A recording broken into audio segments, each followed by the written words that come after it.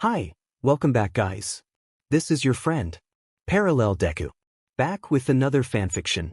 This is the series of What if Deku became the villain leader at UA? Now before starting, please give this video a like. And subscribe to the channel if you want more videos like this. Now let's get into the fanfic.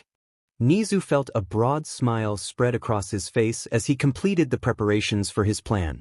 He believed he had found a way to encourage Midoriya to reveal his true potential. It was time for Midoriya to step into the light and stop hiding. Although it had taken several hours of preparation, Nezu hoped it would all be worth it. He thought to himself that Midoriya had too much talent to remain concealed, and he was determined to bring it out. Midoriya was a bundle of nerves as he made his way to Principal Nezu's office for the third time that holiday. He couldn't help but wonder what had prompted this visit. Was it about Luna? No, that couldn't be it. Had he broken any rules? He panicked at the thought of being caught for looping the cameras and sneaking into the science labs. His mind spiraled into a frenzy of worst-case scenarios, imagining himself facing severe consequences. Despite the anxiety, Midoriya reminded himself to stay calm. He had a plan for every situation, and he reassured himself that the worst that could happen was that he would face the consequences alone. Taking a deep breath, he approached the door and knocked, only for it to swing open unexpectedly. He stepped inside cautiously and was surprised to see two people he hadn't anticipated, Mr. Aizawa and Shinso, who was supposed to arrive the following day. Midoriya's mind raced with questions. Why was he here? He greeted the room with uncertainty, unsure if he had arrived at the wrong time. Principal Nezu, however, welcomed him with enthusiasm, eager to begin. Midoriya stood beside Shinso, offering him a quick smile before focusing back on Nezu. Nezu announced that he had prepared a special exam set to begin a week into the school year. Students would have the first week of heroics and after-school lessons to prepare. Midoriya sensed that Nezu was planning something significant. Mr. Aizawa expressed his confusion about why Nezu was sharing this information with them and why the teachers had not been informed beforehand. Midoriya's eyes widened at the realization that Aizawa and the other teachers were in the dark about this exam. Nezu explained that he had already made the decision and wanted to inform them early. Aizawa continued to voice his concerns, questioning the fairness of the situation. Nezu revealed that the exam would be a large-scale hero versus villain exercise involving both hero classes and volunteers from other courses. To Midoriya's shock, Nezu announced that he had chosen Midoriya and Shinso to be the villains in this exercise. The room fell silent as they processed this information. Aizawa's narrowed eyes reflected his skepticism as he questioned the logic behind such a decision. Nezu explained that Shinso had shown great skill during his transfer exam, and his performance in this exercise would determine whether he could officially transfer to the hero course. Aizawa pointed out the challenges they would face, emphasizing that Shinso had not fully mastered his abilities and that facing 39 trained students was an unreasonable expectation. Nezu remained unfazed, insisting that he had a rationale behind his decisions. Finally, Midoriya shook off his confusion and asked why he had been chosen for this role. Nezu responded that he believed Midoriya would be a strong ally and would want to help a friend gain entry into the hero course. After all, he was going to be the leader. The idea of being the leader in a team of two seemed strange. It made more sense for Shinso to take the lead, especially since the outcome of this exam could determine his entry into the hero course. However, the decision had already been made. The principal explained that the previous teamwork aspect of the last exam had been lacking, and this was an opportunity to demonstrate how well Shinso could collaborate and follow plans. The principal acknowledged the planning skills of the other student, which made them a suitable choice for leadership. Shinso expressed his doubts, unsure if they truly had a chance against so many competitors. The principal reassured him that they would have extra planning time and support from the support course to create weapons and suits. He would also receive the official rulebook at the same time as everyone else, and the support class would be available to assist. When Shinso questioned the principal's choice of Midoriya as the leader, the principal explained it was based on skill level and personal history. Shinso muttered under his breath, expressing his skepticism about their partnership. Mr. Aizawa, clearly concerned, questioned the principal's decision. The principal remained confident, stating that Shinso would be placed into the hero course without waiting for anyone else to be removed, and Midoriya could request something within the principal's power. The atmosphere grew tense as they processed the principal's decision. Midoriya felt a mix of surprise and determination, realizing the challenge ahead. He understood that he had to lead effectively to ensure Shinso's success in the hero course, even if it meant facing overwhelming odds. He pondered whether there was a way to secure Shinso's entry without needing to win outright. If they could demonstrate teamwork and strategy, perhaps Shinso could still qualify even if he didn't directly contribute to their victory. The principal confirmed that as long as Shinso remained in the game, he would have a chance to be transferred, but if he were eliminated, only Midoriya would benefit from a win. Shinso, frustrated, insisted that he could contribute more than Midoriya believed. Midoriya acknowledged his teammates' feelings but explained his own limitations, recalling a recent defeat in a one-on-one match. He wanted to ensure they showcased all the necessary skills to maximize their chances. The principal, sensing their determination, encouraged them to embrace the challenge. Midoriya agreed, understanding that they had to make the best of the situation. The principal expressed his excitement about their potential and reminded Midoriya that he could include his pet in the exam, which would not pose any issues given the circumstances. With that, they were dismissed. Mr. Aizawa seemed resigned to the situation, giving a nod that indicated it was time to leave. They exited the room quickly, eager to escape the tension. Once outside, Shinso questioned Midoriya's decision to accept the challenge, wondering if it was out of pity. Midoriya clarified that it was simply an exam, and regardless of his feelings, he had to give it his all. Shinso in the eye, ready to face whatever lay ahead together.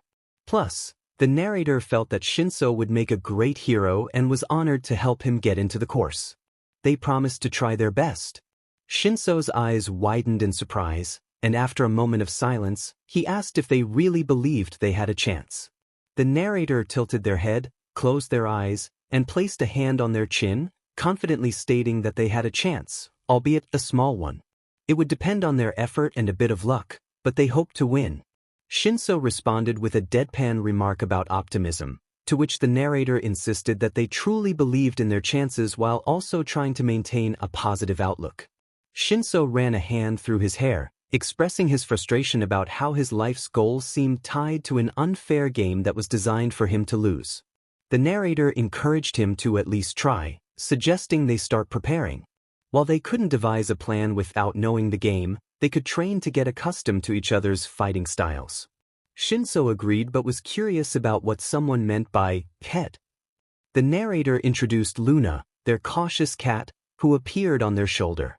They playfully asked Luna if she had been spying and suggested she join them for the game. Luna meowed in response, and Shinso was surprised to learn that the cat had a teleporting quirk.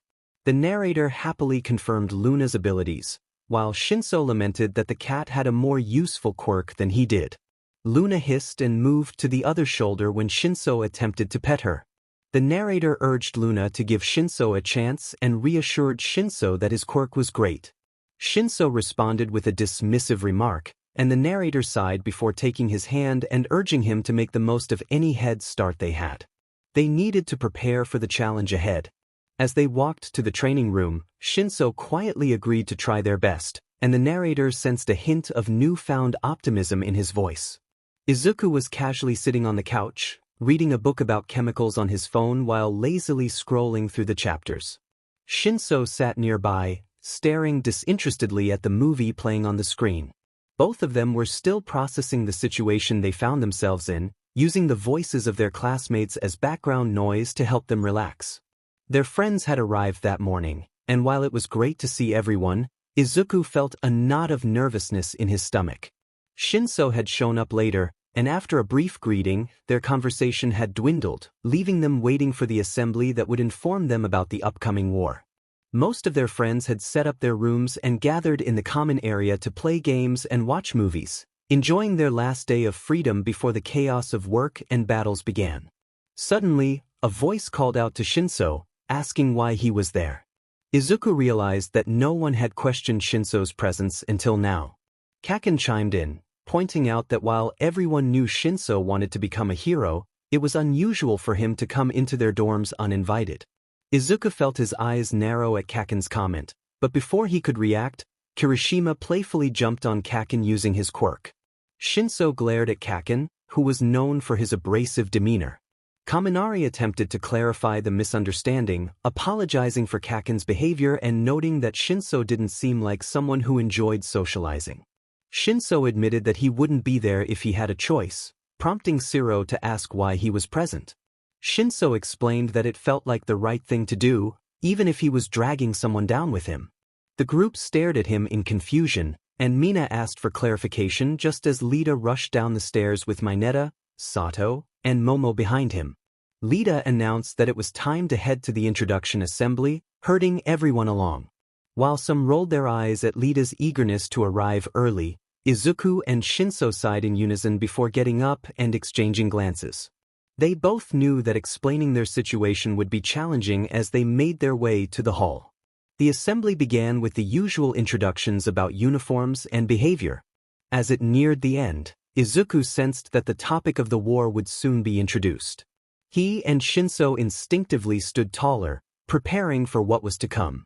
Principal Nezu excitedly announced a large-scale hero exam, capturing everyone's attention. He revealed that UA would be hosting a villains versus heroes civil war, ensuring that anyone who had not been paying attention was now fully engaged. Everyone from the heroics course and a student from general studies would be assigned hero or villain roles, while others from different courses were encouraged to join as civilians and the public. Those who volunteered would receive extra credit for their participation, enhancing the realism of the game.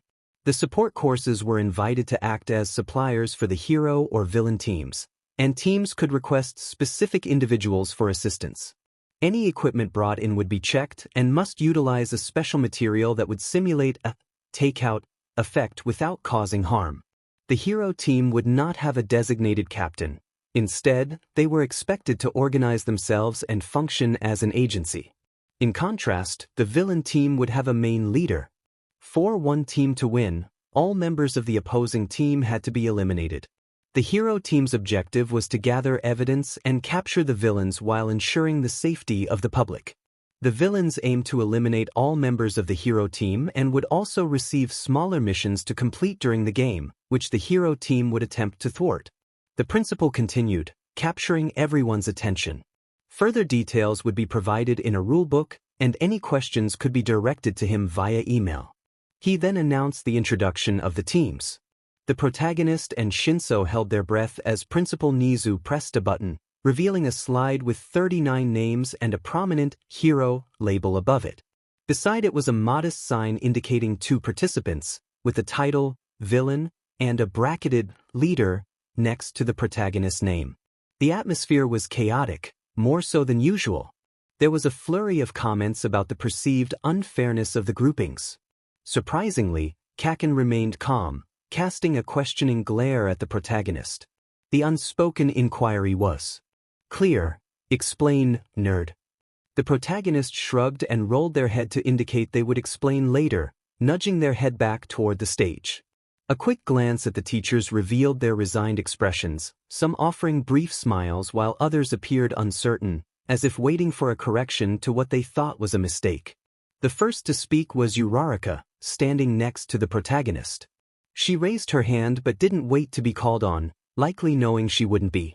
She confidently suggested that the pairings seemed uneven and asked if she could transfer to the villain team.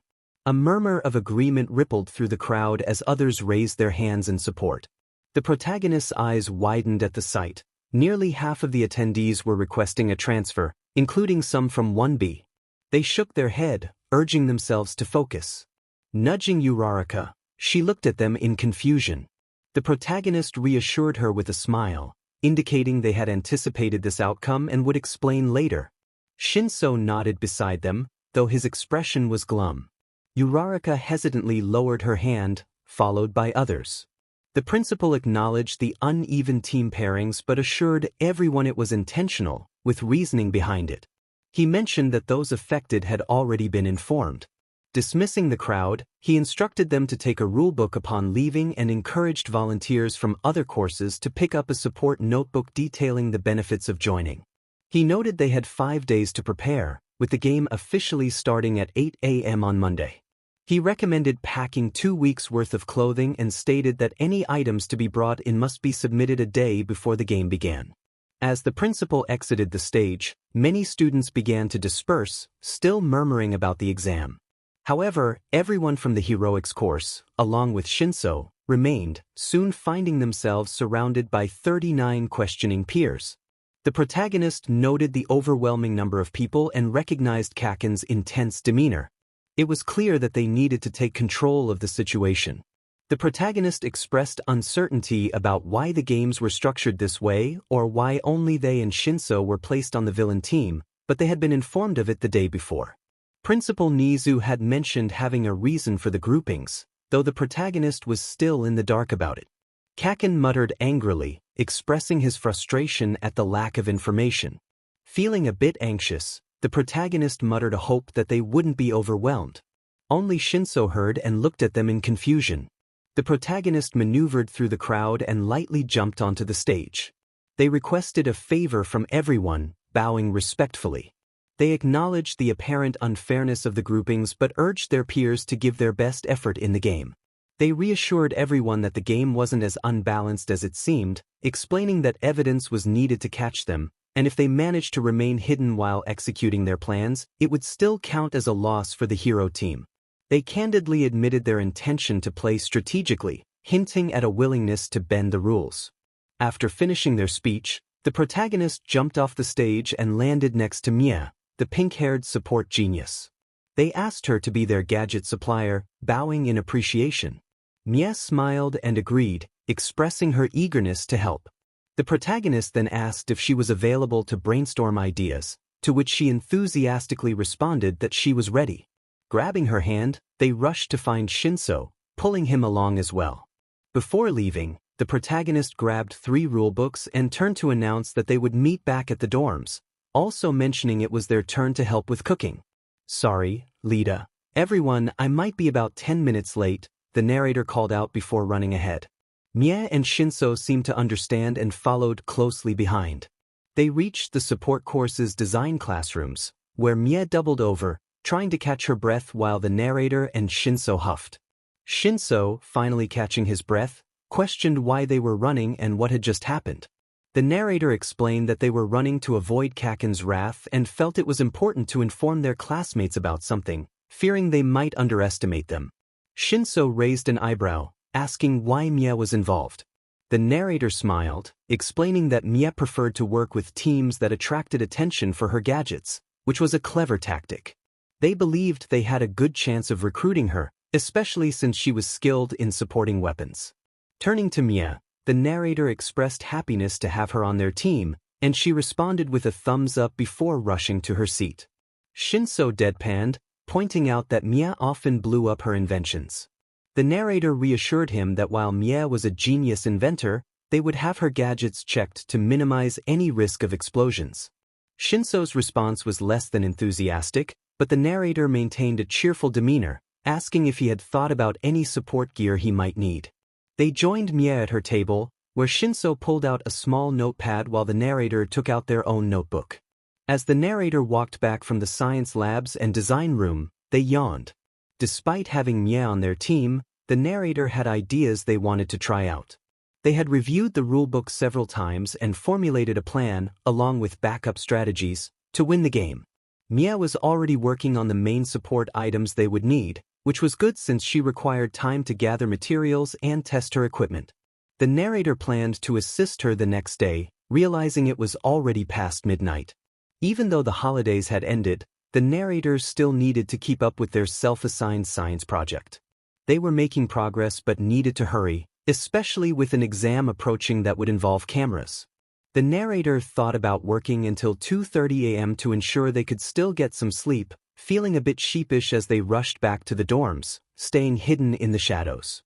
At 8:30 a.m., the narrator smiled as they watched Mineta, Kaminari, and Siro rush in just 2 minutes before class started. Thankfully, they had managed to resolve their issues, mainly by preventing Kaken from being angry with the narrator. Everyone else was surprisingly supportive, with Kirishima praising the narrator's determination and Lida commending them as a great example of a determined hero. The narrator thought that all was well as Mr. Aizawa entered the room and began roll call. Class proceeded as usual, starting off light since school had just resumed. Before long it was lunchtime. The narrator nearly rushed out as class was dismissed, but Uraraka called them back, expressing concern about their plans to work during lunch. Lida chimed in, reminding the narrator that while determination was admirable, it was essential to eat and take care of oneself. The narrator blushed, realizing their oversight, and agreed to join them soon, asking if they could bring Shinso and Mia along. Lida and the others readily accepted, affirming that anyone who was the narrator's friend was also theirs. The narrator thanked them and promised to be there in 5 minutes before heading out. 5 minutes later, the narrator returned, bringing a reluctant Shinso and a pouting Mia to their usual seats in the cafeteria. Uraraka exclaimed that this was unacceptable and took Mia's hand, dragging her toward where Momo was sitting, with Azui following behind. The narrator smiled, assuming Uraraka was addressing the soot on Mia's face and clothes. They watched as Momo prepared a damp cloth to clean Mia up while they chatted. Shinso sat quietly beside the narrator, half glaring at them. Shinso expressed his reluctance to become too friendly with everyone, to which the narrator responded that it was fine, but he still needed to eat lunch. They pleaded with him to join them, and after a moment, he reluctantly agreed, starting to eat the food he had brought. Lida welcomed him, and Todoroki nodded in agreement while enjoying his soba.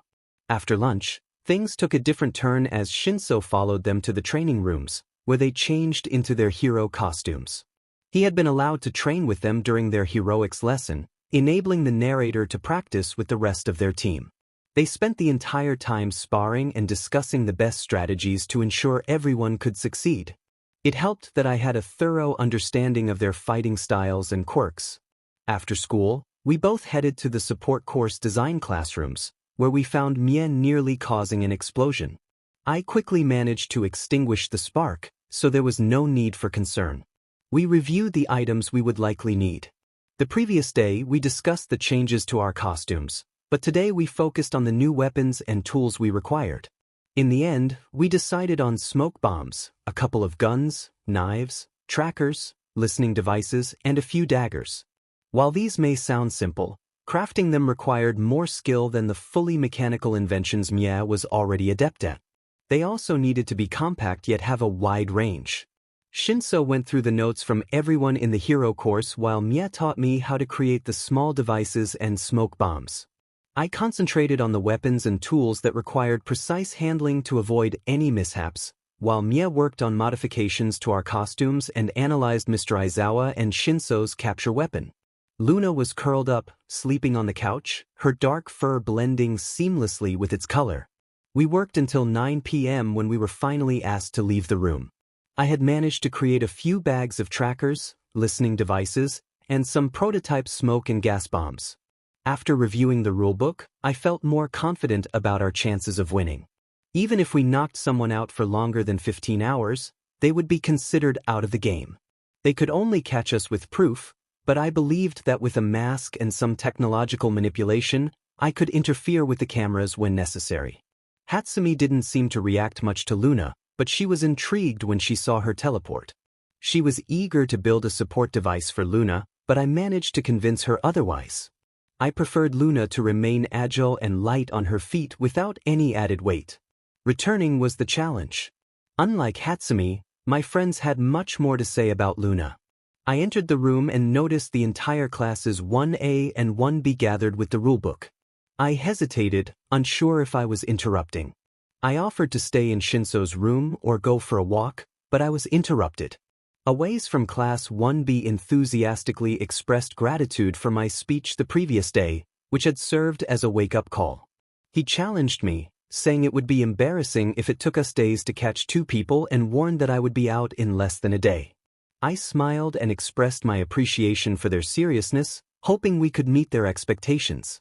However, I noticed Awais' surprised expression. Kaken scoffed, suggesting that if I wanted to provoke a fight with that idiot, I would need to either attack directly or insult someone he cared about.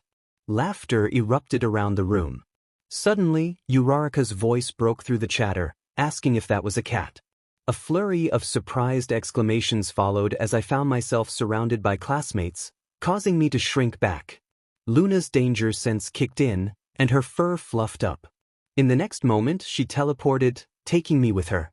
I felt a tingling sensation as we landed a few meters away from the group, followed by a moment of silence before Luna jumped down from my shoulder, hissing protectively. I reassured everyone that we meant no harm, but Luna continued to hiss at Kusa as he cautiously approached. Finally breaking free from my shock, I crouched beside Luna, urging her to calm down. She looked at me, wavering slightly, and I caught her as she nearly fell. I apologized for her overexertion and promised to take care of her. I let out a quiet sigh as I noticed the shocked expressions of my classmates. I introduced Luna, explaining that she had a teleportation quirk and had joined me in the dorms during the holidays. I felt small under their attention, as public speaking was not my strong suit. Someone asked if Luna was okay, and I reassured them that she would be fine, just overwhelmed by the noise and not accustomed to new people. As if to emphasize my point, she gave a light hiss at them. I gently tapped her head, reminding her not to pick fights without reason. After more discussion about how Luna was allowed in the game but was not an official villain, everyone seemed satisfied with the introduction. Soon, the other class got up and moved back to their dorms, with some, like Kaken, already rolling his eyes and leaving, clearly uninterested in Luna. Overall, everyone met Luna, and we accomplished some work. I reflected on the day as a success before heading to bed, even if it was 3 a.m. after a long night in the science labs. Izuku had his head down on the table, exhaustion catching up with him. He had managed fine during the holidays, but social interactions drained him, especially with the added challenge of avoiding Kaken every hour. Uraraka approached, asking if he was okay. He smiled and assured her that he was fine. Who knew it would be so challenging to understand mechanical inventions? Just looking at the tiny parts was starting to give headaches. The girl asked if I had been working on mechanics as well. I explained that some of the components we needed were quite small, and Mia had a tendency to be quite demanding with her inventions, so I took over some of the smaller projects. She had taught me how to make them, and I had been working on them with Shinso's help. It had become a repetitive process. The girl inquired if Mia had caused any explosions yet. I mentioned that there had only been 2, which was actually an achievement considering it was only the second day. Just then, a loud bang echoed from the floor above, and I slumped a bit, realizing it was now 3 explosions. The girl laughed at the situation. I asked if she had gotten any support course students to help. She confirmed that they had a good number of 35 students who wanted the extra credit. I shared that we had 2 other people who wanted to assist, but they couldn't work with Mia, so they were focusing on making weapons that didn't require mechanical or electrical input. They seemed like good friends and eager to help, so I hoped they would work well together. After another day of classes, it was finally time for heroics class. Shinso and I geared up, preparing for training with our support weapons. He smirked and asked what we were doing today, and I playfully told him to stop calling me leader. He had taken to calling me that since he noticed how seriously I approached my role. I explained that we would be practicing our aiming skills, focusing on improving our ability to sense presence. I would run around while he tried to catch me with his capture weapon. I would start off without using my quirk and gradually increase my output each time he caught me. Then we would switch roles, and he would have to run while I tried to hit him with my air blasts. I reassured him that I would lower my output so he wouldn't get hurt during training. He smirked and confirmed he was ready. I playfully sent an air blast his way, which he barely dodged. He exclaimed in surprise that he thought he was going first, but I told him there had been a change of plans and that he better run. He quickly dashed through the fake city, scaling buildings and leaping over rooftops while I chased after him, trying to sense his location. In the distance, Class A1 and B1 watched, with Kaminari commenting that they seemed to be having fun, even as he heard Shinso's shout when he got caught. Halfway through, we switched roles. Shinso started off easy, but it became much harder for him to sense me as I concealed my presence. By the end of the session, we were both exhausted. I smiled at him during our water break, declaring that I had won. He rolled his eyes, acknowledging my victory. As the class day came to an end, no one was leaving. Everyone was still busy with setups and practices. I stood up, and Shinso asked if we were starting already. I explained that I was heading to the support class to check on Mie and prepare some backups of our gear. He asked if he could come with me, but I told him no. Luna, sensing my gaze, looked at me, and I asked her if she would like to help Shinso train. He reacted with disbelief, questioning if I was really going to have him train with a cat. I smiled sweetly and proposed a deal. If he couldn't catch her, he would have to stop calling me leader. He asked what he would get if he did catch her, and I hesitated, unsure of what to offer. He suggested that he could ask for a favor from me. I agreed, but clarified that the deal would only last for this session. I turned to Luna and instructed her not to get caught, warning her that if she attacked him, there would be no ice cream later. As I walked away, Shoto asked if I was leaving. I confirmed that I was going to check on Mie and waved goodbye as I left the room. Upon reaching the design rooms, I greeted Mie and asked how she was doing with the capture weapon. She explained that she had asked Power Loader for guidance, but she was still struggling to figure out how to make it properly. I offered to take a look at the blueprints and rolled a chair over to her side. As I studied the machine, I casually mentioned that I needed her to make at least 3 more pairs of the gloves she had made for me, as I had already broken one and wanted to avoid that during the exam. She assured me that she still had the blueprints and some improvements in mind. "I'll have it done by tomorrow," she said as she ran off. The response came with a smile as I looked forward to it. 3 hours later, I was still working on the scarf while Mie busied herself trying to make a glove. Suddenly, I felt a familiar presence and heard footsteps approaching the door. I looked up just as it opened, revealing a cheerful Luna and a slightly out-of-breath Shinso. Luna chirped at me before jumping up and resting over my shoulder. I smiled and asked who won.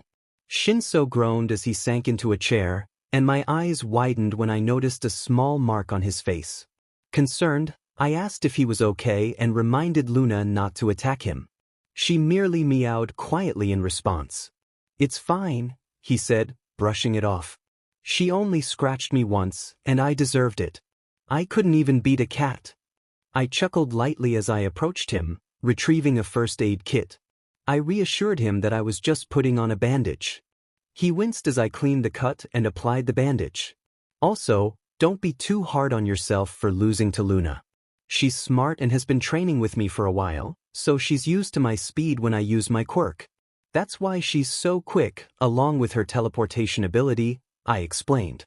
"Can you catch her without your quirk?" he asked, a glimmer of hope in his eyes. I remained silent and he sighed, "It's fine. I've trained with her for a long time, so I've gotten used to her speed." I tried to lift his spirits. I settled back into my chair and asked about our main game plan. He hesitated, then asked if that wasn't my job as the leader. I raised an eyebrow, prompting him to continue. "Well, isn't that your job?" he reiterated. I smiled and confirmed that I had some plans in case things went awry. I added that a good leader considers their teammates' desires, hinting that he might not be pleased if my plan was simply to cause chaos and rescue everyone. "Of course you have a reasonable explanation. I want to show people that I'm not weak. That I'm capable and my quirk isn't everything. Not that you would care about that," he concluded. I responded enthusiastically, noting that it was not what I expected but good enough. He questioned my reaction, and I explained that it was a given. I already knew that, and regardless of anyone's doubts, we would prove them wrong. I handed him my notebook filled with ideas, asking him to circle the ones he thought would work and tick the ones he was interested in. "This notebook is full of ideas. How long did this take?" he asked, flipping through the pages. "Not too long. I jotted down ideas whenever they came to me. Plus, you've missed nearly a year's worth of training and experience with the class. We're not pushing this any further. You are getting into the hero course, Shinso. We're going to win." Shinso watched as Midoriya returned to his seat, reviewing blueprints and calling over Mia. He realized Midoriya was serious about the exam, and a grin spread across his face. He thought to himself that he wouldn't let his leader down this time. Izuku stifled a yawn while surveying the equipment. He had pulled an all-nighter to finish his analysis work and testing in the science labs, relying on stronger coffee than usual. It was 6 a.m. when he headed back to the dorms and encountered two inventors who had been preparing knives, daggers, and tracking bugs. They seemed to share Mia's motivation, having produced 3 dozen knives and half a dozen pairs of daggers, along with a bag full of tracking and listening devices. He thanked them profusely before they left, offering to help if he needed anything else. Mia had most of her supplies ready as well. They had figured out most of the details, with only a few pieces of equipment remaining to be completed. Izuku also needed to submit both his and Shinso's shoes for enhancements for the game later that day. Everything could be ready by tomorrow night at the latest. He focused on finishing the gas bombs he was responsible for, as they required specific types of gas. He had sent an email to Principal Nezu the previous night with questions, and received answers back. Nezu had granted permission for potentially harmful chemicals, stating that as hero students, they should be able to handle them, but he requested a list to ensure they weren't too dangerous. As he walked back from the support room, satisfied with the progress, he nearly reached the door when he spotted Shinso entering. He greeted him and asked what he was doing there. Shinso, sounding tired, replied that he was looking for him. After a moment of silence, Izuku prompted him to explain. Shinso admitted he couldn't sleep and thought Izuku would be up early, so he wanted to ask if he was interested in training. Izuku smiled and eagerly agreed. Luna appeared midway through their walk, and although Shinso seemed a bit apprehensive, she playfully jumped onto his shoulder for a moment before returning to Izuku. Izuku mischievously suggested trying to catch Luna again, but Shinso declined immediately. Izuku offered to be his warm-up and promised to give him a tip, challenging him to catch him first. Shinso remained unenthusiastic, but Izuku added that if he caught Luna, he would owe him a favor. With a reluctant agreement, Shinso accepted the challenge. I laughed as I quickened our pace. About an hour and a half later, after many pointers and pieces of advice, a cheer rang out. He had finally managed to wrap her cloth around her, prompting her to use her quirk to escape for the first time. I smiled as I ran up to him, mimicking his movements. He exclaimed that he had caught her, flopping to the floor in excitement. I congratulated him and mentioned that I had a few improvements and mistakes to discuss during our heroics lesson. He reminded me that I owed him a favor now, and I agreed, unsure of what he might want. Suddenly, I noticed the time and called out to him urgently. When he didn't move and groaned instead, I tried to pull him off the ground.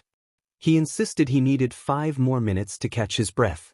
I didn't want to leave him behind, so I bent down and picked him up, eliciting a surprised response from him. I set him on his feet and urged him to follow me to the changing rooms.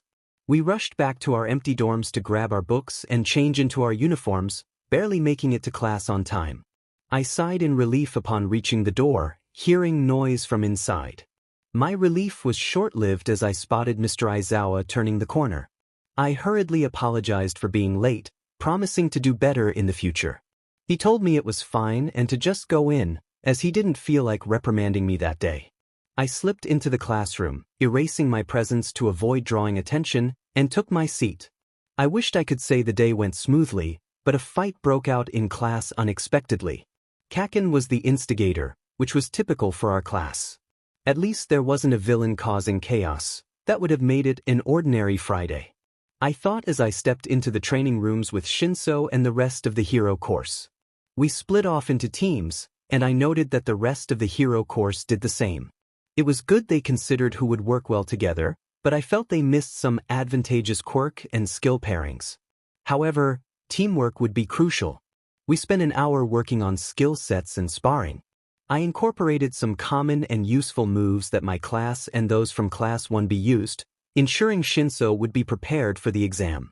He seemed confused at first but soon became more adaptable to my unpredictable throws. He expressed his frustration at my varied fighting styles and asked how many I knew. I smiled, admitting that I wished I could learn more. I then brought out the rulebook and asked what cover we should use. He seemed puzzled by the question.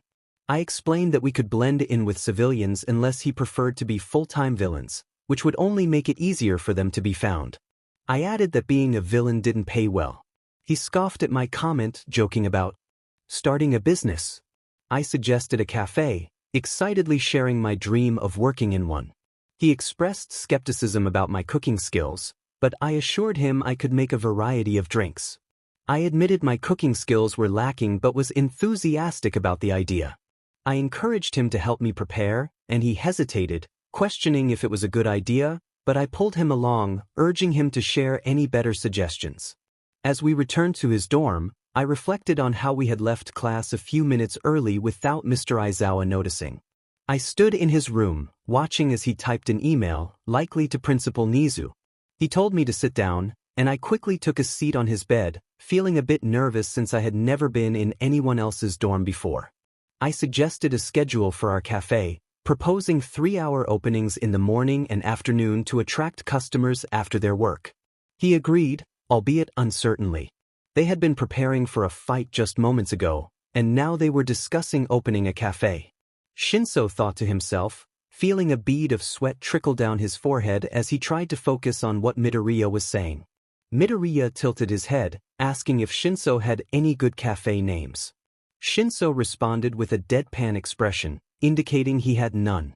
Midoriya shrugged, suggesting they could simply call it cafe if they couldn't think of anything better.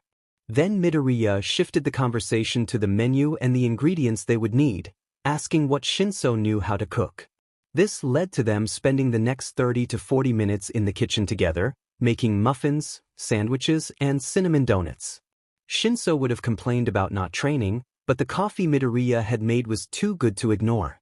He thought to himself that he could die happy with that coffee as he watched Midoriya, who was perched on a high chair, engrossed in his phone while gently swinging his foot. Shinso considered asking Midoriya to make coffee for him whenever he wanted, but then felt it might come off as making him a servant, which felt wrong.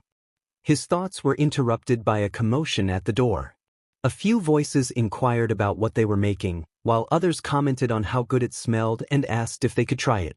Suddenly, the room was filled with 39 more people. Midoriya greeted them enthusiastically, inviting them to try the food they had prepared and asking for their opinions. He jumped up to retrieve the last tray of muffins from the oven. As everyone began to sample the food, Shinso joined in and found the sandwich quite tasty. One of the newcomers, a boy with yellow hair and a black streak, asked why they were baking sweets at that moment. Midoriya cheerfully explained they were starting a cafe. The room fell silent as everyone processed this information.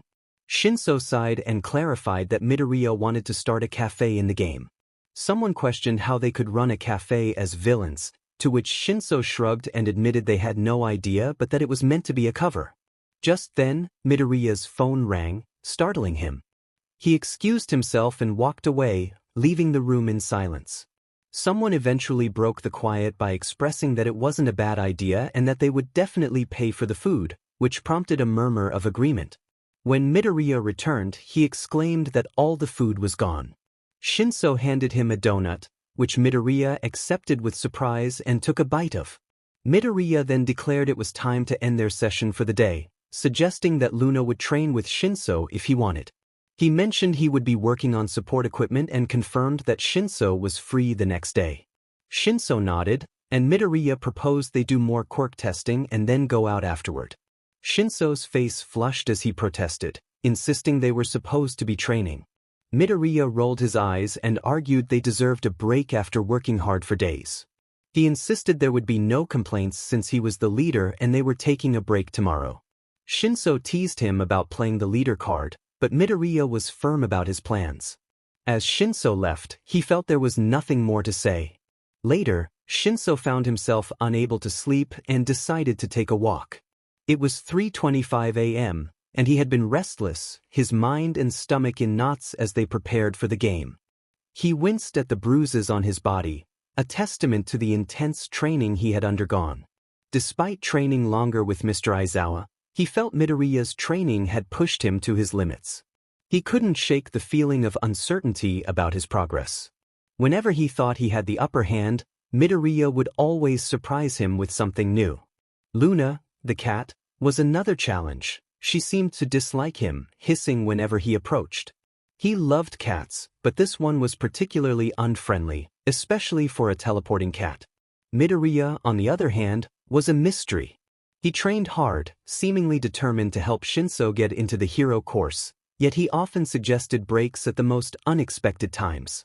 Shinso couldn't deny Midoriya's skills. He was exceptional at fighting and planning, even compiling a book full of ideas. But there was something strange about him. Midoriya would respond to Shinso without hesitation, even when Shinso used his quirk. Most people would react differently, but Midoriya just shrugged and continued talking. Shinso worried that Midoriya's carefree attitude might lead to trouble. As Shinso walked, he suddenly realized he was standing in front of Class 1A's dorm building, surprised by how lost in thought he had been. A grimace crossed my face as I recalled what Bakugo had said on the first day. Shaking my head, I dismissed the thought. It didn't matter. I pondered whether I should go in.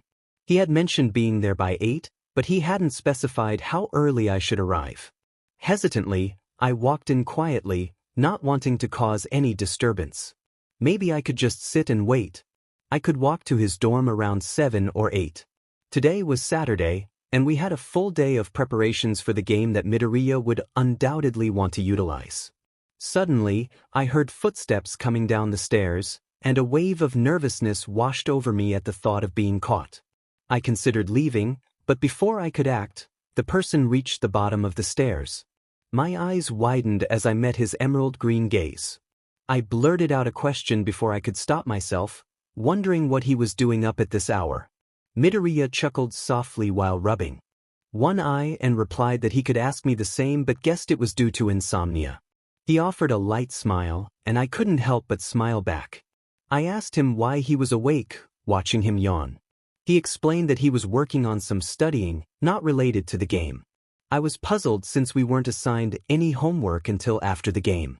He confirmed it wasn't homework but didn't elaborate further. I observed him as he moved to the kitchen to heat up some milk. A moment later, he returned with a cup in hand, which I took without hesitation and drank. He smiled before sipping from his own cup and motioned for me to follow him. I settled into his chair while he wandered around, eventually handing me a book filled with ideas for using my quirk. As he sat back down on his bed, he asked for my thoughts. I laughed lightly, impressed that he could come up with so many ideas after testing my quirk for hours. He smiled and suggested trying the command to go to sleep on him, noting that he was already tired, so it wouldn't take much convincing. He proposed giving him an hour or 2 of sleep before we got to work. I teased him about just wanting to sleep, and he admitted that the perks of having my quirk meant he could rest while I worked. With a smile, I agreed to help him. As he began to speak, his eyes went blank as my quirk took effect. I instructed him to go to sleep and wake up whenever he wanted. Holding my breath, I waited to see if it would work. When he slumped over, I was momentarily worried, but then I heard his steady breathing. He had fallen asleep. I sighed in relief, carefully laying him down on the bed and draping a blanket over him. I marveled at the realization that I could actually put people to sleep. Luna, who had been napping nearby, hissed softly, as if warning me to take my eyes off him. I rolled my eyes, choosing to enjoy the peaceful silence instead. There was something calming about being with him. His presence made me feel at ease, and soon I found myself drifting off to the rhythm of his breathing. 3 hours later, I awoke to a sharp sensation on my arm. Flinching, I pulled my hand away to see Luna lightly scratching me. She hissed before jumping onto the bed, where an open computer sat. Confused by her actions, I turned to see Midoriya approaching with 2 plates of food. I smiled and asked when he had woken up, curious if it was from my quirk. He mentioned he had woken up an hour or 2 ago and handed me my plate. I noted that he had only gotten an hour of sleep and teased him about his insomnia. He shrugged it off, and as I took a bite of the rice dish, I remarked that it seemed a bit heavy for breakfast. Luna hissed at me again, perhaps in agreement. Midoriya explained that we had a lot to do that day, so he wanted us to be well-fed. The day flew by as we trained together, with Midoriya taking notes and working on his tasks at a remarkable speed. We prepared all the equipment we needed to submit, lugging boxes and trying on our modified hero costumes. They felt similar to our usual outfits, but the new features excited me as I tried them on. We were finishing up our preparations and testing my quirk. One of the tests involved Midoriya calling me while we packed, but it turned out my quirk didn't work over the phone. I needed to see their face.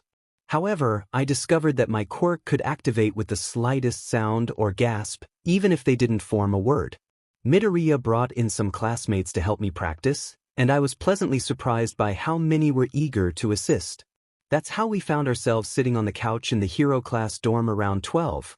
We had completed everything, with the last task being to pack 2 weeks' worth of clothes and send them to the drop-off point along with all our gear. Honestly, the thought of the game lasting 2 weeks filled me with dread. My nerves would surely get the best of me. Midoriya, sitting next to me, enthusiastically suggested they get going. He asked what we needed to do next, and I groaned in response. He reminded me that we had plans to go out, something he had mentioned the day before. My heart raced at the thought, convincing myself that it wasn't a date. I questioned whether he had even gotten permission to go out, feeling reluctant about leaving the dorms. Just then Mr. Aizawa entered the room. He informed me that he was allowing us to go out without supervision but cautioned us to avoid any trouble and to leave villain encounters to the heroes on duty. Midoriya agreed, and I followed suit, giving a mock salute. Mr. Aizawa told us to change into warm clothes, hinting that it would be cold where we were headed. I reluctantly complied, realizing it was easier to go along with his plans. About 10 minutes later, I met up with Midoriya in the dorms. He was practically bouncing with excitement as he led the way. However, we were soon stopped by one of his friends, who inquired about our destination.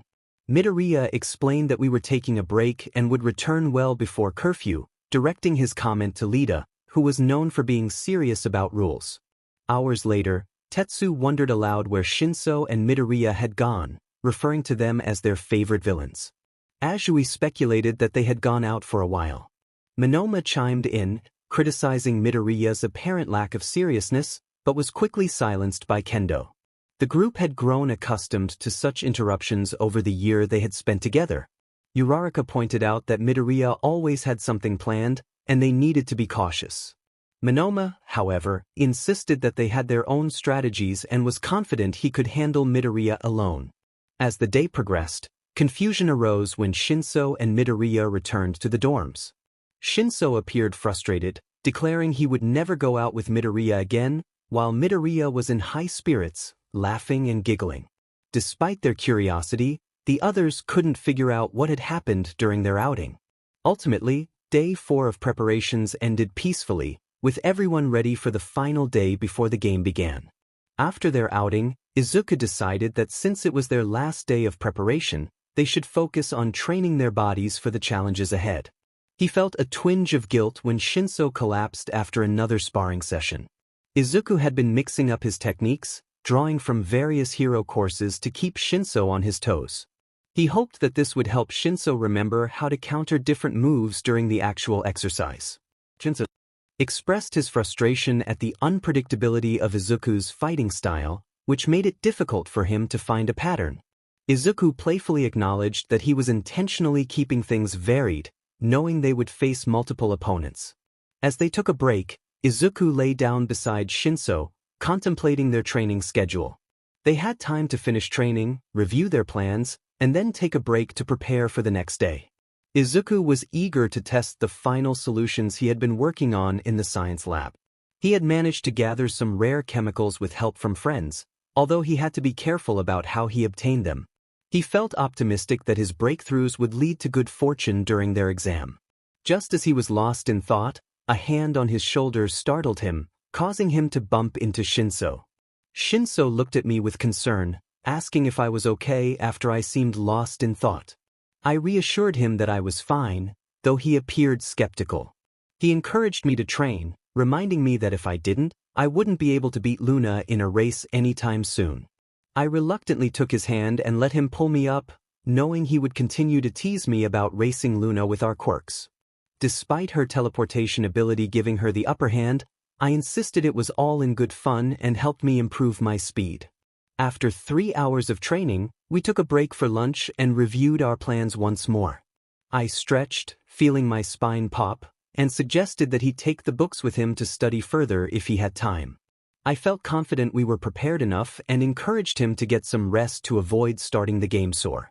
He seemed surprised by my relaxed approach, but I assured him that we had done our best and that the rest was up to fate. He nodded and grabbed the notebooks before heading out. Once he left, I picked up another notebook to work on my final combinations of chemicals. After a couple of hours, I spent the remaining time analyzing data on my computer, waiting until at least 6 to loop the cameras and sneak into the science labs. Later, I found myself sitting on a high kitchen seat, swinging my legs as I read a book on my phone.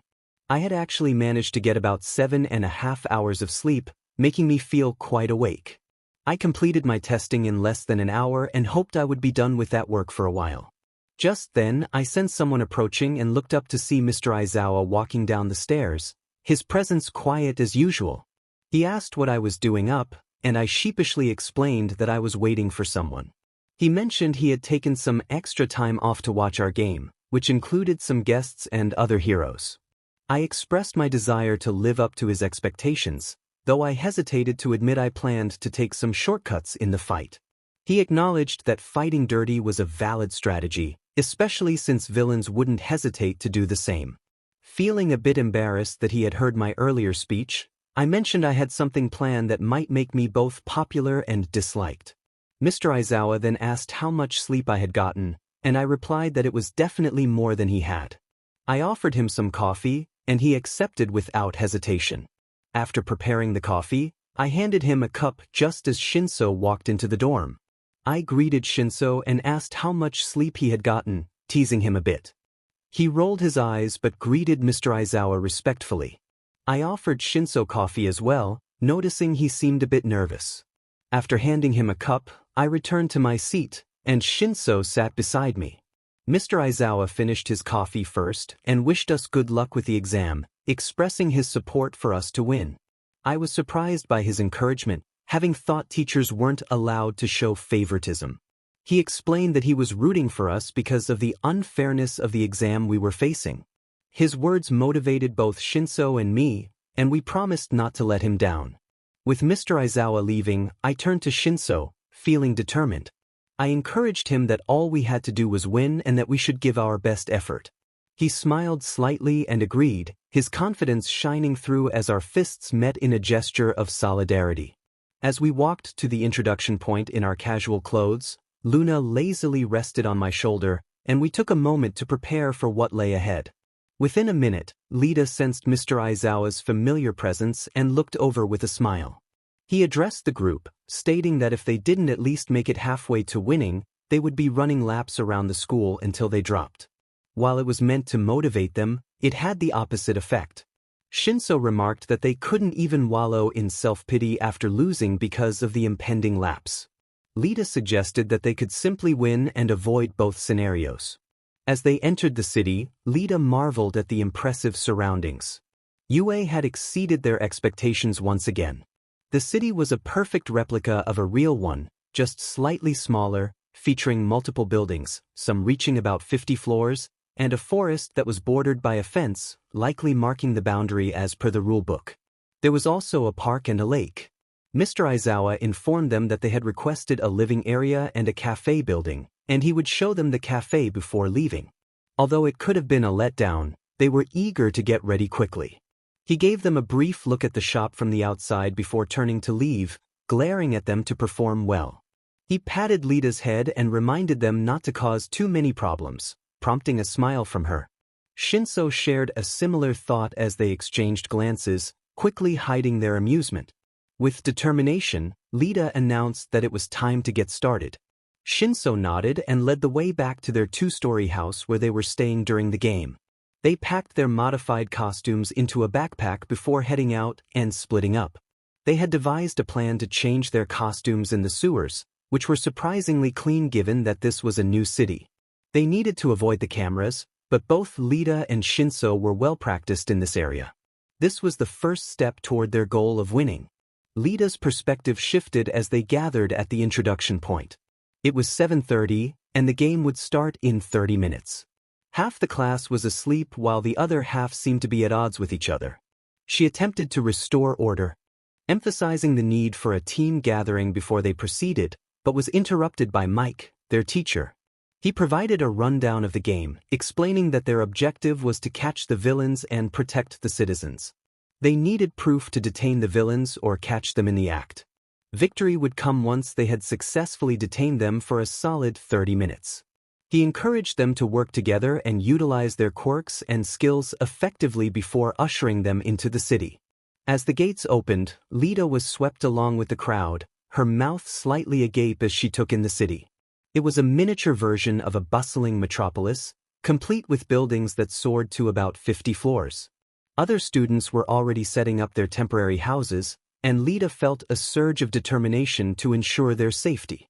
Mike then pointed out their main agency, which was 3 times the size of their dorms and conveniently located in the city center, allowing for quick access throughout. As they stood outside the agency, the crowd began to grow rowdy again. Lita noticed Kirishima and Bakugo arguing and tried to regain control by calling for calm and preparation.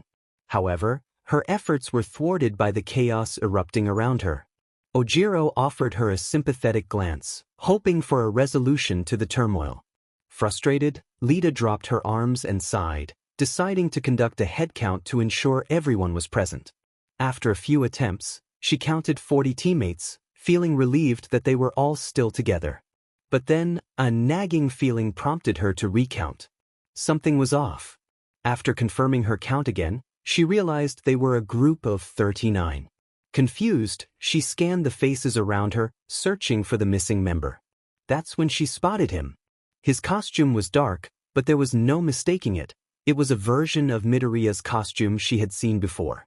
His mask obscured his lower face, and new goggles covered his eyes, making it impossible to see his familiar green gaze. He stood quietly among the crowd, and when their eyes met, he smiled, though she couldn't see his mouth. He waved at her, and a sense of foreboding settled in her mind. They were in trouble. With urgency, Lita called out to her classmates, directing their attention to where Midoriya stood. It took a moment for them to process the situation, but eventually, all eyes were on him. He smiled again, and Lita felt a mix of concern and determination as they prepared for what lay ahead. It was nice to meet him, though his voice sounded different, likely altered by a voice changer. Chaos erupted as everyone lunged at him, catching him off guard. He narrowly dodged Shiozaki's attack, using his quirk to leap away from the group and stand in front of them, hands raised in a half-surrendering gesture. He asked why they were attacking him, clearly confused. Bakugo, fueled by anger, demanded he come closer while launching another attack. They knew it was reckless, but they needed proof to arrest him, and capturing his face or voice could serve as evidence. As they all charged forward, Midoriya impressed everyone with his agility, dodging and weaving without striking back. A fleeting thought crossed his mind about whether this counted as attacking an innocent, but it quickly faded as he redirected his path, inadvertently colliding with someone else. Bakugo was relentless, trying to land hits while being careful not to harm his teammates. Midoriya moved with such finesse that at times he seemed to vanish from sight. After what felt like hours of pursuit, the target broke away from the group, prompting the fastest among them to follow while the others ensured bystanders were safe and searched for Shinso. Midoriya dashed after him, with Bakugo and Todoroki leading the charge. However, Midoriya soon disappeared from view. After about 30 minutes of searching, they returned to the dorms, feeling a mix of disappointment and hope. Bakugo was in a foul mood, stomping and shouting. Eventually, they settled down, and Momo asked if anyone had caught him.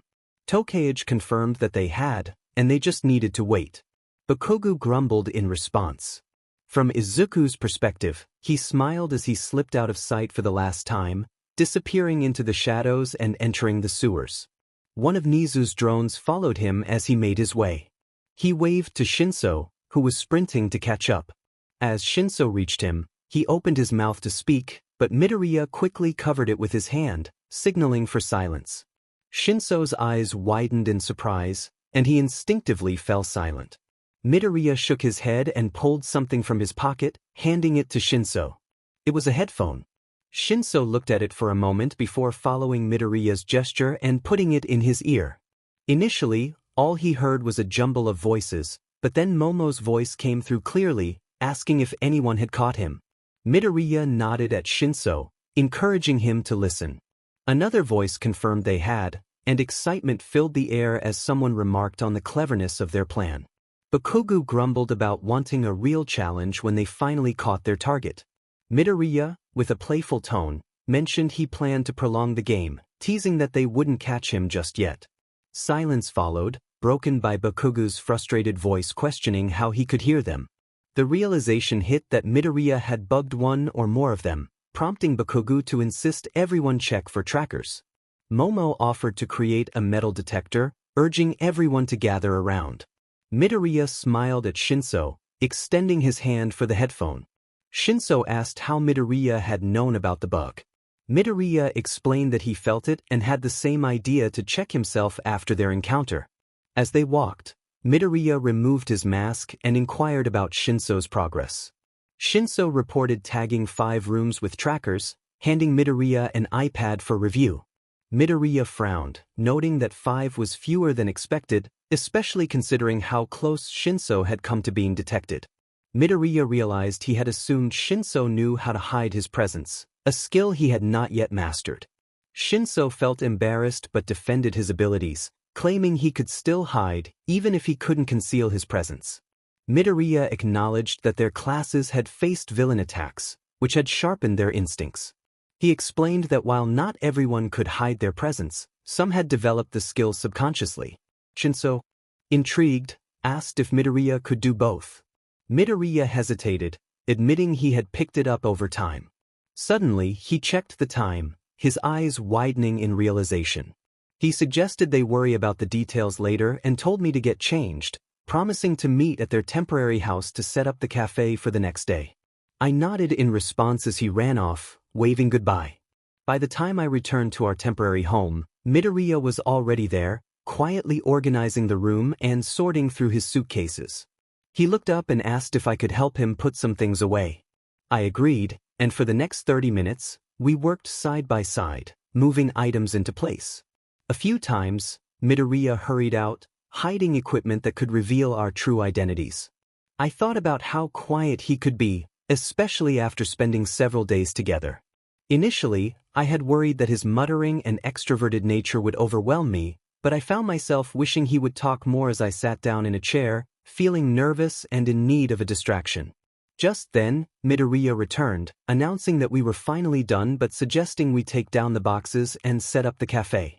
He smiled as he picked up 3 boxes, and I couldn't help but laugh at how they towered over him. I offered to help, and he pouted, insisting he could manage. I reassured him that I was happy to assist. We only needed to bring some cooking equipment, as the school provided the larger appliances and cooking area. Normally, we would have to worry about food, but the school had promised to supply meals for all participants to ensure no one went hungry. After another half-hour of work, we finally finished. I sank down with a groan, admitting I had never planned on starting a cafe.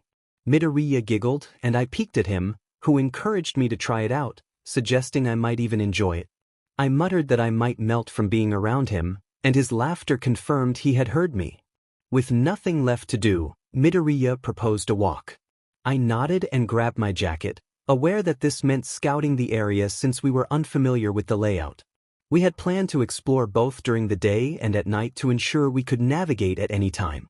As we walked, we took note of the main landmarks and escape routes. We noticed students from both hero courses beginning to patrol the area, also scouting and familiarizing themselves with the surroundings. Some waved and greeted us, while others seemed unsure how to interact. I shared their sentiment, realizing this exam would be a long one. An hour later, I found myself back at our house, lying on my bed. The nervousness had either faded or settled for now, but I knew it would return. Midoriya and I were both on our phones. I was staring blankly at my home screen when I accidentally voiced my boredom. Midoriya's eyes lit up with excitement as he suggested playing cards. I was surprised when he revealed he had brought 2 decks from his pocket. I wondered how many items he could fit in there. I admitted I wasn't good at card games, which seemed to surprise him, but he quickly clarified that he meant learning tricks. He encouraged me to pick a card from the deck he fanned out before me. I rolled my eyes but chose one, handing it back after memorizing it. As he shuffled the cards, I noticed he wasn't trying to keep track of my selection like most people would. When he picked a card and revealed it, I simply stated he was wrong. What happened next startled me. He threw the cards at the window, scattering them across the floor. I stared at him in disbelief, and as I got up to collect the cards, I noticed a single card stuck to the window, a joker. I looked back at his smiling face, wondering if this was part of his trick. Still wrong, Izuku thought with a smile as he pulled off the card. His eyes widened in amazement when he saw another card still stuck to the window, an 8 clover. He turned to Midoriya, curious about how it had happened. Midoriya exclaimed that he was right, his face lighting up with joy as if he had just won $1 million. He jumped out of his seat, crouching down to gather all the cards scattered on the ground. They spent the rest of the time learning how to flick cards, discovering that if done correctly, it could even cut through cardboard and walls. They laughed at each other's attempts, the cards fluttering to the ground, which helped Izuku forget his nervousness and the fact that they were in the middle of a game. Izuku jumped slightly when Midoriya suggested they go for their next walk, tilting his head to one side as he looked out the window and then back at Izuku. The sun was beginning to set, and Izuku nodded in agreement. Within 5 minutes, they had put on jackets and ventured outside. Izuku asked if they were splitting up, to which Midoriya replied that it was up to him. Izuku simply nodded and waved before heading in one direction. As Izuku walked alone in the dark, the lamplights illuminated the streets. He wrapped himself tighter in his jumper to keep warm. He wasn't alone for long, however, as he heard some blasts and was soon joined by a certain explosive blonde. Katsuki Bakugo grumbled at him, questioning what he had done. Izuku tilted his head nervously and introduced himself, asking for Bakugo's name. Bakugo snapped that Izuku already knew his name and that he was taking the evidence thing too seriously. When Izuku remained silent, Bakugo finally growled out his name, Katsuki Bakugo. Izuku smiled nervously, stuttering as he introduced himself again. Bakugo's eyes widened, and they both stopped walking. With a frustrated yell, Bakugo insisted that Izuku should just call him Kaken and never use that formal title again. Izuku's eyes softened into a smile as he caught up with him, thanking him. Bakugo then asked what Izuku had pulled, knowing he could have gotten some people out since he was swamped with them earlier. Izuku shrugged, claiming he had no idea and that he needed to go. He stopped walking, and Bakugo raised an eyebrow. Izuku smiled and turned toward the forest, waving goodbye. Kaken followed him for a while, but Izuku managed to lose him among the trees, even evading the drone at the same time. His focus sharpened as he heard a sound from a nearby tree. Squinting in the dark, he felt a smile spread across his face when he saw Luna jump down. He greeted her and was surprised when another creature slithered into the moonlight, a black snake with scattered white scales. He asked Luna if the snake was a friend, and she nodded, rolling her eyes. Izuku asked if the snake planned to stay, to which it nodded. He promised to try to get permission for it, though he suspected it would be harder. If they didn't allow it, he would deal with that when the time came. He asked the snake for its name, but it rolled its eyes and shook its head. Izuku smiled at its antics and welcomed it to the group, naming it Nox. He instructed them to stay hidden and be careful, emphasizing that they should avoid picking fights, especially with his teachers or the hero course. After receiving nods from both Luna and Nox, he waved goodbye and continued on his way. The introduction was likely unnecessary since there were no drones nearby, but it was better to be cautious with Nezu around. The teachers didn't need to know that he had been friends with Luna and Nox for the past 11 years. Flashback 11 years ago. Izuku cried as he got up, dusting himself off and wiping the last few tears from his face. He had been playing in the park alone, as Kaken had left him with his friends, just like he had been doing since Izuku was diagnosed as quirkless. Shaking his head, he tried to push away the bad feelings and memories. Some older kids had come and dragged him off, hitting him, and it hurt. He thought optimistically that maybe he would handle pain better when he became a hero. He shrank back into himself when he heard a sound coming from an alleyway nearby. It was too small to be a person. Was it another child? He shuffled nervously to the entrance. His eyes widened when he saw two animals, a kitten and a thin snake that could probably wrap around his arms multiple times. He shuffled back, thinking that snakes were dangerous and he shouldn't go near them. However, both animals turned to look at him, and something about their kind eyes drew him closer. Kneeling down, he introduced himself, reaching out a hand. Present day. Izuku smiled as he reached the house where they were staying, feeling grateful that he hadn't run away. Luna and Nox were his closest friends, and he trusted them with everything, which was saying a lot since even his mother didn't know everything. They had developed a system that allowed them to understand each other without words. If anything went wrong, there was always a backup plan. For now, the focus was on winning without any mistakes as the door swung open and Shinso was greeted. Shota Aizawa was feeling drained. School had barely started, and he was already longing for a break. Normally, he could last a month, but this year, Nezu had decided to initiate a challenging competition for students who had only been training for a year. Aizawa couldn't understand why Midoriya was included. Shinso made some sense, having only partially passed the exam the previous year, but Midoriya's inclusion puzzled him. Nezu must have seen something special in the boy, given his impressive dedication to studying during the holidays. Yet, Aizawa wondered if that alone was enough to capture Nezu's interest. If that were the case, other talented heroes like Night Eye would have also been drawn to UA. Aizawa hoped Midoriya would meet Nezu's expectations. Hiding anything from Nezu was futile. He always found out. With a sigh, Aizawa reached the inspection room that Nezu had instructed Cementos to prepare for viewing the game. Ectoplasm greeted him, mentioning that Midoriya and Shinso were already up to something. Aizawa raised an eyebrow as he took a seat with a cup of coffee, watching the screen. He wondered what they were doing after just stepping out.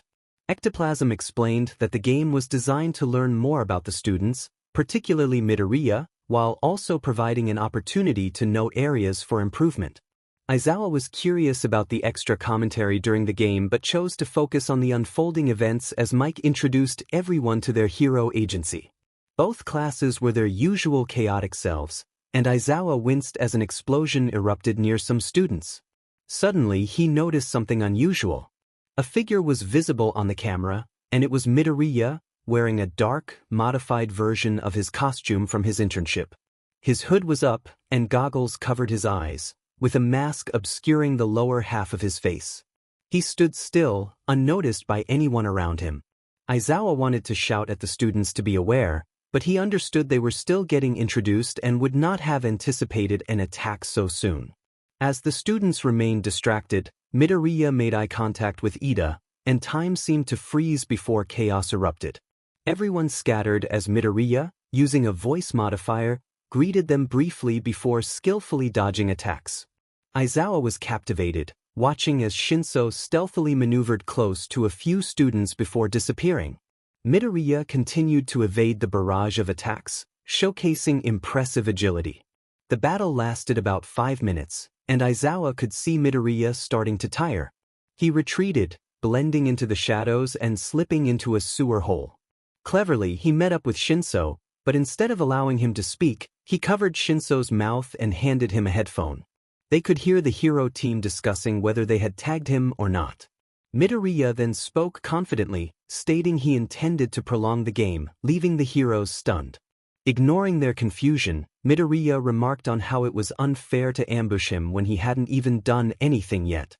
He complimented the team on their great plan, which surprised Aizawa.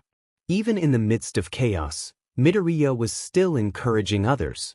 The hero team was baffled when he explained how he had detected their tracker, acknowledging Shiozaki's cleverness in tagging him while dismissing Bakugo's attempt to sneak one on him.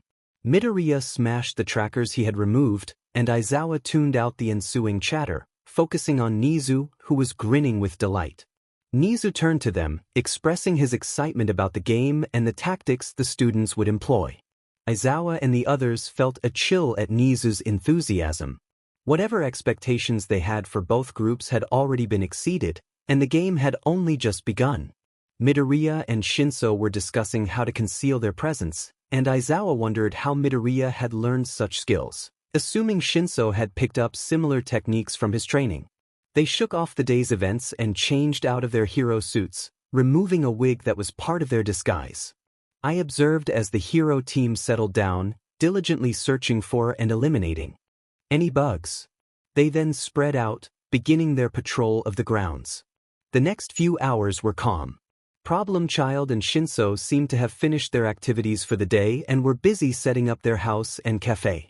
The hero team continued their patrol while the villain team, in their civilian disguises, walked around the grounds, causing a bit of commotion. The hero corps spotted them but couldn't act without proof.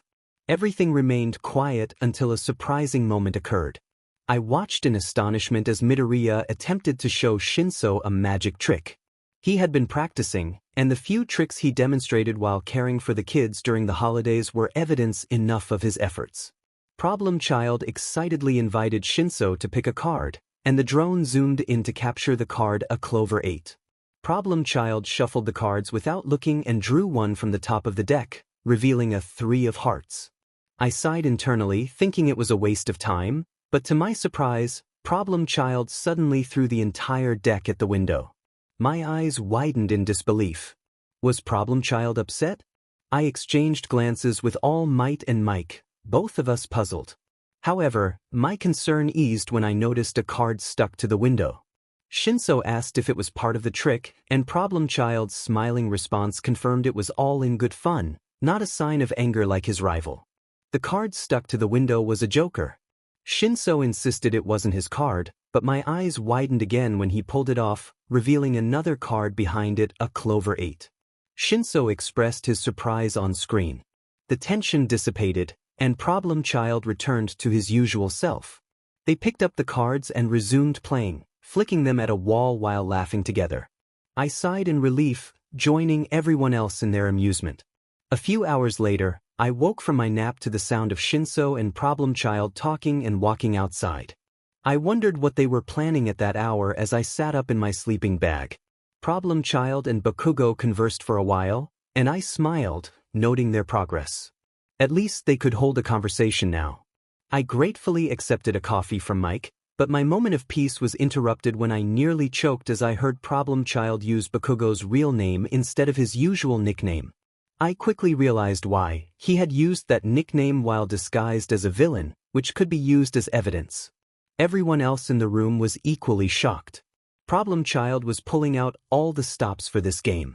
A few chuckled as Bakugo jokingly threatened Problem Child to keep calling him Kaken. Their conversation felt like a one-sided interrogation until Problem Child said goodbye and left. Bakugo attempted to follow, just like the drone, but we lost sight of him as Problem Child skillfully navigated through the trees. It seemed intentional. My gaze flickered to Nezu for a moment as he adjusted a knob on the control board. I was startled when I heard Problem Child's voice say, "Hi Lou, how are you doing? Another cat?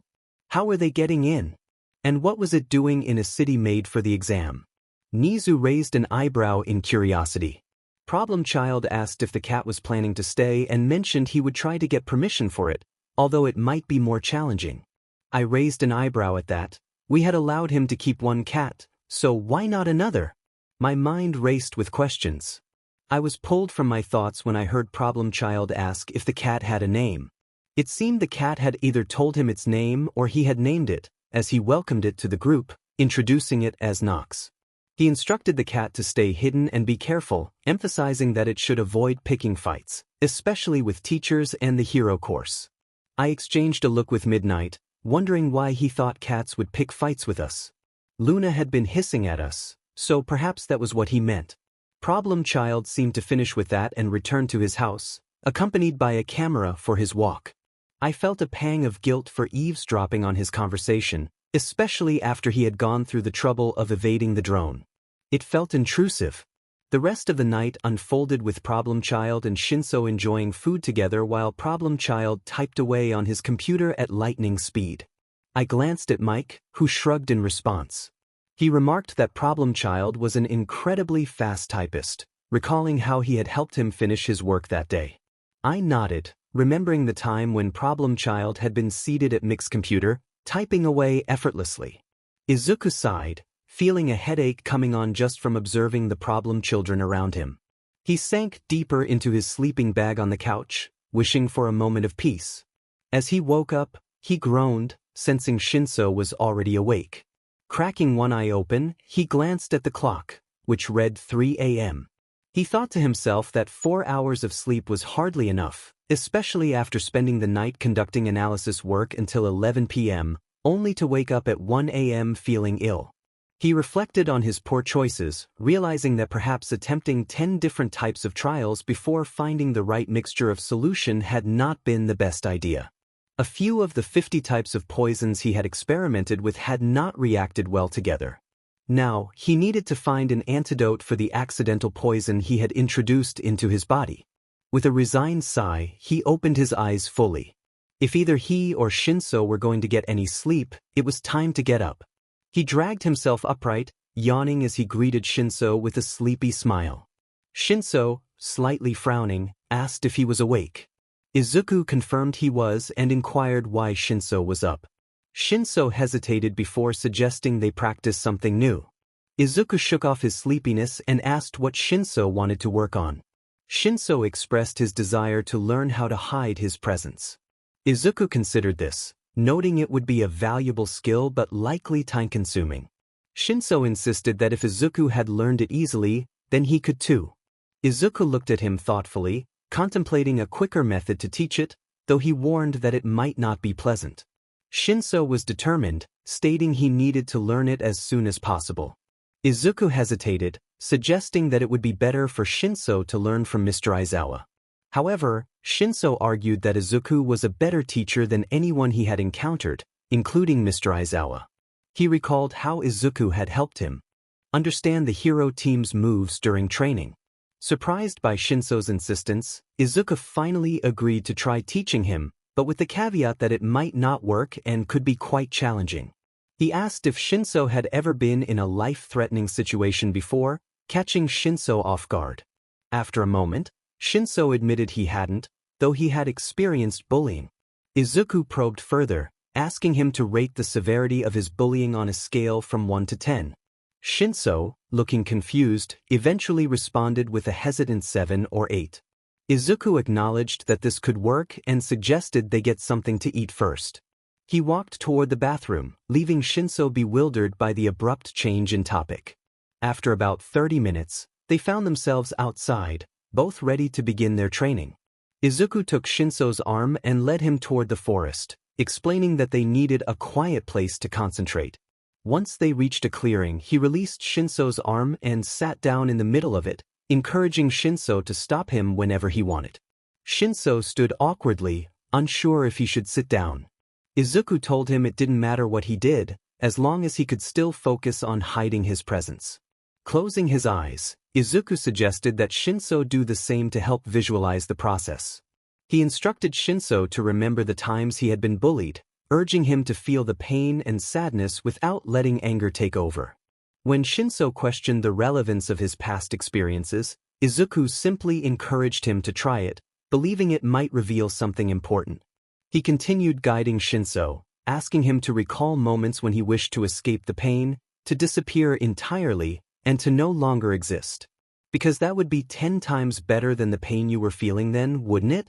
The narrator let themselves fall into a black void, sensing everything around them, including Shinso's uncomfortable shuffling. Shinso whispered, acknowledging the situation, "You were bullied, right? You're talking about yourself?" The narrator interrupted, stating that they were trying to teach him how to hide his presence, not to ask questions. Being bullied was the worst. It hurt immensely. The narrator reflected on the desire to escape the pain, to avoid the bruises and humiliation, to not have to hide or run away in fear.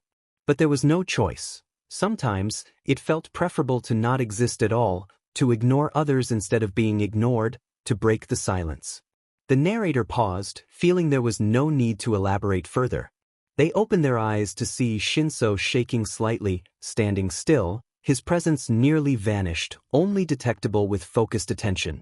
The narrator complimented Shinso on his impressive performance, noting his record timing of about 15 minutes.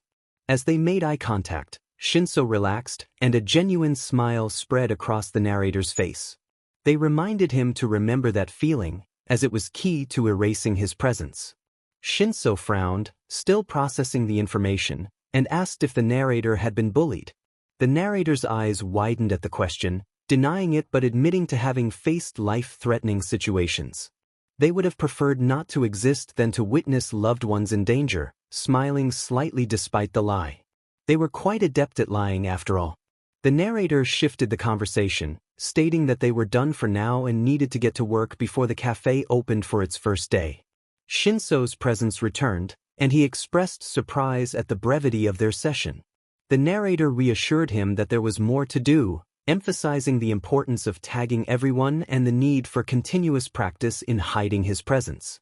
As they walked, Shinso inquired how the narrator knew the technique would work. The narrator explained that they had learned it through experience and noted that some in the hero course had similar abilities. They mentioned Eri, who excelled at hiding her presence, suggesting that as long as Shinso had run and hidden to save himself, he would find it easier to learn. Shinso questioned the comparison between villain attacks and bullying, but the narrator reminded him that receiving quirks at a young age made running from a bully feel like a fight for survival. They recalled the sports festival, pointing out that anger like Shinso's didn't just appear out of nowhere. Before Shinso could respond, they noticed Nezu's drone approaching. It delivered a message about their first mission, to infiltrate the hero headquarters and swipe a card from their office. A claw dropped a card into the narrator's hand before the drone wished them good luck and flew away. The narrator smiled at Shinso and turned around, expressing determination to win the game and encouraging him as a partner. Shinso smirked in response, and the narrator rolled their eyes playfully before continuing on. In another scene, Izuku reflected on the day's tasks. They had spent the first hour setting up the cafe and preparing food. Izuku took over Shinso's duties, allowing him to tag the heroes on morning patrol. To Izuku's surprise, many people came to eat, and although they didn't have money in the game, they used tokens, limiting each person to 10 a day. This arrangement alleviated concerns about someone buying out the entire shop, which would have meant excessive cooking. Izuku also called Mie over to ensure she took a break and ate something, wondering when she last had a meal. Their plan hinged on Shinso tagging everyone, after which Izuku would carry out the mission while Shinso finished tagging the remaining heroes. They hoped to regroup afterward to strategize on the best targets. While preparing food and serving customers, Izuku attempted to write in his book, trying to identify the exact combination that had made him sick and what he needed for an antidote. Frustration mounted as he struggled to find a solution, leading him to set the book aside for later. As his shift neared its end, Izuku noticed the cafe was quiet with only a few customers remaining. He wondered how Shinso was faring, having been gone for 2 hours. Just then, Shinso entered through the back door, and Izuku's smile widened at the sight of him. He greeted Shinso enthusiastically, asking how it had gone. Shinso, still looking somewhat incredulous, admitted that it had been easier than expected. He had simply worn a wig, stumbled into the heroes, and dropped the bug. Izuku tilted his head, teasingly asking if Shinso was trying to hide his presence at that moment. Shinso confirmed with a hint of uncertainty. The atmosphere was tense as one character noted the other's wavering concentration, sensing their presence from afar. They expressed their reluctance to repeat a particular lesson, emphasizing the importance of practice. The other character acknowledged the discomfort of the situation but expressed gratitude for the teaching, bowing slightly in appreciation. The first character, surprised and slightly flustered, insisted that they should be the one apologizing for their teaching methods. Just then, they felt a surge of the other's quirk wash over them, only to be released moments later. The second character quickly apologized, explaining that they hadn't meant to use their quirk in that way. With a smile, the first character reassured them that it was fine and suggested they pack up and get to work. The second character responded with a quick smile and nod as they hurriedly cleaned up the cafe.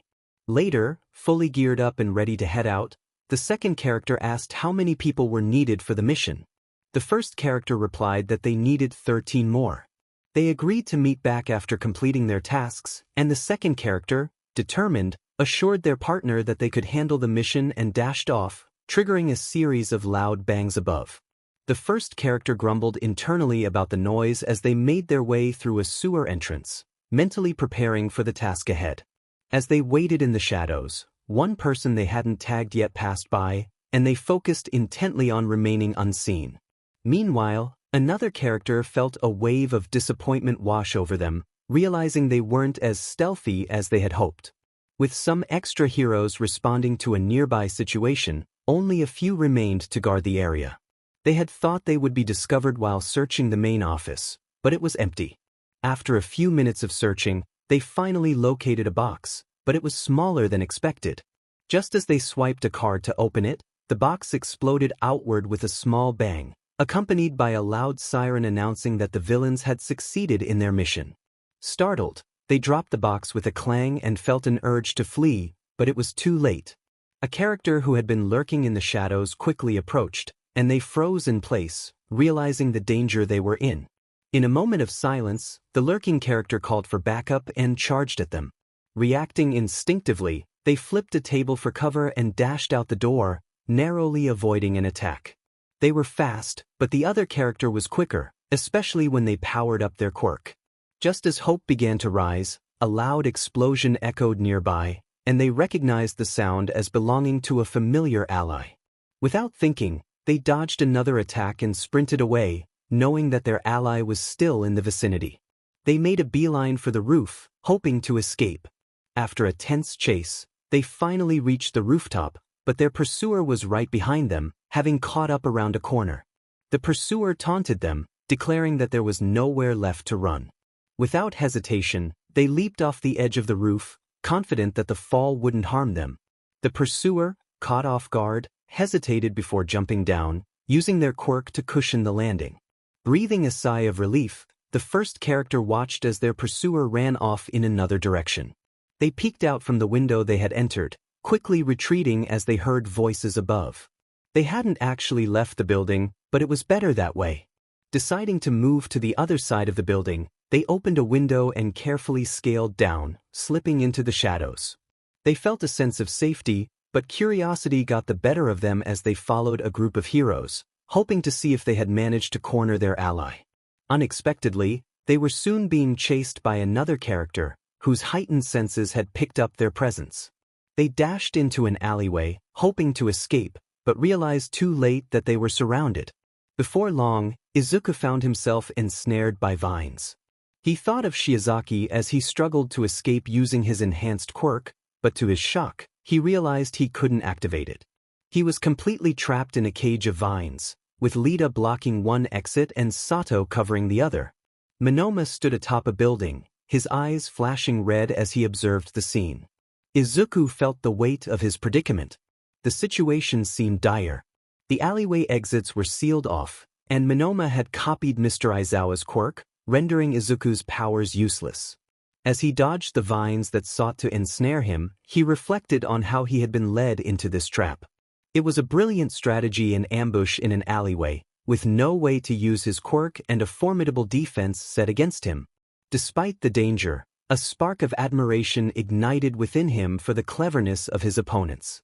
Sato felt a chill run down his spine as he caught sight of Midoriya. His body froze momentarily, not from bravery but from fear. They had the upper hand. Midoriya was quirkless and outnumbered 4-1. Yet Sato sensed a tension in the air. They had to remain cautious. He resolved to focus, knowing that if they could capture Midoriya, their chances of victory would increase significantly. Determined, he widened his stance and prepared to support his teammates. Izuku knew he didn't have the luxury of time to devise a perfect plan. The precision of his opponents was impressive. He retrieved one of his pocket knives, ready to act. With a swift motion, he slashed at the vines wrapping around his legs, freeing himself momentarily. Without hesitation, he charged toward Lita, catching him off guard. Sato attempted to assist but stumbled over the vines. Seizing the opportunity, Izuku pushed Lita towards Sato, causing both to fall. He leaped onto the wall before the vines could react, propelling himself toward Shiozaki on the roof. She was startled by his sudden appearance, clearly shaken by the chaos around her. Before she could react, he tackled her, pinning her arms behind her back. The vines flailed around, but he quickly tied her arms with a firm string and cut through the remaining vines obstructing his path. Spotting Monoma, Izuku noticed his eyes widen in surprise, causing him to deactivate his quirk. Izuku dashed toward him, leaping over the edge of the building and landing near Monoma. Startled, Monoma attempted to punch him, but Izuku swiftly grabbed his hand, twisting their positions and pushing Monoma toward the edge. After ensuring his teammates could catch him, he let go, and Sato was there to prevent Monoma from hitting the ground. Monoma propelled himself to the roof using Bakugo's quirk, scanning for any sign of Midoriya. His heart sank as he saw Ashido, Shoji, and Awaze shaking their heads. Awaze rushed over, explaining that one moment they had seen Midoriya, and the next, he had vanished. Monoma sighed, feeling the weight of their failure. They had been so confident in their advantage, yet Midoriya had managed to escape. It was clear that despite their numbers, they had underestimated him. Monoma couldn't shake the unsettling feeling that Midoriya had enjoyed the challenge. Shinso felt a wave of relief wash over him as he spotted Midoriya. He questioned where he had been and why he was late, expressing concern for his friend. Midoriya, pulling off his mask, reassured Shinso that he had nearly been caught because Monoma had copied Mr. Aizawa's quirk. He mentioned that he had managed to capture Lita and Todoroki on his way back. Shinso was taken aback by Midoriya's cheerful demeanor. He had never seen him so happy. It was as if he had just been declared the #1 hero. Shaking off his surprise, Shinso asked about Midoriya's near miss. Midoriya confirmed that he had barely escaped but insisted there was no need for concern. Shinso couldn't help but wonder why Midoriya seemed so joyful despite the danger he had faced. His face morphed into confusion while still smiling, then he stopped, as if he had just realized what he was doing. He expressed his surprise, wondering how I had escaped without a quirk and if I was all right. He smiled at me, explaining that it was a brilliant plan that had allowed him to escape, attributing his success to luck. His face and eyes lit up again, this time with a smaller smile, as he shared his admiration for the others involved. He had asked them not to hold back, but it seemed he had underestimated their abilities. He eagerly asked if it was time to get some people out, practically bubbling with excitement. I responded affirmatively, and his smile widened as he glanced at the time, exclaiming that we only had an hour left before opening. He suggested we do some preparation later but insisted we needed to open the cafe first before running off. I realized I had completely forgotten about the time, and the sudden shift in conversation had thrown me off for a moment. I returned to the cafe, where Midoriya was already busy. He was always quick to arrive. He hummed while heating up the food and waved happily as I entered. For the next hour, we lightly set up the shop, having prepared most of it that morning. Midoriya sat on a chair with his notebook while I set the music on the speakers. We were about to open in about 10 minutes when a loud bang startled me, indicating that some customers were eager to enter. Bakugo barged in, causing a commotion, and a redhead yelled at him for breaking the door. I greeted them with a neutral but slightly teasing smile, while Bakugo fumed in response. Izuku looked up at their sudden visitors, led by Kaken, feeling a mix of anxiety and determination. He sent out a smile, but Kaken cut him off, demanding he stop talking. Izuku fell silent, waiting for Kaken to continue. Kaken accused him of trying to escape responsibility, and Kendo clarified that they were there because a villain was on the loose, with Izuku being a suspect. Shinso chimed in, hinting that they had a clue they couldn't share but needed Izuku to come with them for now. Izuku noticed Kaken was unusually quiet and looked over to see him staring at his notebook. Kaken smiled and snatched the book from Izuku's lap, claiming he would check it for all his plans. But as he looked at the book, it vanished from his hand, having slipped back into Izuku's grasp. Kaken insisted they needed to check the book, and Izuku nervously claimed it was his diary. All eyes turned to him as Kaken swiped the book from his hands, silencing Izuku's protest with a growl. Just then, chaos erupted as Shinso yelled, Luna jumped out hissing at Kaken, and the book suddenly burst into flames. Silence followed as everyone stared between Kaken and the burning book on the floor, its pages turning to ashes. Kirishima expressed his surprise, questioning why Kaken had done that. Shinso was taken aback, realizing they had left their planning books behind for this very reason. He glanced at Midoriya, who looked as if he had just been struck. Midoriya's expression shifted from shock to neutrality, then he accused Kaken of using his quirk. Kaken snarled back, demanding to know how the book had caught fire. Before Shinso could react, Kaken had him by the collar, while Luna flared up beside him, ready to defend. Shinso tried to calm the situation, speaking softly to Luna. She glared but seemed to understand, realizing that Kaken had not actually set the book on fire. Instead, it was Midoriya who had somehow caused it to ignite. Luna settled down, still giving Kaken a warning hiss. As Shinso observed the exchange between Luna and Midoriya, Bakugo yelled again, demanding to know what was happening. Just then, the cafe door opened again, and a young girl rushed in, calling out for Midoriya. Bakugo's grip on Shinso relaxed as Midoriya greeted the girl with a warm smile, patting her head. She excitedly explained that she had asked to come and say hello, and Midoriya introduced her to Shinso, finally realizing the situation had shifted. Luna jumped onto Midoriya's shoulder, and he happily introduced her to Eri as one of his friends. To his surprise, Luna allowed Eri to pat her twice before jumping back onto the seat. One of the heroes with orange hair suggested it would be nice if Eri could still join them, unless she could prove where she had been for the past 3 hours. The defendant's voice chimed in, asserting that Midoriya had done nothing wrong and had been present the entire time. Eri, holding on to Midoriya's leg, stared at the heroes with determination. She defended Midoriya, questioning why Bakugo, who had previously expressed a dislike for him, was on their team. Eri, though slightly intimidated, declared that she liked Midoriya better. Midoriya, on the verge of tears, playfully acknowledged Eri's victory over the heroes, lifting her up as she giggled and stuck her tongue out at them. Bakugo started to react, but Midoriya interrupted, offering to show the security camera footage to prove their innocence or to take their order, reminding them that the shop had yet to officially open. Another hero suggested they could also address the issue of the burned book. The redhead apologized for the incident and promised to return later with more proof before dragging Bakugo away. Midoriya placed the open sign on the door and returned to Eri, playfully asking if she knew they were the villains in the game. Eri excitedly confirmed that Mr. Aizawa had informed her but expressed her belief that they would win. Midoriya chuckled and assured her they would try their best, offering her a donut. Eri's excitement was evident as she nodded enthusiastically. Izuku reflected on his foresight in anticipating that the hero team might attempt to read his notes. He had coded them and coated the book in ethanol to prevent anyone from deciphering it easily. He knew Bakugo would likely be the first to touch the book, and he imagined Bakugo's frustration upon realizing he couldn't read it.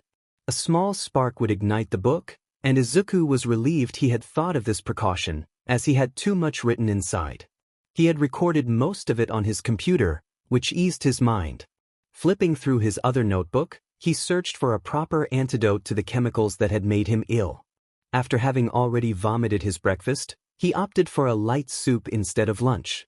Shinso, after questioning why Izuku had his notebook, needed considerable reassurance that it contained no exam information. Izuku explained that he needed it to document the chemicals he used and test which antidote might work. He had previously felt safe since no one bothered to read his notes, but he knew Bakugo would be confused by his coded language. After the interrogation, Shinso sent Izuku back home, noting that he looked pale and could finish the last 2 hours of work since he hadn't helped earlier. Izuku quickly agreed, realizing that finding an antidote was more crucial than running a cafe. Eri had left at the same time, heading back to the teacher's exam viewing room. As he thought about Shinso, the door opened, and he greeted him while Luna lazily opened one eye before trotting out of the room. Shinso groaned about not wanting to work at a cafe again, expressing his dislike for dealing with people. Izuku smiled, enjoying the silence as he wrote in his notebook while Shinso cleaned up and settled on his bed. After a moment, Izuku finally asked the question he had been holding in. He wondered what class Shinso wanted to be in. Shinso hesitated, admitting he preferred Izuku's class since Mr. Aizawa taught it, but he still needed to learn how to use his weapon better. Izuku was surprised by Shinso's indifference toward both classes. Shinso explained that he was glad to have Izuku as a partner because he was sane. Izuku was taken aback and asked what was wrong with the people in the hero classes. Shinso pointed out Bakugo's aggressive nature, noting how he often yelled at everyone. Izuku defended Bakugo, insisting he wasn't angry all the time. Shinso rolled his eyes, questioning Izuku's belief in that. Izuku remained confident, but Shinso continued, mentioning the gossip queen of their class, which made Izuku laugh. He acknowledged that Mina was well known for her chatter but defended her as being nice most of the time. Midoriya remarked that Todoroki was one of the kindest and most caring individuals he knew, possessing a heart of gold. Shinso looked at him in surprise, his eyes widening as he realized Midoriya had stopped his writing to focus on him. Midoriya's expression was not angry, but it certainly wasn't cheerful either. Shinso struggled to find his voice, stammering as he tried to respond. Midoriya pointed out that Shinso was judging people as one might judge quirks. He explained that it was unfair to label someone based on limited interactions, just as it would be wrong to assume a person with a dangerous quirk was a villain. Shinso flinched at the observation. Midoriya continued, suggesting that while Shinso might not be interested in making friends, he should at least get to know his teammates. Being a hero was challenging, and those teammates would be the ones who understood him best when he needed support. With that, Midoriya returned to his writing, his head down. An hour passed in silence, and Shinso's mind raced with thoughts. He had managed to upset the one person who had shown him kindness. The quiet was heavy, and he felt uncertain about approaching Midoriya again. Despite Midoriya's usual talkative nature, he had remained silent, leading Shinso to believe he was angry. He shifted his focus to tracking and recording patrol routes, occasionally glancing at Midoriya. Shinso reflected on his earlier actions, realizing how foolish he had been. He worried that he had disappointed Midoriya and feared he might reconsider Shinso's place in the hero course. His thoughts spiraled, but they were interrupted when he noticed Midoriya moving. After an hour of only the sounds of breathing and pencil scratches, Midoriya's cheerful voice broke the silence, asking what Shinso was doing.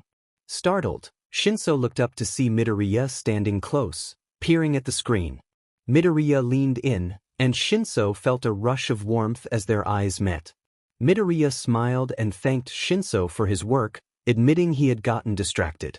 With the work done, Midoriya asked what Shinso wanted for dinner as he stepped back, leaving Shinso feeling a chill from the sudden absence of warmth.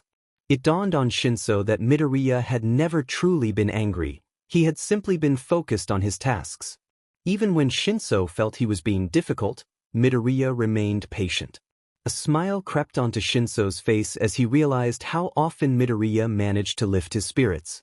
Determined to impress him, Shinso stood up to follow him to the kitchen. Aizawa had been a pro hero for about 13 years, mastering the art of concealing his emotions. He had faced numerous challenges, including dangerous battles to protect his students. Yet, nothing had prepared him for the anxiety he felt regarding one of his students. He was concerned for Shinso, who had spent half the night typing furiously on his computer. Thankfully, he had finally gone to sleep around 11, only to wake up an hour later. Initially, it seemed normal when Shinso got up to use the restroom, but then they were startled to hear him being sick, revealing he had pushed himself too hard. Shinso had woken up several staff members, who were left anxious about the situation. However, he returned to the group, drank some water, and went back to sleep as if nothing had happened. Aizawa felt uneasy knowing that Shinso was determined to continue with the exam despite feeling unwell. The situation worsened when Shinso vomited his breakfast, but he managed to eat some light soup for lunch and dinner. Aizawa, along with the other teachers, had pleaded with Nezu to halt the exam, questioning why a sick student was being subjected to such challenges. Things took an unexpected turn when Shinso and another student woke up at 3 in the morning to learn how to conceal their presence.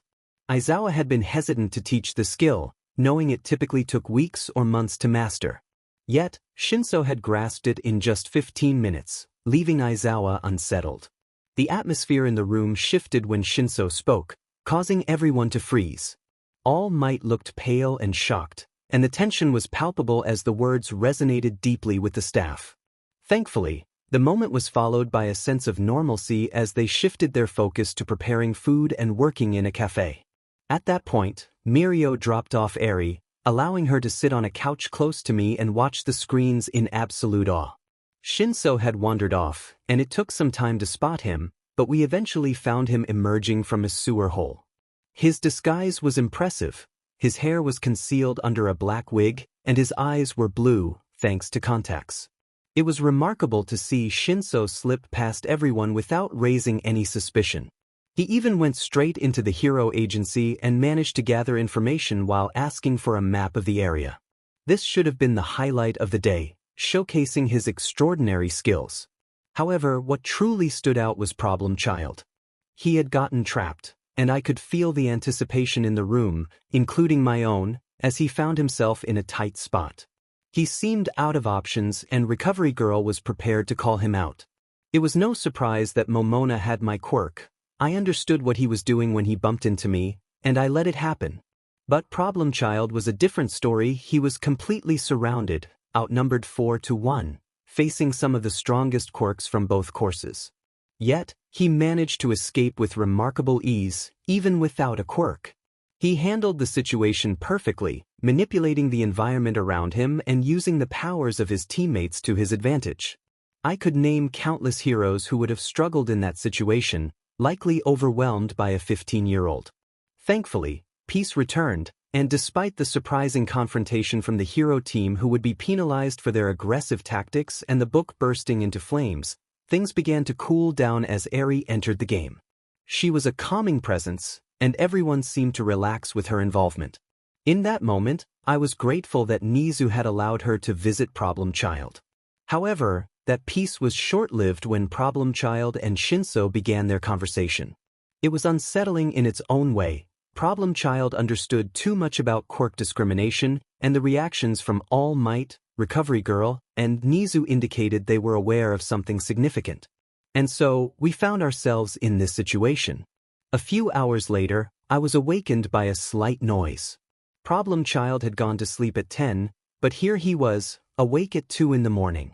Everyone else was asleep except for me and Nezu, who was trying to stay awake after 2 long nights. I was running on coffee, while Nezu's energy source was a mystery. My concern was for Problem Child, who had been in the bathroom for the past 5 minutes.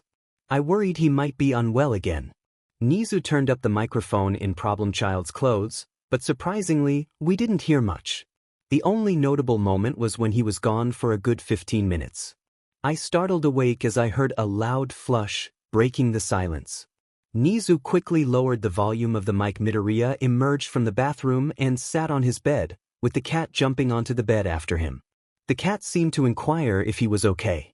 Nezu noted that it was asking about his well-being. I thought it made sense that he could understand animals, considering his connection to them. Problem Child responded to the cat with a smile, indicating he was feeling 99% better. The cat nodded in understanding, and I raised an eyebrow at Nezu, questioning whether he truly understood what the cat said. Nezu replied uncertainly, suggesting that Problem Child might be guessing. For the rest of the night, we watched with concern as he spent time on his computer, wearing round glasses and using his black whip quirk to hold multiple objects simultaneously. Just when we thought it was over, he picked up his phone and absent-mindedly flicked cards at the wall while still managing to control the objects around him. I was increasingly worried about Problem Child. He seemed to be hiding his illness, and I wondered how many times I had missed signs of him being unwell before. He clearly wasn't getting enough sleep, and there was a strong chance he had experienced trauma or bullying. All in all, his situation was becoming more concerning by the second. Izuku was having a peaceful time so far. He had managed to sneak away to the school building during the exam with Luna's help around 2 in the morning. He was grateful for the clothes he had worn on the first day. The ones he had packed might have been bugged by Principal Nezu. He quickly changed into those clothes and successfully created the antidote within 15 minutes. So far, it seemed to be working and he didn't feel as sick. He just hoped the teachers wouldn't question why he had been in the bathroom for a solid 20 minutes. He jumped in surprise, letting all the books and pens his quirk was holding drop to the floor when Shinso woke up and exclaimed in surprise. He quickly apologized and scrambled to pick everything up. Shinso found it quite startling to wake up to a room filled with floating black vines. It would have been frightening if he hadn't calmed himself, knowing Midoriya was in the same room. He watched Midoriya pick up the fallen items, curious about what he had been doing. Midoriya sheepishly explained that he was trying to gain more control over his quirk, realizing he couldn't rely on Shinso to help him every time. But Midoriya managed to control his quirk for a moment, which surprised me. I had thought he was exaggerating when he said he lacked control, but then it faltered again. I asked him why that happened. Midoriya, looking a bit downcast, explained that he had felt confident at first, but the memory of the destruction it caused overwhelmed him, causing him to lose control once more. He mentioned that he had decided he wasn't ready to use it yet, which locked that part of his quirk in place. He had finally managed to activate it during his internship, but only briefly. Now, he was working on increasing both his usage time and precision, smiling as he spoke. I nodded as we moved to prepare breakfast. I asked him why he was awake at such an early hour, noting that he was getting even less sleep than I was, despite my insomnia. I also inquired about the glasses he was wearing. He explained that he had started spending extra time on the computer since he was 9, so he got blue light protection glasses to avoid straining his eyes. He added that he was too excited to sleep, so he had given up and decided to do some work and reading instead. I raised an eyebrow, curious about how long he had been awake and what was so exciting about the upcoming exam. He shrugged, saying he had no idea, but that it was the most exciting game he had ever participated in, especially since everyone took them seriously. Suddenly, he froze, staring at the drone. I asked him what was wrong, and he sighed, muttering that he couldn't bother with it. He then recounted his first day of school, where Mr. Aizawa had announced that the last person in the fitness exam would be expelled, a statement that Mina had claimed would be fun. I was taken aback when he revealed that he had come in last. He sheepishly admitted that he had no idea why Mina thought it would be enjoyable, as he had been terrified and unsure how to use his quirk at the time. I chuckled, noting how typical that was of Mr. Aizawa. I asked him how he had avoided expulsion and what nerve he had to call another exam fun. Midoriya explained that he had no idea how he had gotten lucky and that he had stopped overthinking exams and training. He mentioned that it was far more stressful when they were being hunted by villains, and he would rather have fun at some point.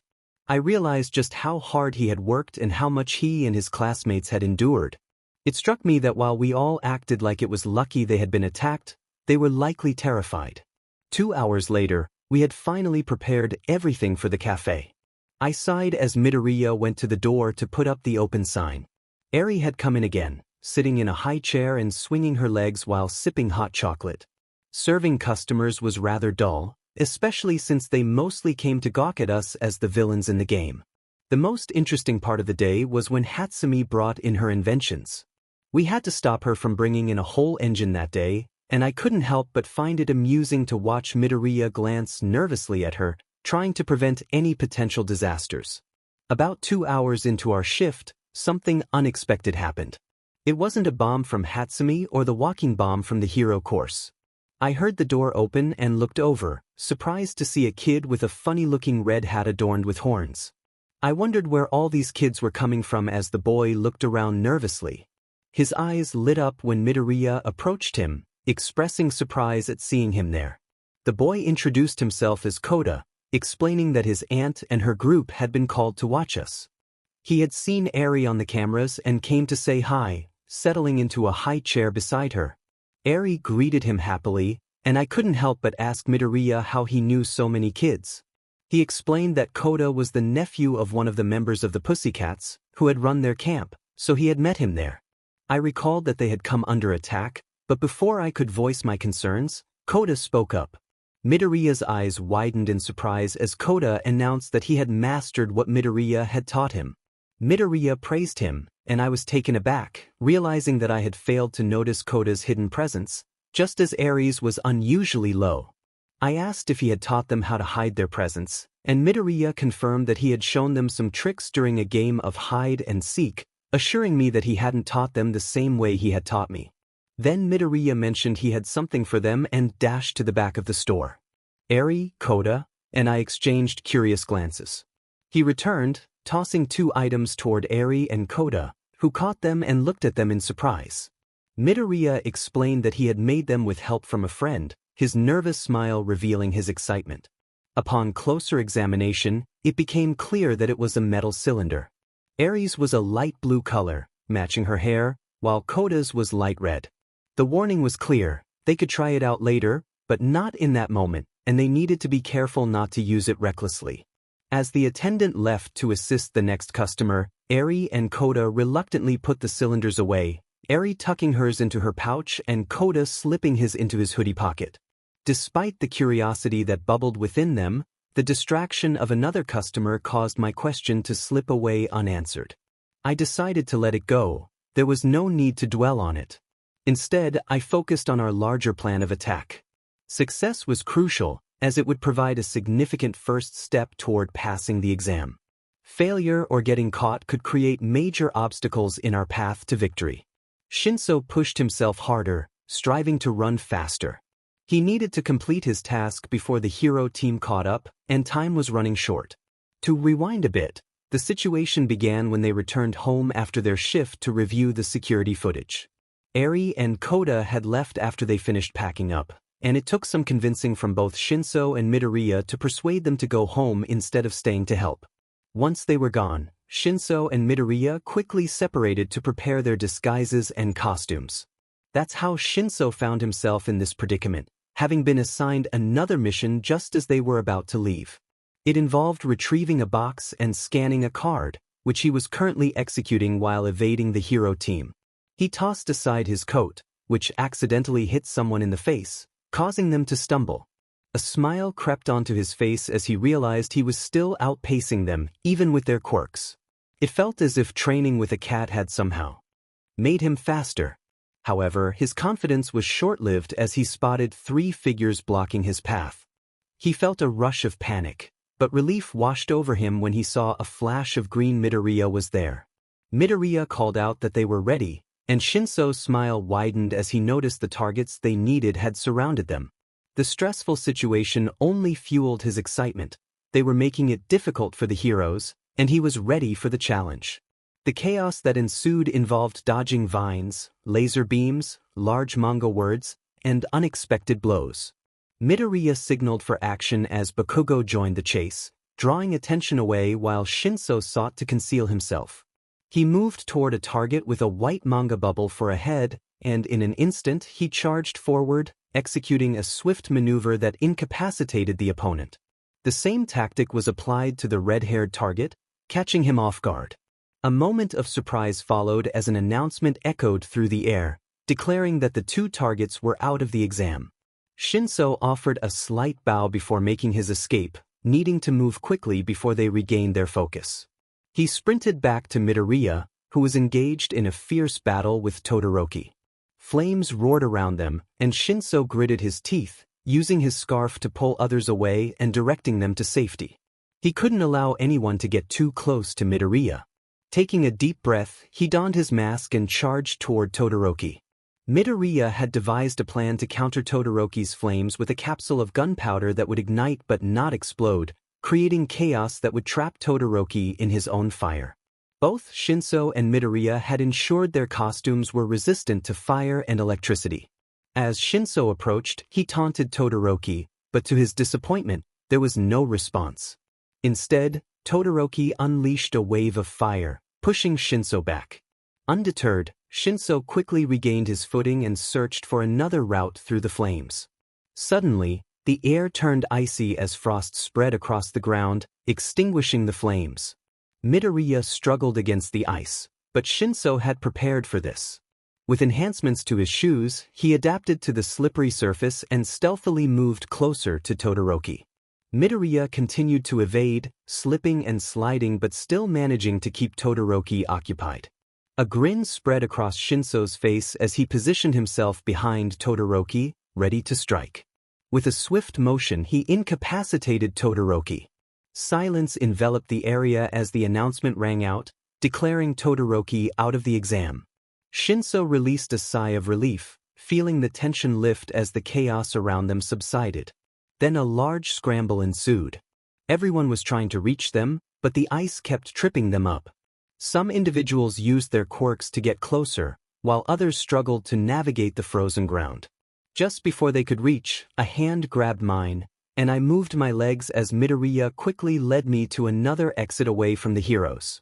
I tilted my head at him and asked if this was why he had taken me skating instead of preparing for the exam. He admitted that part of it was to try skating, but it was also a good reason to take a break and have some fun. He continued to pull me along while skating at a fast pace.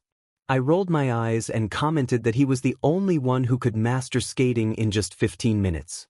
Midoriya explained that he had done a research project to learn quickly, wishing he could say he was a prodigy, but he was just good at studying and copying. As we reached the edge of the ice, I risked a glance back while slipping off the ice blades attached to my shoes. As expected, the right people were following us. It was time for part 2 of our plan. They were sprinting now, without using my quirk to keep up with Shinso.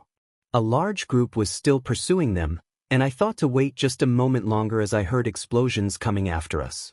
Suddenly, I was forcefully stopped, having run straight into an invisible barrier. Shinso expressed alarm, noting that they were getting trapped. I shouted about the gun, catching a glimpse of the air wall forming. I quickly drew my weapon and took a shot, with Shinso doing the same beside me. Together, we fired 3 shots. The first missed, but the next 2 hit Tsuburaba on the arm. There was a moment of confusion when the dart struck him, and nothing happened. Seizing the distraction, we dashed into another alleyway to escape Kaken, who was nearly upon us. I thought it was fortunate we had stocked up on sleep darts, as dealing with that quirk would have been challenging. We paused to catch our breath in an alleyway. I smiled, hidden behind my mask, grateful that the others around us wouldn't see my expression and reconsider their plans. Suddenly, the ground began to sink, swallowing us. Bando's voice echoed from somewhere above, instructing us to come quietly. I was surprised and struggled to pull myself out, feeling as if I were swimming in cement. I was trying to grab attention, but everything around me went still again. A chime announced that Kanjiro Bando was out of the exam and instructed us to follow the drone out. Shinso had used his scarf to hold onto the railings on the edge of the buildings, reaching the roof to counter Bando's quirk. I thought to myself that he had done well. It would have been difficult to play this game with someone who could make the ground swallow us. However, my smile faltered as Kaken attacked Shinso without hesitation. Shinso was falling, unable to use his scarf, and I jumped off the wall, reaching for Kaken to pull him away. We all fell apart, separated. I told Shinso I would keep her occupied while he dealt with Kaken. He asked who, but his question was answered as vines filtered through the alleyway. I focused, pinpointing her presence, and moved toward her, thinking that if I could keep her occupied up close, she would have less chance to cover the entire alleyway. However, I was quickly stopped as vines flooded the area. I fought through the vines with my dagger, but the closer I got to her, the stronger her control over the vines became. After several minutes of struggle, I let her vines take hold. She seemed surprised when she finally captured me, wrapping me tightly in layers of vines. She asked why I had let her catch me, still in disbelief. I tilted my head and smiled, saying it was a good game. Her eyes widened as the vines around me suddenly burned. She flailed as her hair caught fire. I didn't waste any time. I jumped in, holding my blade and swiping at her throat, leaving a red line. I froze for a moment, and a chime sounded, announcing that Ibara Shiozaki was out of the exam and instructing her to follow the drone out. I nodded to myself, thinking that at least one more person was out. My eyes widened as I registered what was happening, and I rushed over to Shiozaki to help put out the flames in her hair. I apologized sheepishly, and she sighed in relief, thanking me and wishing me luck for the rest of the exam. I nodded again before running after Shinso and Kaken, who were still fighting. They had somehow moved to a taller building and were battling near the edge. I was nearly upon them when I gasped in shock as Shinso fell off the edge of the building. I knew from our training that he hadn't yet learned to catch himself while falling with his scarf. My heart raced as I jumped after him, pushing off the railing to reach him. I couldn't stop our fall without using both hands, so I clung to Shinso for both our lives. He yelled at me, questioning what I was doing and if I was trying to escape as well. I ignored him, focusing on our situation, thinking that we would have to go with this. Using Shinso's scarf, I wrapped it tightly around us, pulling a length to secure us as I held onto him and closed my eyes, calling out for Kaken. We dropped for a moment before stopping suddenly, bouncing in midair as I looked up to see Kaken. He had caught the ends of the scarf, using a pole protruding from the building to secure it so we wouldn't fall. He yelled at me, urging me to stop running around and fight, questioning why I let myself get caught. However, his expression shifted to a smile at what I did next. Shinso and I suddenly dropped to the ground, a couple of meters above, allowing us to grab onto the building and scale down once I freed us from the scarf. What followed was a whirlwind of action. I knew we had only moments before backup arrived. Kaken came at us, launching an explosion. We split apart, but his focus was solely on me. I thought to myself that I had enough for one day and resigned myself as Kaken attacked. We exchanged a few blows before his anger escalated, and he charged at me. I prepared myself for the moment. He lunged at me only to find thin air. Kaken's eyes widened as he realized my plan too late. My mind wandered, feeling bored with the situation. From my low position, I twisted my body, causing him to fall to the ground. Without giving him a moment to recover, I fluidly cornered him and pinned him down. I had no moves left to restrain him effectively. I could hold him for only a few seconds before he would unleash an explosion. My expression turned blank as I felt the disinterest wash over me. This was too easy. It felt like a waste of time. I accidentally muttered that I was sorry to Bakugo for being in his way.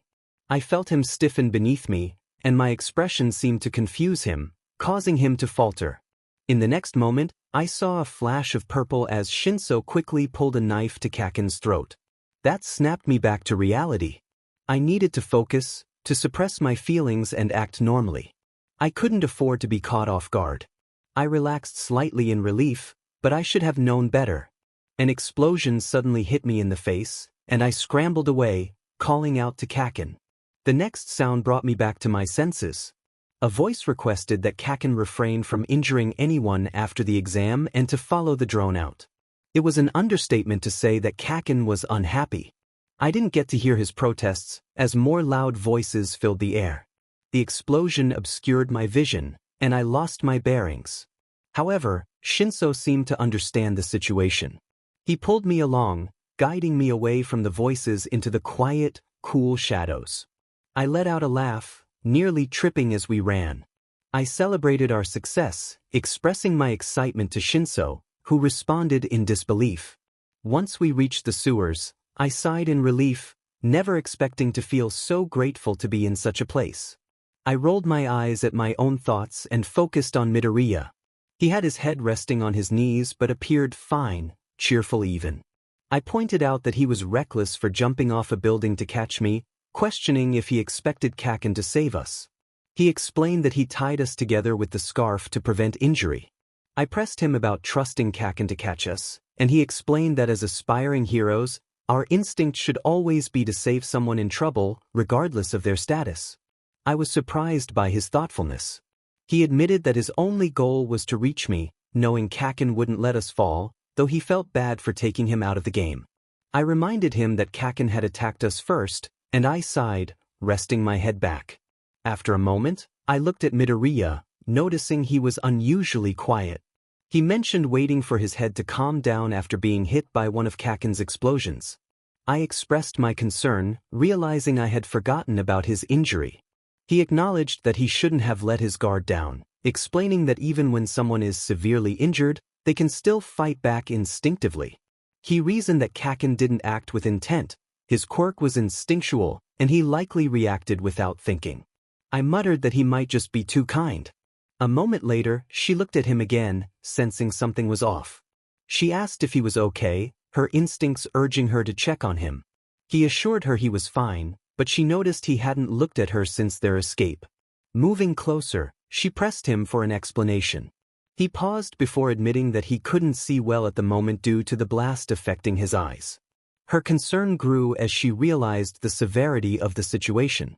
She dropped down beside him, urging him to explain further.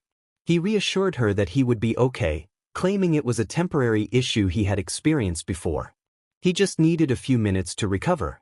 She insisted he look at her, but he requested a moment to rest his eyes. When he remained silent, she feared he would stay unresponsive. Finally, he sighed and announced he would change and see her at home, mentioning they still had time before their shift. She tried to see his eyes, but his hair obscured them. She expressed her worry about him being unable to see and questioned how he would make it back. He insisted he would be fine and walked away. To her surprise, he turned back, and she gasped upon seeing his eyes. He had removed his contacts and goggles, revealing that his green eyes appeared a bit paler. Panic set in as she exclaimed her concern about him being blind. He smiled and reassured her, explaining that he and his friend had sparred many times, and this wasn't the first time he had dealt with such an issue.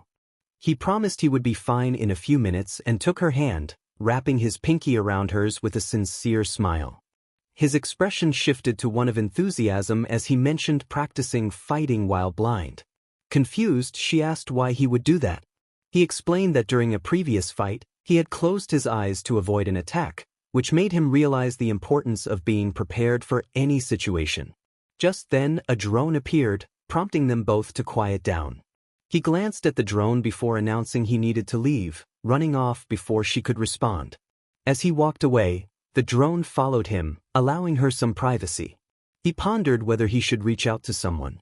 Making a decision, he pulled out a headphone and tapped it before placing it in his ear. He addressed the drone, asking if he could speak to Principal Nezu. The principal confirmed he was listening and answered his questions about their friends who had exited the situation, assuring him they were watching the events unfold. Excited, he asked if he could send them a message. The principal agreed, stating that anything he did while the drone was present would be broadcasted to them. Grateful, he spoke to his friends, apologizing for their quick exit and encouraging them to watch his progress. He expressed determination to improve his skills and promised to show them his advancements. Embarrassed by his own enthusiasm, he turned and ran away. Meanwhile, Aizawa was having a challenging day.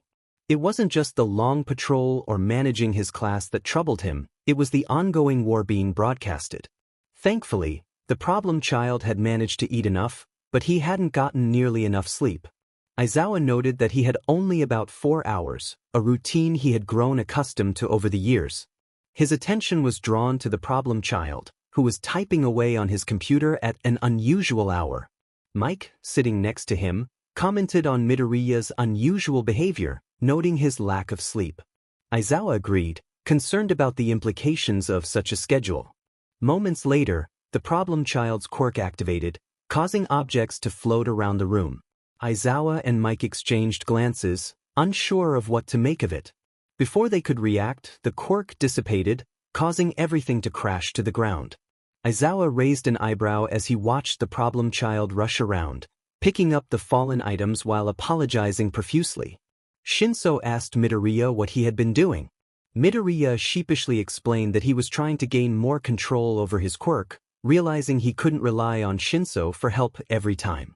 Shinso pointed out that Midoriya had managed to control it for a brief moment, which surprised him since he thought Midoriya was struggling with it. Midoriya admitted that he had felt confident initially, but the memory of the destruction his quirk could cause made him lose that control again. He mentioned that he had managed to use it during his internship, but only for a short time, and now he was working on increasing both his usage time and precision. As they spoke, both teens woke up to eat. Shinso expressed concern about Midoriya's lack of sleep, noting that he had insomnia himself. He also questioned when Midoriya had started wearing glasses. Midoriya explained that he had been spending extra time on the computer since he was 9, so he got blue light protection glasses to avoid straining his eyes. He added that he was too excited to sleep and had decided to work and read instead. Shinso was incredulous about how long Midoriya had been awake and what was so exciting about the upcoming exam.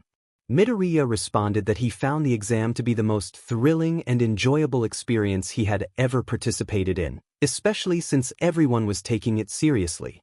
Suddenly, he froze, looking at a drone. Shinso, confused, asked what was wrong.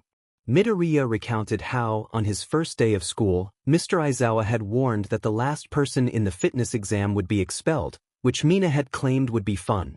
Midoriya sheepishly admitted that he had come in last. Shinso was surprised and asked how Midoriya had avoided expulsion and why he would call another exam fun. Midoriya explained that he had gotten lucky and that he had learned not to stress too much about exams and training, especially since being hunted by villains was far more stressful. He expressed a desire to have some fun at times. Mike, who was nearby, commented that Shinso had been too hard on them, and for once, the narrator agreed. As Midoriya and Shinso continued their conversation, the narrator's thoughts drifted to what Midoriya had given Koda and Eri. The pussycats had come in earlier and were now making noise in the room. The kid wanted to join the game after seeing Eri. The narrator's attention returned to the game when someone was announced as out. To their surprise, Shinso had managed to catch one of Class 1B's students, which elicited a slight smile from the narrator. The next moment was amusing as Kirishima was announced out. After Todoroki froze the ground, Shinso added something to his shoes and stumbled a bit on the ice. The narrator realized he had ice skates, and Mike commented on it. Just then, an announcement declared Todoroki out of the game, leaving everyone in shock that one of the strongest players had been eliminated. Shinso questioned if this was why Midoriya had dragged him off to skate instead of preparing for the exam. Midoriya admitted that it was partly true, he had wanted to try skating and thought it would be a good break. Shinso remarked that Midoriya was the only one who could master skating in such a short time. Midoriya clarified that he had done research to teach both of them quickly, downplaying his skills. They managed to evade several attempts to stop them, including the use of darts. Nezu commented on the sleeping darts that had been requested. Just as they reached a stopping point, the ground turned liquid, and Bondo from Class 1B announced that he had caught them. Midoriya flailed in surprise while Shinso quietly slipped away. Another announcement declared Bondo out of the exam. Bakugo then attacked Shinso, catching him off guard. Midoriya was entangled by vines flooding the area, while Shinso faced Bakugo's explosions. Midoriya attempted to get closer to the situation, and everyone gasped as Bakugo finally caught him, expressing disbelief at how easily he had been caught. My insides crawled with fear as Problem Child tilted his head to one side, smiling as he acknowledged the game. The moment was unsettling, and before I could process it, I witnessed the chaos unfold. Her vines disintegrated as Bakugo's explosions spiraled out of control due to the powder Shinso was dispersing during the fight, reminiscent of their earlier encounter with Todoroki. Seizing the opportunity, Problem Child charged in and caught her off guard, swiftly incapacitating her. The announcement echoed through the arena, confirming that Ibara Shiozaki was out of the exam and instructing her to follow the drone out. A whistle from one of the wild pussycats broke the tension, expressing their astonishment at the events unfolding on screen. Others nodded in agreement, their eyes glued to the match. Problem Child extinguished the flames before rushing to support Shinso against Bakugo. What I didn't expect was to see Shinso tumble from the edge of a tall building. Panic surged through me as I realized he couldn't use his scarf to save himself in that moment. Then, in a shocking turn, Problem Child leaped after him, wrapping the scarf around them both, holding on tightly. Shinso yelled something about Problem Child being reckless, a sentiment I couldn't help but agree with. However, Problem Child didn't respond. Instead, he shouted Bakugo's name, his voice echoing through the speakers in the room. A collective sigh of relief swept through us as Bakugo caught them just a few meters from the ground, though he yelled at them in frustration. But in an instant, they were falling again, having somehow freed themselves from the scarf. The next moment, Midoriya and Bakugo were engaged in a fierce battle, completely ignoring Shinso. My eyes widened as Problem Child fell to the ground, executing a flooring move to trip Bakugo and keep him immobilized. For a brief moment, Problem Child seemed different, his expression hidden from view. Then, a chill ran down my spine as everyone shifted in surprise. The mic on Problem Child's suit picked up his dry mutter, apologizing to Bakugo for being in the way. Gasps filled the room as everyone exchanged incredulous looks. Questions erupted among the spectators, wondering if they had truly heard Midoriya's voice.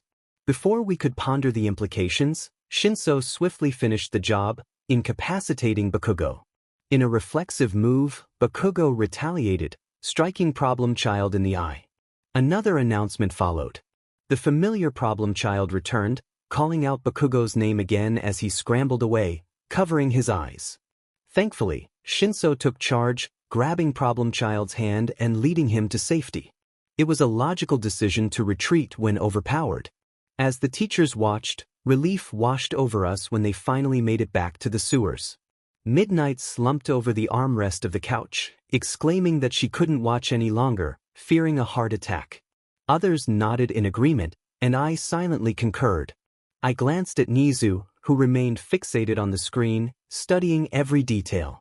I asked him what he was looking for, noting that they had exceeded expectations and could likely have outsmarted half of us with their strategies. Nezu acknowledged the extraordinary performance but insisted it wasn't enough for what he sought. We exchanged confused yet understanding glances. As night fell, I felt a small sigh of relief when Problem Child began working on his computer while Shinso reviewed his notes, both focused and determined. At the Hero Agency, Momo sighed as she settled at the table for an early morning meeting, hoping to strategize before the villains struck again. After losing both Bakugo and Todoroki in the previous encounter, it was clear that the villains were targeting those with powerful quirks. Lita emphasized the need for everyone, especially those with strong abilities, to pair up and cover more ground, staying close to one another. Momo appreciated the solid plan despite their losses. Just then, Momoma attempted to taunt them about their quick defeats, only to be silenced by Kendo's swift intervention. Kendo reminded everyone that they were on the same team, and Momo smiled gratefully at her. Meanwhile, Izuku Midoriya was having a challenging day. After hours of sitting at his computer, he felt frustrated. Principal Nezu's expectations weighed heavily on him, and he couldn't understand what more he needed to show. To make matters worse, he received a troubling request from a mother seeking help for her daughter, who had been a victim of a heinous crime. The criminal was already captured, but without sufficient evidence, he was on the verge of escaping justice. This plea for help struck a deep chord within Izuku, leaving him feeling helpless and unable to express his emotions, knowing that the teachers were watching closely. The urge to unleash my anger surged within me as I took a deep breath, reminding myself to stay calm. The girl was so young, and now they were anxiously waiting to see if she would face the consequences of the incident. Her mother was desperate. I could sense it just from reading her email. She had heard a rumor about an analyst, unsure of how I could help, but she knew I always got the job done, so she reached out to me. I felt a dark desire to take action, perhaps even to burn the world down, but I restrained myself. Instead, I focused on what I did best, suppressing my emotions and typing furiously. 2 hours earlier, I had sent out all the necessary emails, providing enough information to ensure the criminal would face severe consequences. There was a camera, and he had attempted to destroy the evidence. I had gathered enough to secure his imprisonment for life, and I even had leverage to influence the judge. Additionally, I sent $80,000 to the family after thoroughly checking their background. I understood that money couldn't solve everything, but it could help them make choices about their future, whether that meant treatment, an abortion, or caring for the baby. Just to be sure, I also sent a warning to the criminal. It was a simple message. If he ever managed to escape, he would face dire consequences, a promise I intended to keep. Luna had delivered the message, leaving her mark on him. If my work required me to become a killer, I would accept that role. He was not a good person with a history of criminal activities. I was honestly surprised that I hadn't taken a life yet. Overhaul was walking a fine line. I sighed as I got off the bed. Shinso was still asleep, which was probably for the best since he hadn't rested enough the previous night. Our fight had drained him, and I had even turned off his alarm before he woke up. Shinso stirred awake, groaning as he felt the light bruises from yesterday's encounter. Panic set in when he glanced at the clock and realized he had overslept. He rushed out of bed, startled by a quiet laugh from the doorway. Midoriya greeted him, holding a plate of toast and offering breakfast. Shinso, feeling guilty for not helping, accepted the plate and thanked him. Midoriya explained that he had turned off the alarm to let Shinso sleep longer, considering they had a busy day yesterday and not much planned for the morning. Shinso was surprised to hear that the cafe had opened and closed early due to a lack of customers. He questioned why Midoriya hadn't woken him, to which Midoriya replied that he wouldn't disturb someone with insomnia. Shinso raised an eyebrow, curious about how much sleep Midoriya had gotten. When he used his quirk to find out, Midoriya revealed he had only slept for 2 hours. Shinso was astonished and asked what had kept him so busy. Midoriya hesitated, suddenly holding his throat as if he were struggling to speak. Shinso's eyes widened in confusion. After a moment of silence, he asked how Midoriya had managed to avoid injury. Midoriya admitted he didn't know, and Shinso worried that he might have finally pushed him too far. However, Midoriya reassured him with a smile, explaining that he wasn't angry about Shinso using his quirk but advised caution, as others might react differently. Midoriya glanced around, likely checking for any potential eavesdroppers, and asked Shinso not to press the matter further, as it could lead to trouble. Shinso joked about calling for help if Midoriya was involved in anything illegal, masking his relief with sarcasm. Midoriya rolled his eyes and playfully pushed Shinso back onto the bed, joining him with a cup of black coffee. Shinso was surprised, wondering when Midoriya had started drinking it. They sat together in a comfortable silence, with Midoriya flipping through his notebook while sipping his coffee. Shinso felt a sense of peace, reflecting on how he had feared the worst after using his quirk on Midoriya by accident. Yet, Midoriya seemed accustomed to pain from Bakugo, and Shinso promised himself to avoid using his quirk on him unless absolutely necessary. As he finished his breakfast, Shinso couldn't help but break the silence. He hesitantly asked Midoriya about the trouble he might be in. Midoriya simply replied with a firm no, not even considering the question.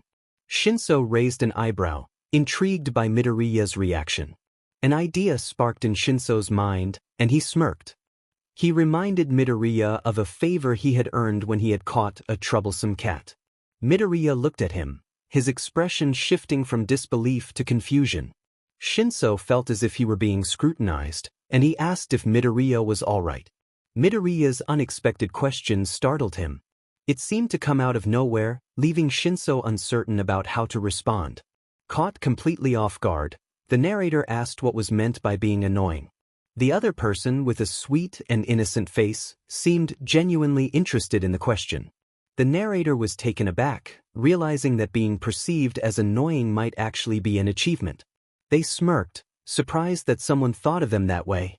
The other person, Midoriya, turned red and huffed, pointing out that this was exactly what he was talking about while taking a bite of food. The narrator laughed but quickly shifted to a more serious tone. Midoriya noticed the change and looked confused. The narrator explained that it didn't take much effort to annoy others, especially when surrounded by bullies. They mentioned how repetitive taunts could lead to boredom, prompting them to start talking back. The narrator half-joked about Midoriya's Royal Highness finding it annoying, mentally scolding themselves for not being able to keep quiet. Looking at Midoriya cautiously, the narrator was surprised to see him deep in thought, contemplating their words. He acknowledged that while it could be annoying, it was also a useful skill, especially with the narrator's quirk.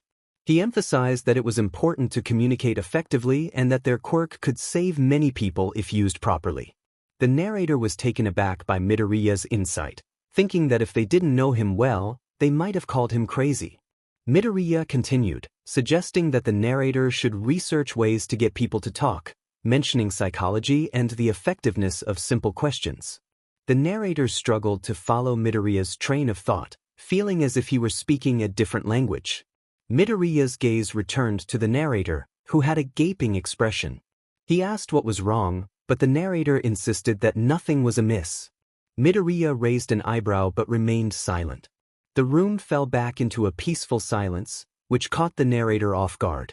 As the narrator's mind wandered, they suddenly had a thought that made them nearly jump out of their seat. They exclaimed, prompting Midoriya to jump in surprise. The narrator questioned why Midoriya had avoided a particular question, pressing him about what he had done that might get him in trouble. Midoriya sighed, expressing that it wasn't fair. The narrator rolled their eyes, insisting that Midoriya had to answer since it was a favor.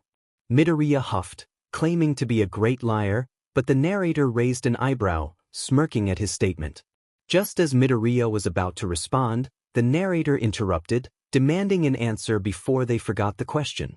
With determination, the narrator watched Midoriya, who huffed again. A smile crept onto the narrator's face, sensing victory. Midoriya finally relented, admitting he had been trying to hack into the drones. The narrator expressed disbelief, reminding him that he couldn't lie. Midoriya insisted he was telling the truth, explaining that he had taken coding lessons and attempted to use that knowledge. The narrator raised an eyebrow, asking if he had succeeded. Midoriya admitted that his plan had failed, as the principal and another teacher's expertise was too much for him. The narrator teased him about wasting a favor on that endeavor, playfully threatening to be mad if they got into trouble because of it.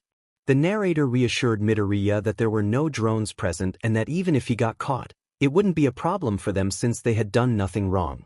In Midoriya's perspective, he had indeed managed to hack into the security system of the drones, which made him slightly worry about the technology. However, he reassured himself that it was just improvised drones for a game. He glanced at Shinso, an idea forming in his mind. With a mischievous smile, he mentioned the possibility of using a favor from Principal Nezu to have Shinso transferred to Class 1A, ensuring they would be together for the next couple of years. To his surprise, Shinso laughed and said he wouldn't mind that arrangement. Midoriya smiled and took another bite of food, feeling content with the enjoyable moment they were sharing. Overall, things were peaceful as Midoriya typed away on his computer while Shinso rummaged through his bag, asking if they would be going out soon since their shift was only 2.5 hours away. She looked up at him and then at the time, realizing they needed to hurry. She snapped her computer shut and suggested they get going. Shinso appeared a bit on edge lately, and she thought that getting more work done might help him feel more confident about their abilities. He raised his eyebrows in surprise at her eagerness. She reassured him that they had plans for the day. Curious about their strategy, Shinso expressed his concern about not being much help in direct combat anymore. He looked down, nervous. She tilted her head in confusion, wondering if he had hurt himself. He quickly dismissed her worry, explaining that he had lost his scarf in the last match and felt incomplete without it. She fell silent, and he noted her lack of denial, expecting her to contradict him. She questioned whether he wanted her to say it would be fine, to which he scoffed, indicating that he thought she would. She acknowledged that while he was skilled, his scarf was indeed his primary weapon. Without it, he was like a swordsman without a sword. Shinso laughed, admitting that at least she accepted the truth, though he still seemed anxious. Turning to her wardrobe, she tossed him a rolled-up capture weapon just in time for him to catch it before it hit his face. He was surprised and asked how she had it. She shrugged, explaining that she understood the importance of support weapons in a fight. Without her gloves, her air blast move was ineffective, and without her reinforced shoes, her shooting style suffered. She had prepared spare equipment with Mia, including extra gloves. Shinso suggested that she should join him in learning to use the scarf since she had always expressed interest. She felt her face flush, recalling her earlier confidence. He laughed at her reaction, and she mentioned that Mr. Aizawa was the only one who could teach her, but she didn't want to ask him. Shinso insisted that Aizawa would have no problem teaching her, noting that she was his favorite student. When she rolled her eyes, hoping to change the subject, Shinso offered to teach her himself, since he was learning the basics. He playfully threw the scarf around her neck, but she reminded him that she needed to focus on controlling her quirk before taking on new fighting styles. She had lost control too many times and felt that adding more techniques would hinder her progress.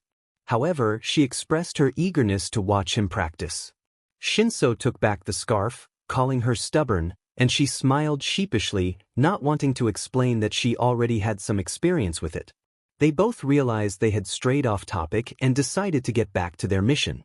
Suddenly, a drone appeared, delivering a message about a drive containing their key files, which was locked in a box at the hero base. They needed to obtain it before the hero team did, or they would lose the game. Alarmed, they agreed to split up and search for the box. She muttered to Luna, who had teleported into her hood, about the unfairness of sneaking into the enemy base. As she scaled into an empty room in the hero base, she jumped up into the vents, hoping to remain undetected. Inside, chaos reigned as everyone searched for the box. She spotted Shinso a few times. He managed to evade capture by convincing others to forget about him. Unfortunately, it was Shoji who ultimately found the box, heading towards someone who likely had the key to open it. She silently navigated the vents, a drone trailing behind her but unnoticed by the others, who likely thought it was following Shoji. She hesitated to attack, knowing there was a good reason for her caution. They continued to follow for another minute before stopping. Confusion washed over as a box floated into view. The thought of Hagakure crossed my mind as I activated the heat-sensing function on my goggles. Just as the box opened, I leaped down, landing right behind Shoji. Before he could react, I wrapped my legs and arm around him and drew my knife, leaving a faint mark across his throat. One might expect Hagakure to intervene, but she was limited by the weapon binding her. A grin spread across my face as Shinso made his move. He expressed his gratitude as he took the opened box from her hand, retrieved the drive, and discarded it underfoot. A chime echoed, announcing that the villains had completed their mission and that Toru Hagakure and Mizo Shoji were out of the exam. I smiled and wished them a good game. Hagakure, astonished, remarked on my elusive nature, wondering if I had been hiding in the vents. I simply smiled, knowing they couldn't see it, and retreated back into the vents, leaving the rest to Shinso. Remaining hidden, I navigated through the building, setting traps and leaving a message for the heroes before slipping out and heading back to the shop. Shinso's perspective shifted as he decided to follow Midoriya's example and entered the vents. It proved to be more challenging than anticipated. He had to move cautiously to avoid making noise. Despite the difficulty, it was far easier than trying to evade the chaos unfolding below. A smile crept onto his face as he spotted his target. He jumped from the vent, attempting to stay in the light while making his way to an abandoned room. He sensed his target closing in and slipped into the shadows. His target should have questioned his presence, but he was grateful for the advantage. As the target lunged, attempting to restrain him, Shinso swiftly countered, pulling him into the light. Without hesitation, he made his move. The opponent appeared surprisingly calm, acknowledging his defeat with a nod. An announcement followed, declaring Shirhai Kuwaro out of the exam. Shinso nodded in response, unsure of what to say, before retreating back into the vent. He continued his search, determined to eliminate one more opponent. Eventually, he found himself in a suspiciously quiet and abandoned room. He dropped down, only to be ambushed by 3 opponents, Jiro, Kaibara, and Hananuki. He recalled their quirks, thanks to Midoriya's insistence on memorizing them. As the ground began to sink beneath him, panic set in. He struggled to free himself, feeling trapped and vulnerable. Just when things seemed dire, luck turned in his favor. Kaibara attempted an attack, but Shinso narrowly dodged, causing Kaibara to become ensnared. Seizing the opportunity, Shinso pulled himself free and swiftly incapacitated Kaibara. Jiro shouted for her teammates to support her from the back, her confidence wavering as Shinso revealed his scarf. He wrapped it around her, holding a knife close. He warned her not to move, realizing his wording could have been clearer. Just then, an explosion erupted nearby, showering Kaibara in red paint. Surprised, Shinso quickly dealt with Jiro. Kaibara questioned how the trap had been set, but Shinso shrugged, not lingering as he heard more voices approaching. He made a hasty escape toward a window, dropping into the street and darting into an alleyway. However, he soon found himself ensnared in a trap. Frustrated, he realized he had fallen for a tripwire and was ambushed by Momo and Kendo. Momo attempted to restrain him. He sarcastically suggested they forget the whole incident, feeling increasingly anxious. Kendo questioned how he had managed to eliminate 5 opponents. Shinso remained silent, but his heart raced when he heard Midoriya's voice. Midoriya raised his hands, explaining he was there to help Shinso. Momo expressed surprise at the situation, while Midoriya's unconventional approach to rescuing Shinso drew her attention. As they prepared to cuff him, Shinso hoped Midoriya had a plan.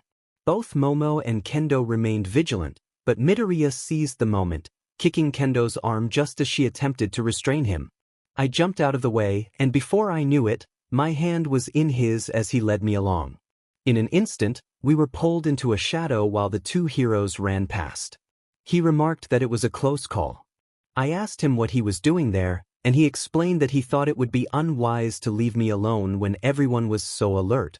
He added that while I could handle myself, he preferred to be safe rather than sorry. He glanced around to check if anyone was nearby and confirmed that we were good to go. To my surprise, I noticed that his hands were uncuffed. I asked how he managed to get his cuffs off, and he pointed out that mine were off too, encouraging me to just take them off. I looked down and realized he was right. As I removed the cuffs, I asked how he had done it, recalling that they had been tied securely. He joked that sometimes magic helps in hero work. Then, unexpectedly, he reached out to my neck and scarf, and I asked what he was doing. He brushed against my neck and pulled out a bug, explaining that some of them were still focused on their goal. He dropped it and stomped on it, then urged me to head back. He mentioned that he hadn't made a double batch of something in the morning and that we needed to finish cooking to avoid being late for our shift and giving them more evidence. I agreed and thought to myself that he never ceased to amaze me. Ajui's perspective revealed that we were not having a good day.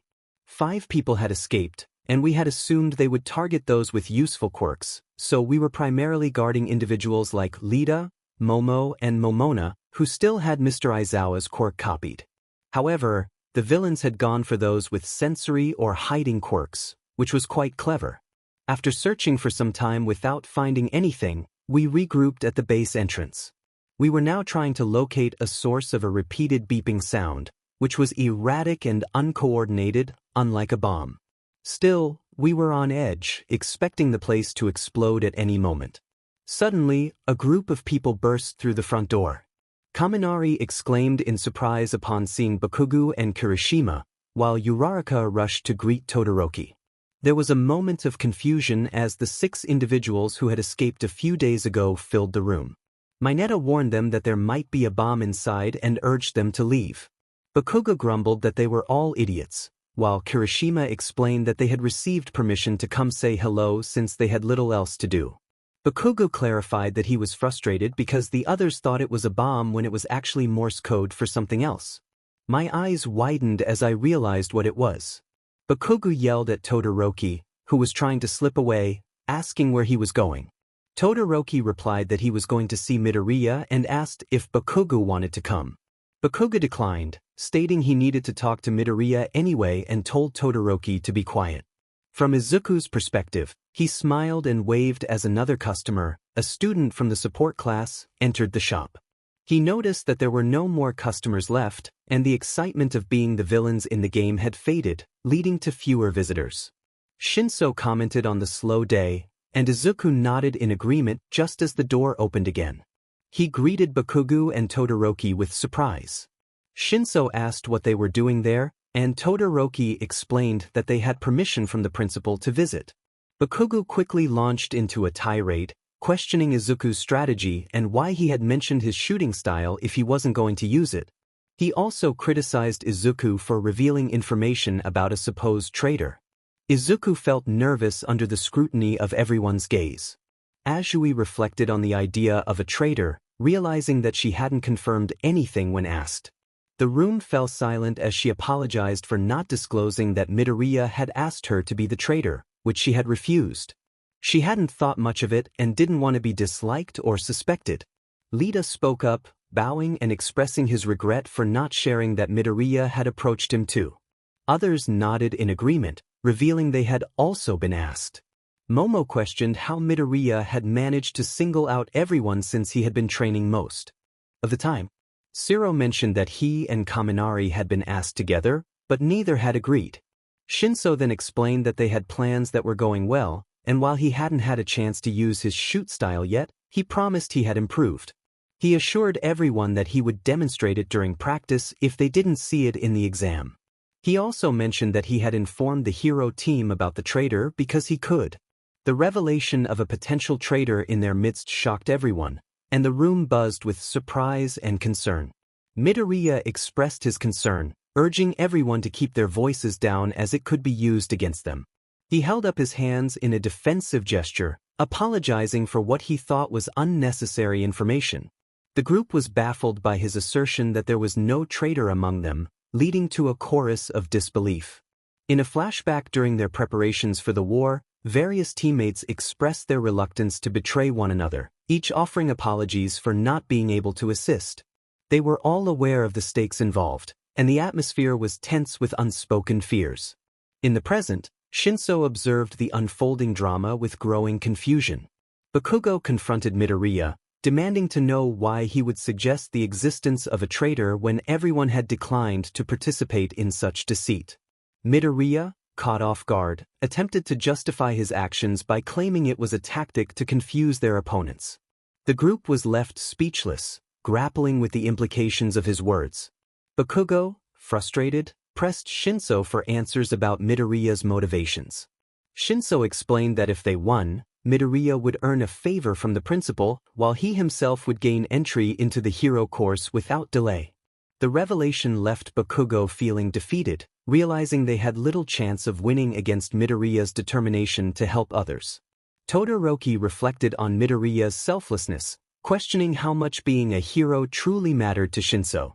With unwavering resolve, Shinso affirmed that it meant everything to him. Todoroki pointed out that Midoriya would never let an opportunity to assist someone slip away, recalling how he had once sacrificed his own well-being for Todoroki's sake. As Midoriya returned with drinks, his cheerful demeanor contrasted sharply with the tension in the room. He offered Shinso a cup, who accepted it while feeling the weight of Midoriya's intense gaze.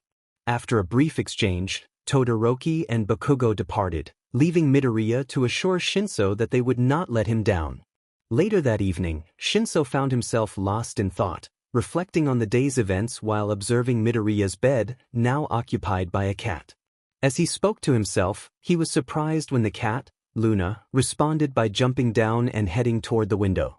When Shinso offered to open it for her, he was astonished to see her manage it herself. However, his surprise quickly turned to horror as a snake slithered through the window. He instinctively reacted, startled and shouting, which prompted Midoriya to rush in, concerned. Midoriya, clad in casual attire and bandages, quickly assessed the situation. He pointed out the snake, introducing it as Nox, while both the cat and snake seemed to share a moment of mischief.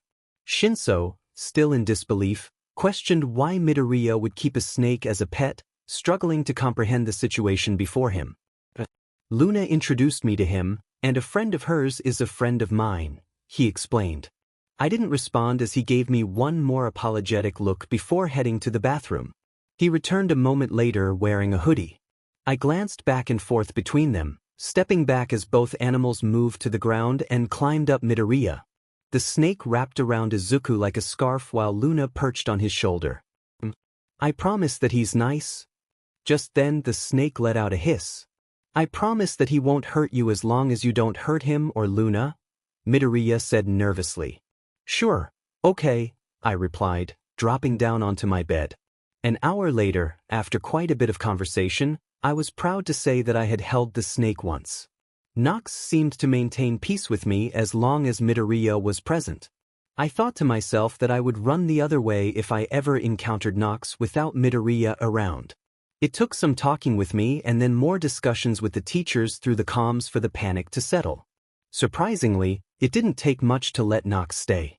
Midoriya had a word with the principal and Mr. Aizawa, and then the snake even spoke with Principal Nezu. I figured being the teacher's favorite student helped.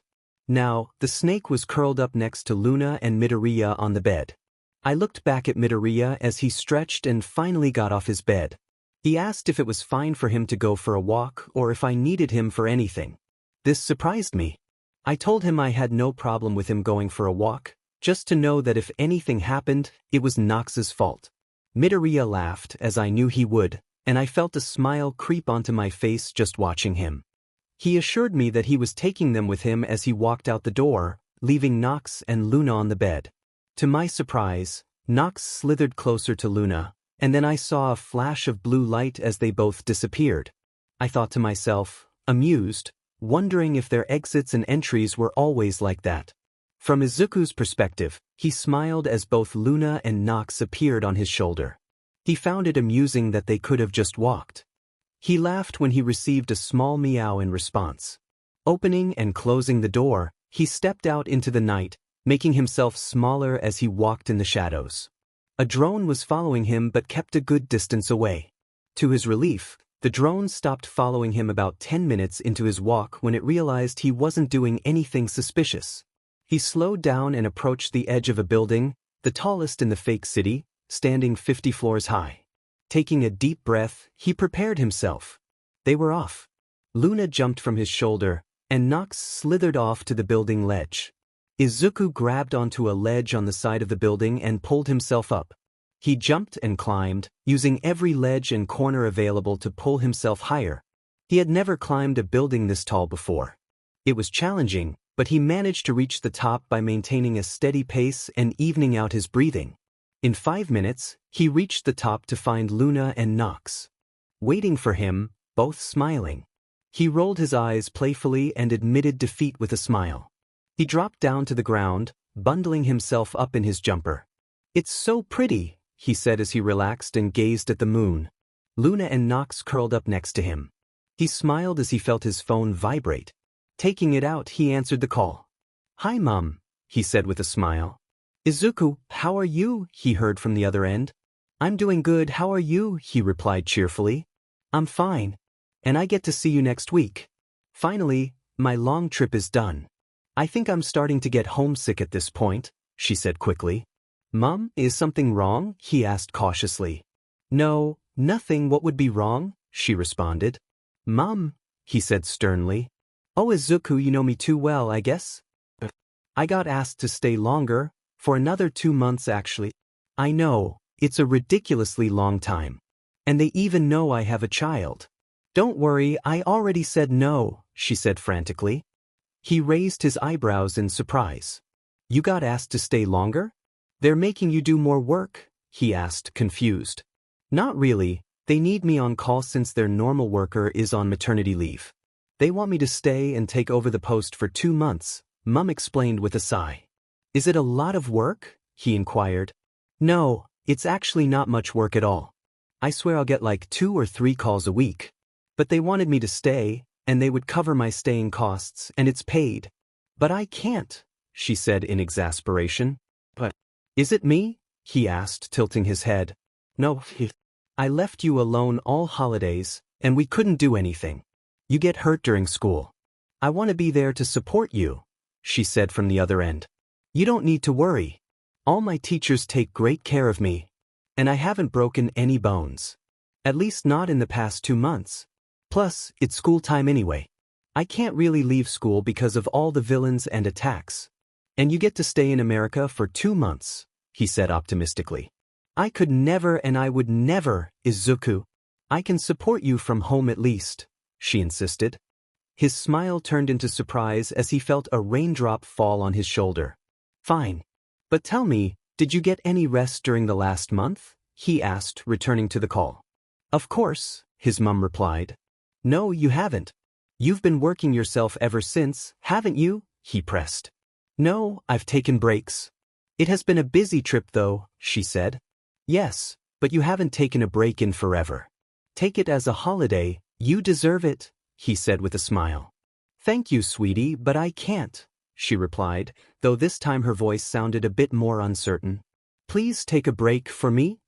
I couldn't even meet him there, but at least he could help with his work and enjoy a half-paid holiday. I expressed my thoughts, hoping for a response, but there was silence. I continued, urging him to finish his schoolwork so we could hang out again when he returned. It wasn't like we could meet unless I had a teacher with me or he came to my school, and I smiled as I shared my thoughts. His mother responded with a hint of sadness, noting how her baby boy was growing up and becoming independent. I felt a blush rise to my cheeks as I protested, reminding her that I was 16, not 6. She laughed, and I playfully insisted that she take a break and visit as many places as possible. I added that if she didn't bring back the best snack she tried, I would be upset. The rain intensified, and I smiled as I extended my hand to catch the raindrops. Her laughter echoed again, and she expressed concern about whether I would be all right. I reassured her that I was determined to work hard on my exam and improve my quirk control before her return. My friends were back, and my teachers were looking out for me. I hesitated before promising that I would be there when she returned, ready to take her on adventures since I would be tired of staying indoors. She thanked me and reminded me to stay out of trouble. I agreed, telling her to call me, and ended the call with a cheerful farewell. As the rain poured down, I couldn't help but smile while looking back at the moon, feeling that everything had gone according to plan. With all for one aware of my identity, It was crucial to keep those I cared about at a distance. It was my decision to arrange for my mother to have an extended stay in America, involving a few emails to her boss and some clever persuasion. Soaked to the skin, I climbed down the building and continued my walk, realizing I needed to head back soon due to the heavy rain. Luna and Nox jumped onto my shoulders, curling around my neck, providing warmth. I felt a slight twitch from Luna's ear as she moved closer to Nox, and I was surprised by her soft meow, questioning why they were leaving. I received a gentle hiss from Nox before they vanished, leaving me puzzled. Meanwhile, at Izuku and Shinso's house, Shinso felt a sense of unease in the silence that surrounded him. He missed Izuku, not just his voice but the presence that filled the room. As the rain fell steadily, he grabbed his phone, a smile creeping onto his face when he saw Izuku's contact.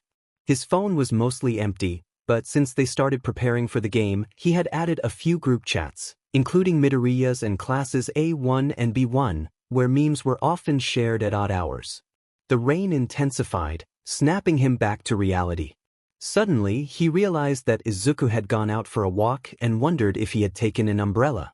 In a hurry, he put on his shoes, grabbed an umbrella and jacket, and rushed outside. After searching for a few minutes, he finally spotted Izuku walking in the rain. Relief washed over him as he approached, trying to remain unnoticed. However, Izuku turned around and exclaimed his surprise at seeing Shinso out in the cold rain. Shinso pointed out that Izuku was soaked, to which Izuku proudly claimed he had never gotten sick from the cold. Shinso smirked, reminding him that he could see him shivering and insisted they go home, knowing Izuku might get hurt in the rain. Izuku protested, stating he would have been fine and was heading back anyway. Shinso countered, questioning what kind of friend he would be if he let Izuku get drenched. He felt Izuku's gaze on him, and despite his usual avoidance of friendships, he found himself acknowledging their bond. As they walked, Izuku relaxed into Shinso's grasp, holding his hand tighter. Shinso glanced back at him, and Izuku thanked him with a smile. What struck Shinso was not just the smile but the way Izuku's eyes seemed to focus solely on him, glowing in the moonlight and making him feel seen. Shinso smiled one last time before pulling Izuku closer and continuing their journey together. Nezu's perspective was filled with curiosity about Midoriya's daily activities on his computer.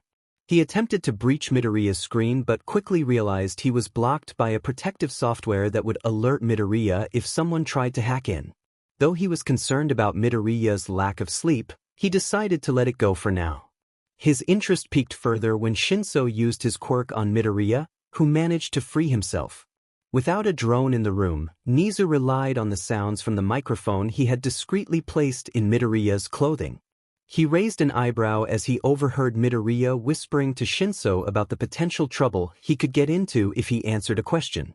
The whispers of their classmates filled the room, teasing Midoriya about his eagerness to learn the capture weapon. As the students prepared to leave, Nezu deployed a drone to assign them a mission. They quickly grasped the task at hand and rushed to complete it.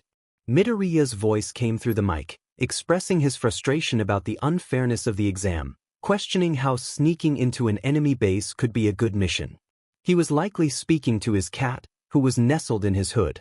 Nezu's attention shifted when he heard footsteps approaching the door, and he smiled as it opened to reveal familiar faces. Aizawa confirmed his suspicions that this was indeed the worst exam Nezu had organized in years. Endeavor and Hawks entered, and Aizawa sighed, questioning why Nezu had invited them. Nezu, with a gleam in his eye, explained that he believed the more, the merrier, and that it was beneficial to showcase the capabilities of the next generation. Aizawa thought to himself that he preferred it when the problem child took the lead. Recovery Girl's voice broke through the chatter, demanding that Nezu announce the students who had completed their mission. Nezu complied, and everyone returned to their seats to watch the exam unfold. Midoriya and Shinso split up, with Midoriya exploring empty rooms, likely setting traps. Aizawa shifted his focus to Shinso, who was also navigating the vents with surprising skill. He managed to outsmart two opponents, using their quirks against them, but ultimately fell into a trap set by Midoriya. Aizawa observed the scene with a deadpan expression, noting how well the students worked together. Hawks commented on Shinso's predicament, and Aizawa mused about how effectively they were using their abilities. As the hero team searched for the source of a beeping noise, Aizawa quickly deciphered the Morse code message indicating there was a mole among them. Endeavor, having remained silent until now, expressed his surprise that Todoroki had already escaped. Bakugo, who had come to visit, clarified that it was Morse code and not a bomb, causing confusion among the heroes as they interpreted the message. Aizawa's attention returned to Midoriya and Shinso, who were now being approached by Bakugo. He watched as Bakugo interrogated Midoriya, and when he received no answers, he turned to Shinso after Midoriya went to fetch drinks. Shinso revealed that if they won, Midoriya would receive a favor from Nezu, and he would gain entry into the hero course without waiting for a spot. Bakugo's frustration was palpable as he reacted to the news. Aizawa raised an eyebrow at the exchange, while Mike questioned whether he had already known about the stakes. Aizawa simply glared at him before returning his gaze to the screen. Todoroki remarked that they had no chance of winning from the start, prompting Aizawa to wonder what he meant. Shinso echoed his thoughts, asking for clarification. Todoroki explained that Midoriya would go to great lengths for others, perhaps too much, and questioned how important being a hero was to Shinso. The latter responded with determination, stating it meant everything to him. Aizawa smiled slightly, recognizing the motivation Shinso would need. Todoroki continued, emphasizing that Midoriya would not let an opportunity to help someone slip away, recalling how Midoriya had once injured himself to assist him. Aizawa's eyes widened at the truth of Todoroki's words, realizing the depth of Midoriya's commitment. Todoroki concluded that Midoriya was destined to win, while Bakugo wore a scowl, clearly unimpressed. Midnight observed with sparkling eyes, marveling at the belief the hero team had in their friend. She speculated whether Todoroki had a crush on Midoriya, suggesting they would make a cute couple. Although I ignored her, a hint of annoyance bubbled within me. Problem child was too innocent for romance, not yet anyway. For the next few hours, a calm settled over the group. I was impressed by the hero team. Despite the looming threat of a traitor, they managed to regroup, forming teams of 3 to patrol and avoid being alone. The 2 problem children were in their rooms, thankfully not plotting anything else. I was dozing off peacefully when a sudden yell jolted me awake. Before I could fully comprehend what was happening, another yell erupted, this one much closer. Something was hanging on me, and I turned to see Mike, but my attention was quickly drawn to the screen where chaos unfolded. A snake. Nezu, you didn't mention there would be snakes in the exam. Tiger exclaimed, and the commotion escalated. Problem Child rushed into the room, wide-eyed and shirtless, wearing loose pants and bandages around his arms. He looked at me with concern, asking if I was okay. To my surprise, he didn't panic. Instead, he sighed and tapped his forehead. The cat and snake, who had been laughing, immediately stopped and offered apologetic gestures to Problem Child. Nezu chimed in, explaining that they were saying sorry. We all paused to listen to their exchange. Problem Child introduced the snake as Nox, looking a bit nervous. My heart raced as I processed the situation. Shinso woke up to a peaceful feeling, glancing at the clock which read 3:50 a.m. He smiled slightly, realizing the benefit of having 2 insomniacs running a cafe, especially since they had adjusted their opening time to 7 a.m. for the school students. He turned to look at Midoriya's bed, surprised to see him sleeping peacefully for the first time. Drawn to him, Shinso was about to stand when Luna, perched at the edge of the bed, hissed silently at him. Nox also watched him intently, causing Shinso to freeze in place. As Midoriya shifted in his sleep, Shinso quietly exited the room, heading downstairs to the bathroom. He sighed in relief while sipping coffee, appreciating how Midoriya made it taste better. Returning to the room with a plate of food, he froze when the floor creaked beneath him. He glanced at Midoriya, feeling a mix of relief and anxiety as Midoriya opened his eyes and greeted him sleepily. Shinso was taken aback when Midoriya rolled over, almost tumbling out of bed. He rushed to check on him, unsure of what to do as Nox coiled around Midoriya's neck. Midoriya stood up, still wrapped in his blanket, assuring Shinso he was fine. Shinso couldn't help but notice how sleepy Midoriya looked and urged him to go back to sleep. Midoriya protested, claiming he was awake, but another yawn betrayed him. Shinso chuckled, amused that Midoriya was the only one who would respond even after a threat to use his quirk. Midoriya insisted they wouldn't be ready in time, but Shinso pulled him back into his seat, presenting him with breakfast. Midoriya's surprise and gratitude warmed Shinso's heart. Shinso mentioned that Midoriya could use his dad's quirk to manage his sleep schedule, piquing Midoriya's interest. He asked about the quirk, and Shinso explained that it allowed his father to stay awake for extended PRDS. Midoriya's eyes sparkled with excitement as he inquired about the limits of the quirk, and Shinso felt a sense of camaraderie growing between them. Does it give him resistance to sleeping gas? Would he be able to resist Miss Midnight's quirk? The number of questions he asked made me sweat. I had no idea, and that seemed to bring him back to reality. He apologized, saying he got a bit too excited. I noted how he always got like that when it came to quirks. He found them fascinating, tilting his head to the side. I figured he would choose another quirk if he had the option. He looked at me, confused, and said there were many other quirks, 10 times better than his. While his quirk was practical, there were always better options.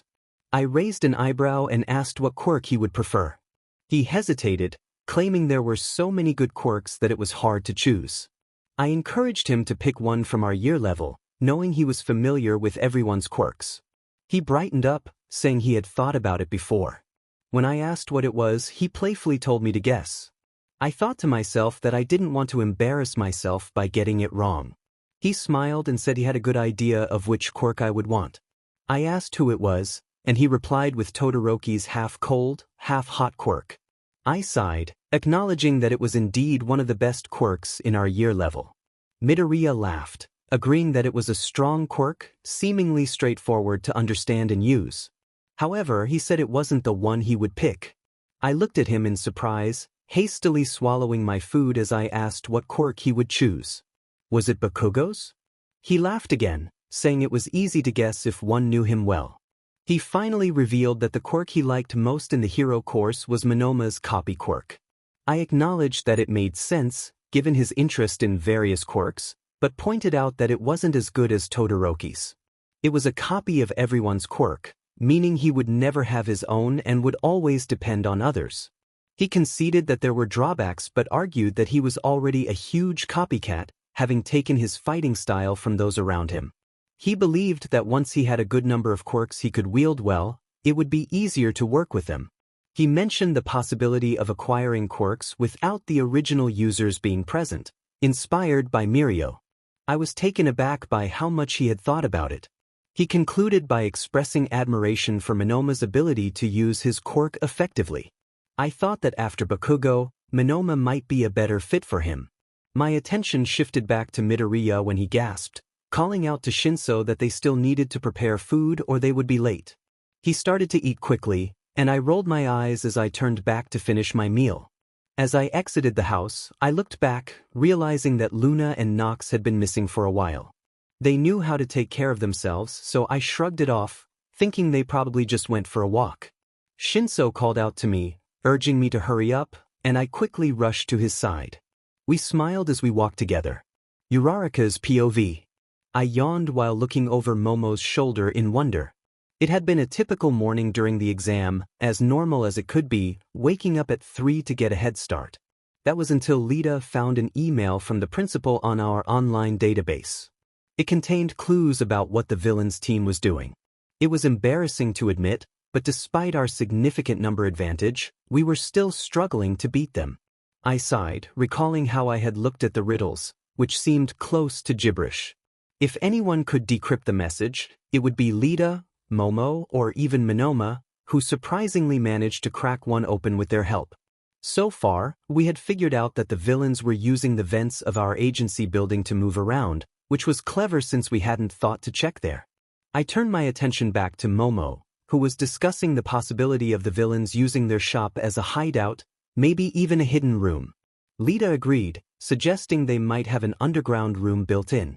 Kendo pointed out that this didn't explain how they managed to get through the entire city without being detected. I nodded along. Monoma excitedly chimed in, suggesting the sewers as a possible route for the villains. Momo gasped, realizing he was right. Monoma boasted about how much better he was than us, which prompted Kendo to yell at him to get to the point. Monoma continued, explaining that the villains had been moving across the city through the sewers, and we had to find a way to counter that. Mina exclaimed that now we knew their tricks, we just needed to catch them in those locations. Lita reminded everyone that we still needed to think of a countermeasure and that we had one more code to crack, one we had made no progress on. Zero encouraged us not to be too negative, acknowledging the 2 codes we had figured out so far. I smiled at their banter, and Momo laughed, agreeing with both of them. They still had to be cautious, but she had made some paper sensors and stuck 2 or 3 on the edge of every sewer a person could fit into. That way, they would know which way someone entered and exited. She handed out several of them, and he took some, smiling at Kamori, who was his partner for setting the sensors. Just as they were about to leave, he paused when Koda, Tetsu, and Shota walked through the door. He couldn't help but squeal along with some others. Luna was carefully held on Koda's arm. He smiled and stepped closer, remembering Tetsu's idea of asking Luna, Dekukuin's cat, for clues about what he was doing. Koda had the perfect quirk for working with animals, making it easy to get Luna to communicate. As he approached, he was startled when Luna jumped onto him and then onto the counter. He looked at Koda questioningly. Koda explained that he had tried to ask her questions, but she said she would talk once everyone was present. Koda leaned down slightly, looking a bit uncomfortable but determined, and asked if they could inquire about the tricks Midoriya and Shinso were using to outsmart them. He seemed uncertain, probably unsure of how well the cat would understand the question. To his surprise, the cat responded. She greeted them and mentioned having heard a lot about them from Izuku, complimenting them on being amazing and cool, though she didn't entirely agree. He glanced at Koda, both of them taken aback. The cat continued, expressing a desire to give them a taste of pain but stated that she liked Izuku and tolerated some of them. He was astonished that such words were coming from a cat. Monoma, however, interrupted with a loud outburst, questioning the cat's attitude and making a scene. Pleas for him to stop were drowned out by screams as he stepped closer to Luna. Suddenly, a black snake appeared on Monoma's neck, causing him to freeze, its fangs poised dangerously close to his skin. The principal's voice chimed in, reminding them that Nox had promised not to harm anyone. The snake hissed, looking at the camera as Principal Nezu reiterated that Monoma should not attack the animals unless they attacked first. The snake slithered off Monoma's shoulder, and the principal introduced Nox as one of Izuku's pets, clarifying that it would not participate as long as no one harmed it or Luna. Koda translated the snake's message, which warned that it wouldn't provide any information and advised caution. If its friends were harmed, it would wish for them never to have been born. Koda's voice grew quieter as he bid farewell, and both animals made a sound before teleporting away, leaving the room in shock. 2 hours later, he yawned, still tired from their early morning as they returned to the agency. Momo had called them back urgently, claiming it was super important. He asked what had happened, and she exclaimed that trackers had been placed on all of them. He was taken aback by the revelation.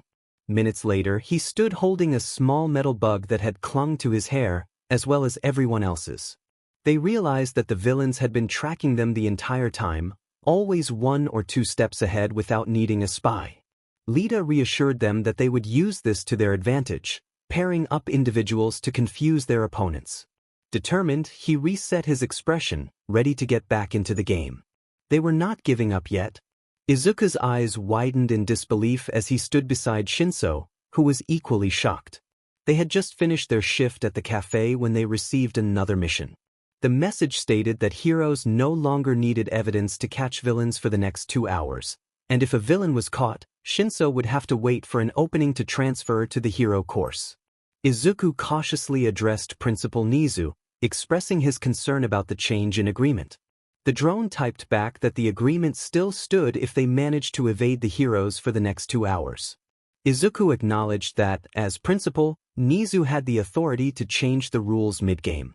Shinso expressed his frustration, concerned that it would make Izuku's role more difficult. Izuku placed a reassuring hand on Shinso's shoulder, reminding him that real villains wouldn't play fair and that this was a chance for training.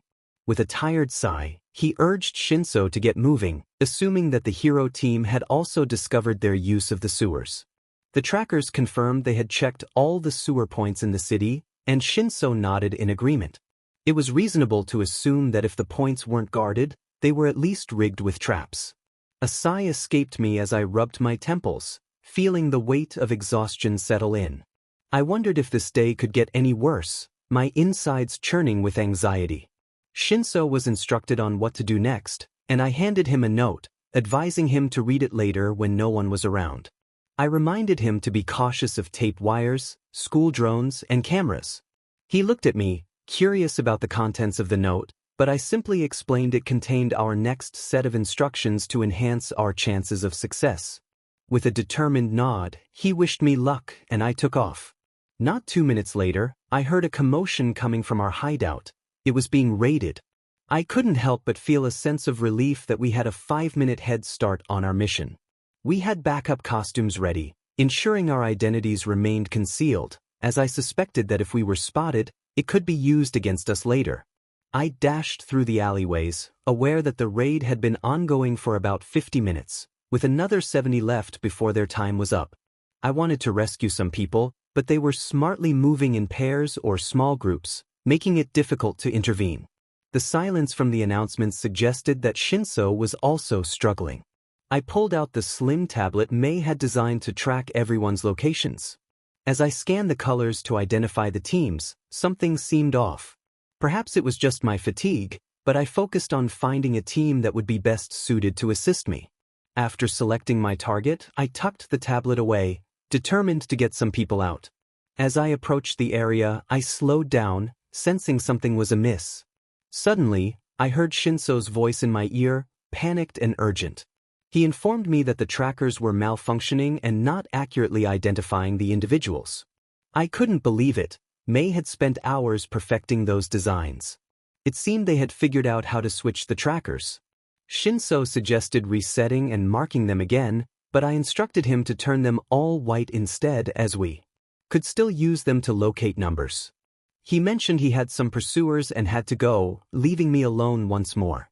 I froze, caught off guard by a sudden wall of air that surrounded me. Monoma's voice echoed as he revealed himself, and I realized I was trapped.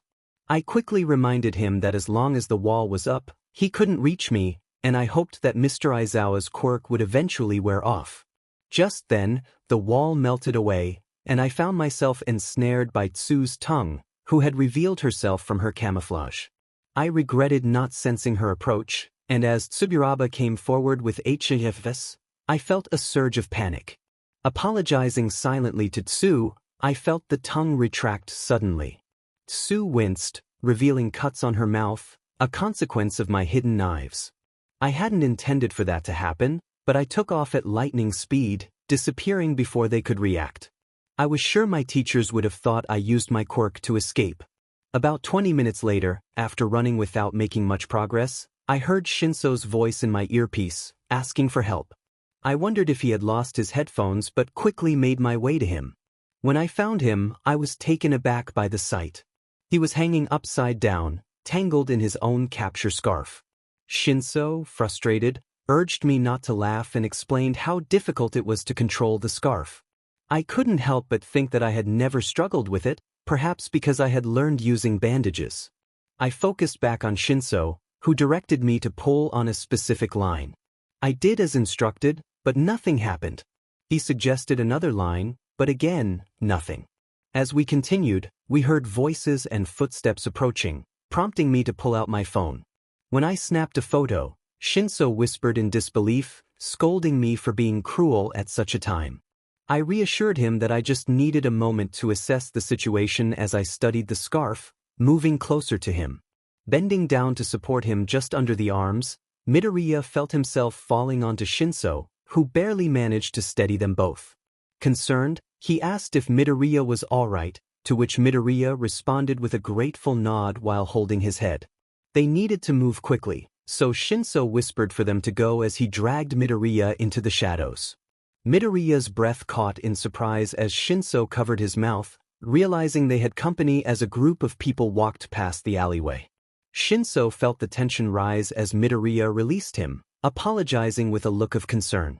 Understanding the gravity of their situation, Shinso nodded. It would be game over if they got caught, and they needed to take this seriously. He inquired if Midoriya had managed to secure a tracker yet, to which Midoriya replied that he might have one, but the chances were slim. With a frown, he expressed his disappointment about the exam becoming less enjoyable. Shinso shared his sentiment as he peeked out, feeling the presence of several individuals approaching them. Midoriya's eyes widened as he recognized the threat and asked if Shinso had made contact with Momo, pulling out a tracker from Shinso's clothes without needing an answer. Shinso sighed, noting they still had 45 minutes left, more than enough time. Midoriya suggested hiding in a place where their pursuers wouldn't think to look, planning to wait it out before fighting back when necessary. Shinso agreed, and moments later, they found themselves back at the Hero Agency. There was only one person left to guard the place, and they were clearly not doing their job. Midoriya proposed hiding in the vents, a clever idea since the guards were checking everywhere but there. Midoriya motioned for Shinso to go first while he rushed to a computer, typing away. Shinso pulled down the vent cover and climbed inside, only to freeze in panic upon seeing several purple balls inside. Realizing the danger, he tried to pull away carefully. Below, Midoriya asked if he was alright, and Shinso explained the situation with Mineta's quirk. Frustrated, he cut a part of his clothing and jumped back down. Midoriya quickly joined him, holding a bomb in his hand, which turned out to be a net bomb. They both agreed it was a bad idea, and Shinso grabbed Midoriya's hand, leading him away as they ran across the building. They scaled down and navigated through several alleyways, relieved to have escaped a close call. However, Shinso felt a presence behind them and managed to dodge while pulling Midoriya along, narrowly avoiding the net bomb. They could hear multiple footsteps approaching, and without wasting any time, they ran for their lives. Eventually, they reached an open area, realizing they had no choice but to fight, with only 10 minutes left on the timer.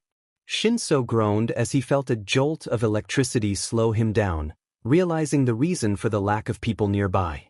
Although their costumes had some protection, it still hurt.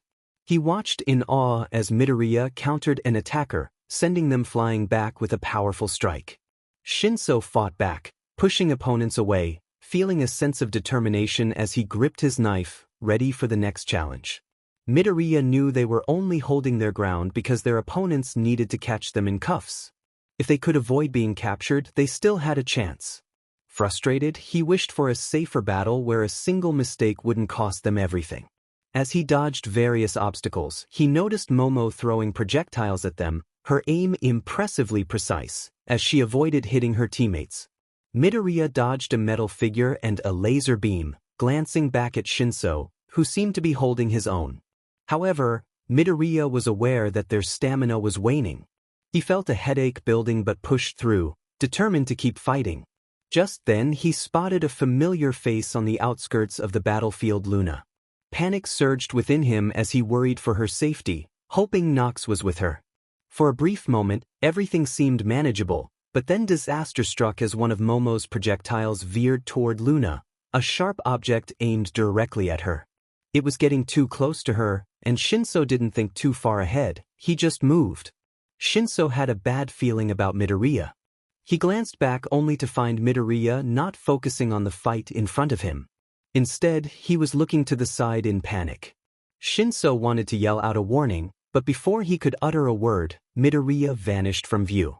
Confused shouts erupted, halting the battle as everyone searched for him, including Shinso. Widened when he spotted Midoriya standing on the edge of the fighting group, crouched down in front of Luna. Midoriya's quirk was out, swirling around them, primarily focused on Luna. He let out a sigh of relief, trying to steady his breathing while speaking to Luna as if they weren't in the midst of a battle.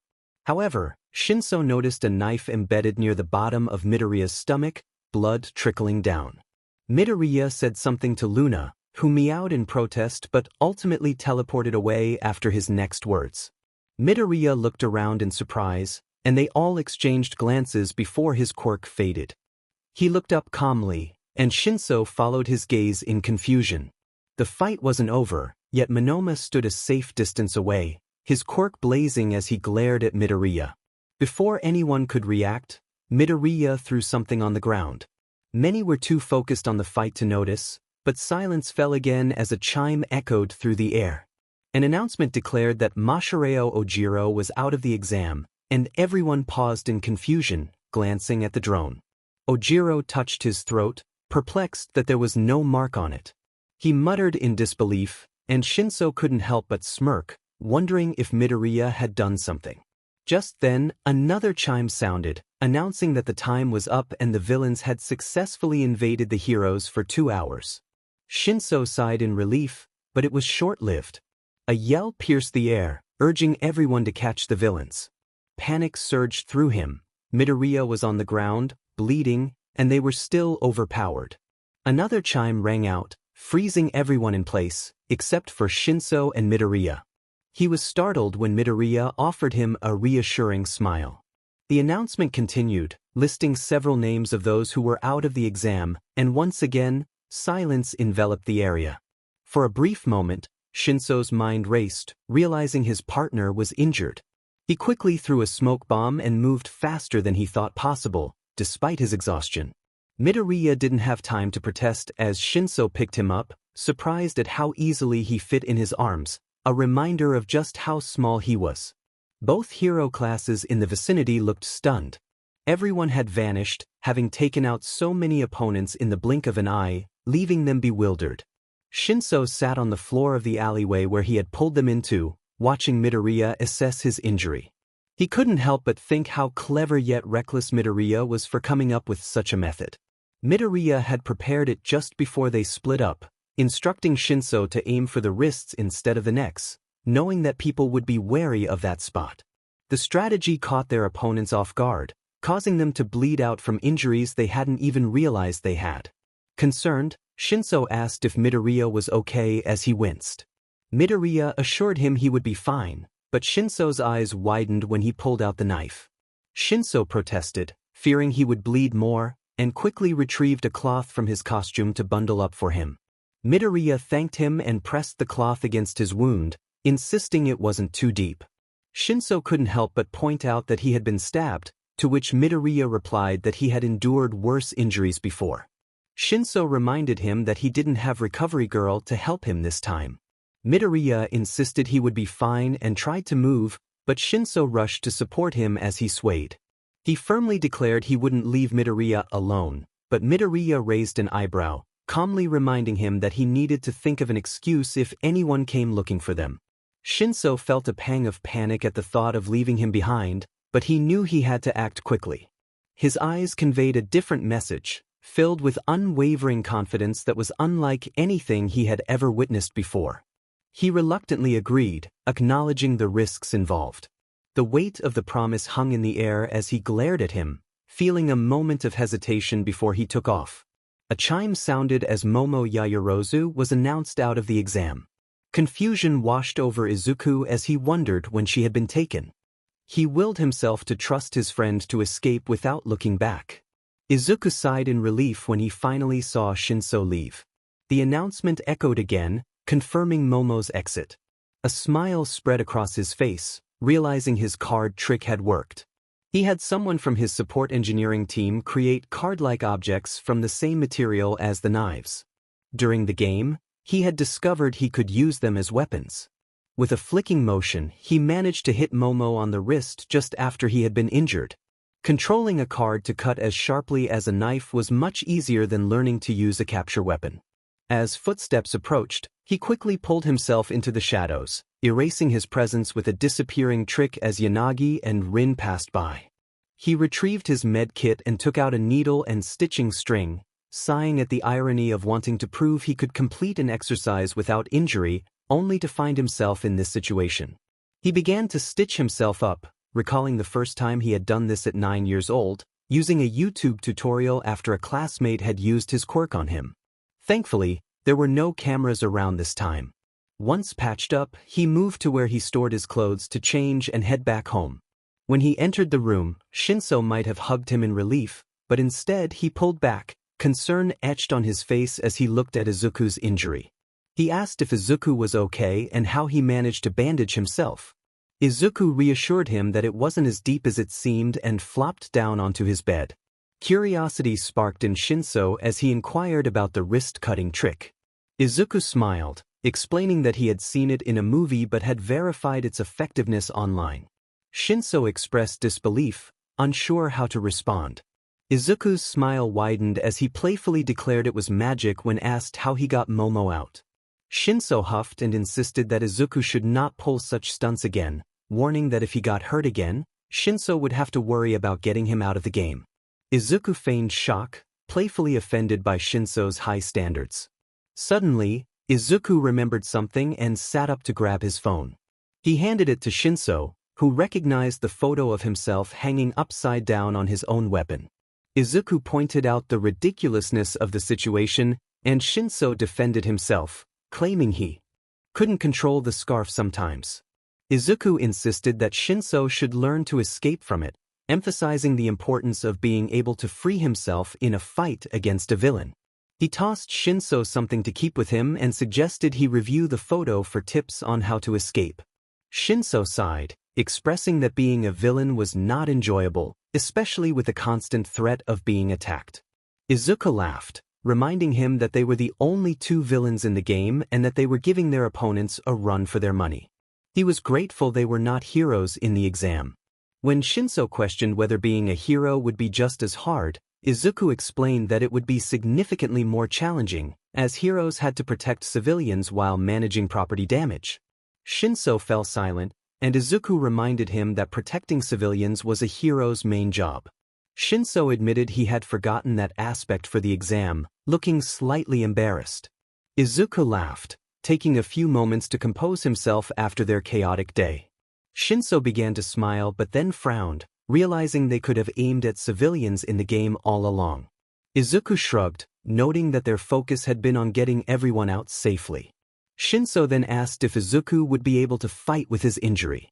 Izuku assured him he would be fine, stating he needed to get used to it since he couldn't pause during a fight against a villain. He promised to be careful.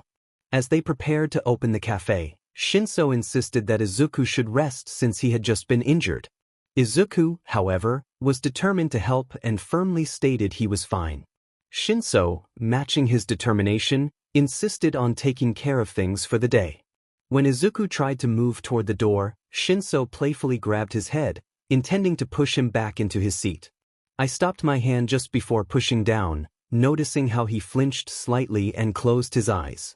My gaze softened and instead, I ruffled his hair, melting at the sight before me. Midoriya opened his eyes, peering at me in surprise. I thought to myself that I would never have hurt him in the first place. With a sigh, I said he could sit at the register, but he needed to stay put. I didn't like talking at the register anyway. His face broke into a smile as he agreed and got up to head to the door. I let out another puff of air before following him, a small smile on my face. Izuku leaned back in his chair as Shinso put up the closed sign on the shop. He really wasn't joking about no moving. He didn't even let Izuku get up to make coffee for the customers. Shinso turned back to him, asking if he was coming since there was no work to do. Izuku replied that he might stay a little longer because he didn't feel like moving. Shinso raised an eyebrow, reminding him that it was getting dark. Izuku groaned again, insisting he would catch up later. Shinso rolled his eyes, warning him that if he wasn't back in 30 minutes, he would come looking for him.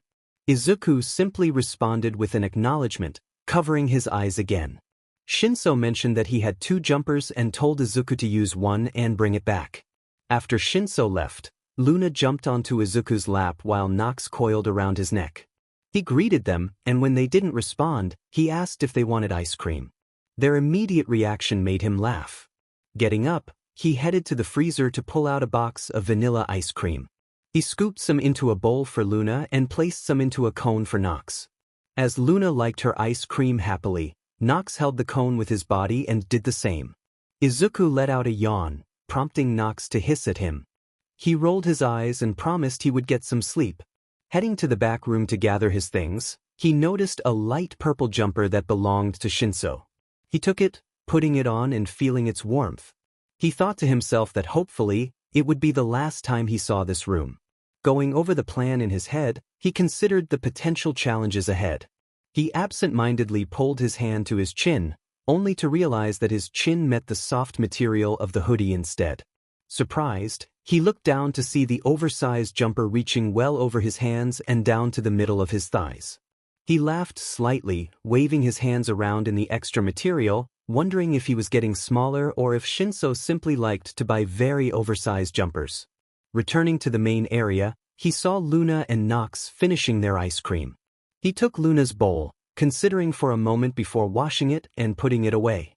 He turned to leave but suddenly tripped, his body freezing up as he collapsed. Sitting up in confusion, Luna and Nox rushed to his side, meowing and hissing at him. He shook his head, looking at the drone camera in the room, assuring it that he was fine and just tripped, hoping the teachers would believe him and not think he had fallen from exhaustion. Shaking off the incident, he headed out with Luna in the pocket of his hoodie and Nox curled around his neck. He pulled up the hood and sank deeper into the warmth of the hoodie as the wind blew around him. Finally reaching home, he heard the shower running, so he dropped onto his bed, curling up in the warmth. Maybe he was a bit tired, he thought as he drifted off to sleep. Shinso emerged from the shower, preparing to head to the cafe to drag Midoriya out when he noticed the room was empty. However, he quickly found Midoriya wrapped up in bed, half covered by his blanket and sleeping peacefully in Shinso's jumper. The sight surprised him, making his heart race slightly. The oversized purple jumper pooled around Midoriya's head, and Shinso smiled, realizing he may have left that jumper for him on purpose. It was 8 o'clock, time for dinner, but he decided not to wake Midoriya, knowing how little sleep he usually got. Instead, he placed Midoriya's dinner in the fridge and went to sleep, finally drifting off to the sound of Midoriya's breathing around 10:30, the earliest he had slept since he was 8. Izuku felt himself being pulled from sleep, cracking open an eye to see the time read 2. Of course, he woke up at this time. It seemed he could never sleep for 8 hours straight. He pulled himself out of bed, shivering slightly in the colder room, bundling into his jumper. As Luna and Nox climbed onto him, he dragged his legs downstairs and out the door, slipping on his shoes. The cold breeze greeted him, and he smiled at the freezing yet peaceful air surrounding him. The night was calm as the moon hung low in the sky, casting a red hue over the open field. The sight of the blood moon sparked a sense of surprise and contemplation. Sitting on the dry ground, the protagonist absent-mindedly twisted dandelions into crowns while gazing at the sky. They felt trapped, pondering whether to show Principal Nezu their true intelligence or strength. A sudden realization struck them: had they really become stronger? Shaking their head, they dismissed the thought, reminding themselves that they had been holding back, wanting to draw attention to Shinso instead. There was no point in dwelling on it. They hoped the situation would resolve soon, allowing them to attribute their efforts to a slide of luck. After a while, the sound of footsteps caught their attention. It was a familiar sound that brought a sense of comfort. Uraraka was on night patrol in the city, enjoying the peaceful atmosphere until she spotted someone sitting in the grassy area. Confused by the sight of someone out at such an hour, she approached cautiously. As she got closer, the moonlight revealed the figure to be Deku. He looked up and smiled, playfully waving with one hand while making a peace sign with the other. Feeling relieved, Uraraka decided to greet her friend despite the risks. She walked over and sat beside him. Deku greeted her cheerfully, and she expressed her concern about his late-night wanderings, reminding him of the importance of sleep. He sheepishly ruffled his hair, explaining that he had woken up and couldn't fall back asleep, so he decided to take a walk. Curiously, she inquired about the snake draped around his neck. Deku introduced the snake as Nox, Luna's friend, whom he was now caring for. He shrugged off her concerns, insisting that Nox was nice and that he thought snakes were cool. Uraraka's smile widened as she noticed Deku's oversized purple hoodie, which she suspected belonged to Shinso. The thought of them as a cute couple made her giddy.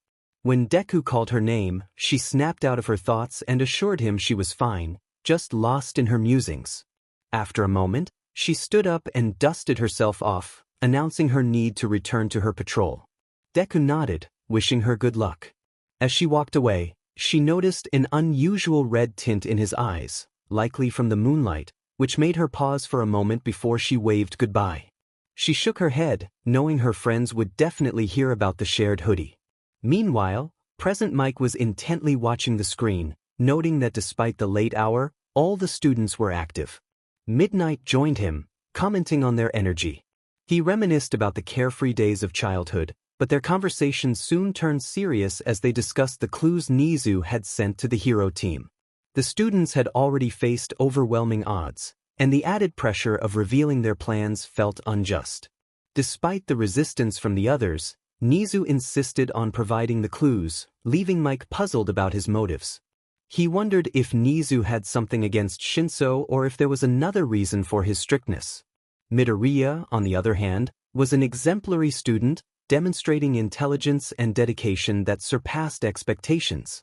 Mike could sense Shota's discontent with the situation, especially as both Midoriya and Shinso seemed to be pushed to their limits, compounded by their lack of sleep.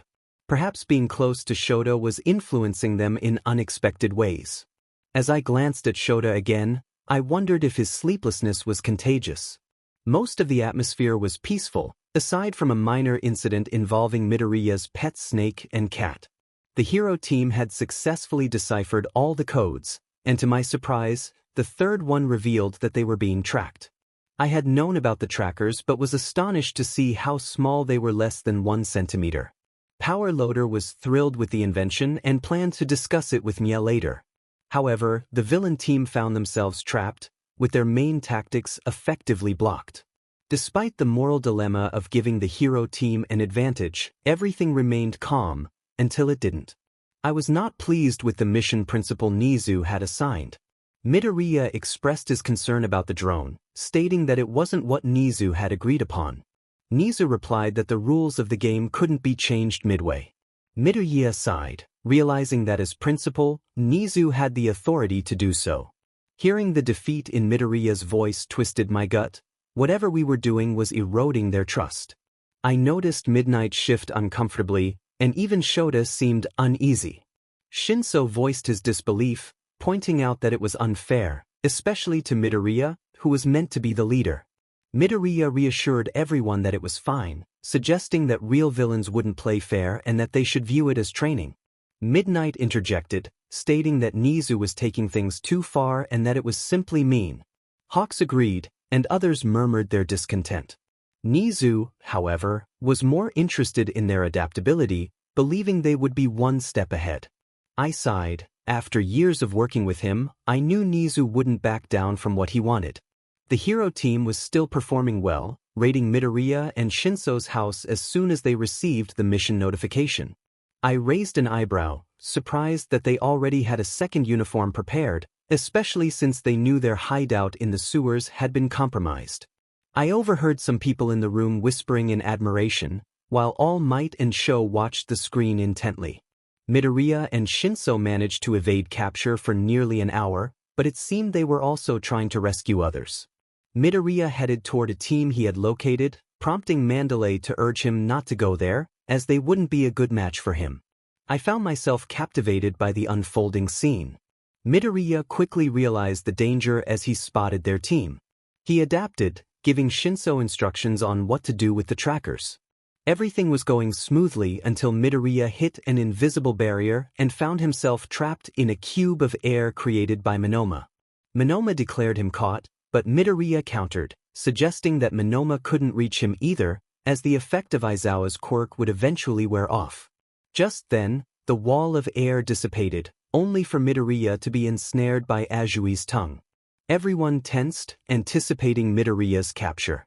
Even Endeavor was visibly stressed, muttering about his lack of awareness. Eyes widened when I noticed Midoriya's sudden calmness. He appeared hesitant. I soon understood why when Azui released him, her tongue injured. Midoriya fled with remarkable speed, prompting a collective sigh of relief from the room. We exchanged sheepish chuckles, realizing we weren't supposed to take sides. 20 minutes passed in silence before Shinso's voice came through the comms, asking for help. When the drone revealed his predicament, some people laughed, while Shota massaged his temple in frustration. Midoriya found Shinso hanging upside down, struggling with his own capture weapon. Shinso insisted that using the scarf was impossible to control, but his threat was undermined by his precarious position. Midoriya attempted to free Shinso, following his directions, while Shota sighed at their efforts. Just then they noticed people approaching. I raised an eyebrow in confusion as Midoriya took a photo of Shinso, who protested about the timing. Midoriya instructed him to wait a moment and then bent down to help him, causing Shinso to tumble onto him as he pulled a wire. I looked at Shota in surprise. I had struggled with Shota's scarf before, and it was no small feat to escape. How had Midoriya managed to free Shinso so quickly? My attention returned to the screen, where Shinso was now compromised, and they were being pursued by a mob. Midoriya suggested they hide where no one would think to look, planning to wait it out and fight when necessary. Shinso agreed, and they made their way to the hero's agency. Midoriya instructed Shinso to go first as he rushed to a computer, and Shinso pulled down the vent, using his scarf to climb up. Then he promptly emerged a minute later, his suit now torn where he had cut it off. The hero team had devised a strategy to lead them away from the vents. Watching them, I felt anxious. It seemed so unfair to them. It took a moment for the information to reach Midoriya before they exited the building, likely to avoid any further traps. They dashed through alleyways until they encountered a trap. I thought about how well their route had been predicted as I observed them narrowly evade a net bomb. I felt a bead of sweat trickle down my forehead as a group of students approached the two. They must have triggered some kind of sensor. Midoriya and Shinso fled again, this time toward an open field, preparing for a last-minute scramble. The heroes launched their first attack with an electric shock, but I tilted my head in confusion when nothing happened to them. Power Loader explained that their suits were electrically resistant. I watched in awe as Midoriya and Shinso fought fiercely against everyone. The scene was chaotic, with everything in disarray, but it was clear that the villains were at a significant disadvantage. Everything was going well, chaotic, but a steady kind of chaos. I had been focusing on Shota's student throughout most of the fight. There was no way we could overlook his potential for the hero course after witnessing his skills. However, my attention shifted to Midoriya for a moment. I blinked as he vanished from my view.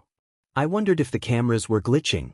The drone moved around until it finally located him, standing a good distance from where he had been before. Crouched on the ground with his cat behind him, he was using his black whip quirk, which made him appear almost surreal. The quirk flowed around him, coiling and gently waving in the air as if stirred by an invisible breeze. His expression was surprisingly peaceful and calm. A stillness enveloped the room as everyone focused intently on the video. However, that calmness shattered when we saw a knife firmly lodged near the bottom of his stomach. Everyone reacted instantly, some standing up, including me. Recovery Girl urged Nezu to intervene, insisting that the kids were hurt and needed to be removed from the exam, but Nezu stopped her, directing us to watch the screen. Minoma shouted for everyone to regain their focus while erasing Midoriya's quirk. A small shuffle occurred as everyone attempted to attack again, but they froze when a chime sounded. To my surprise, Recovery Girl took the mic, seemingly ignoring Nezu's earlier warning. She announced that Masahiro Ojiro was out of the exam, prompting a chorus of disbelief from everyone. Another chime followed, declaring that the time was up and the villains had successfully infiltrated the heroes for 2 hours, winning this task. Yet Recovery Girl continued speaking, listing several names of students who were also out of the exam. A heavy silence fell over the room and the fight on the screen. We all turned to Nezu, who nodded as he watched the video, a wide smile spreading across his face. Just as Sho and others began to voice their confusion, Nezu raised a paw to silence us. He suggested we watch the footage closely, hinting that something unusual might be revealed. As the video rewound, I noticed Shinso targeting someone's wrist instead of their throat. Vault King commented on the tactic, noting that they were exploiting the knive's ability to inflict minimal pain while causing blood loss. He seemed pleased with the clever strategies being employed, despite their unfairness in a real-life scenario. Nezu made another announcement, but no one was paying attention until Recovery Girl turned to continue her speech. She emphasized that no one was safe yet, Midoriya had been stabbed, and if he wasn't removed soon, he could bleed out. Everyone's focus shifted back to her.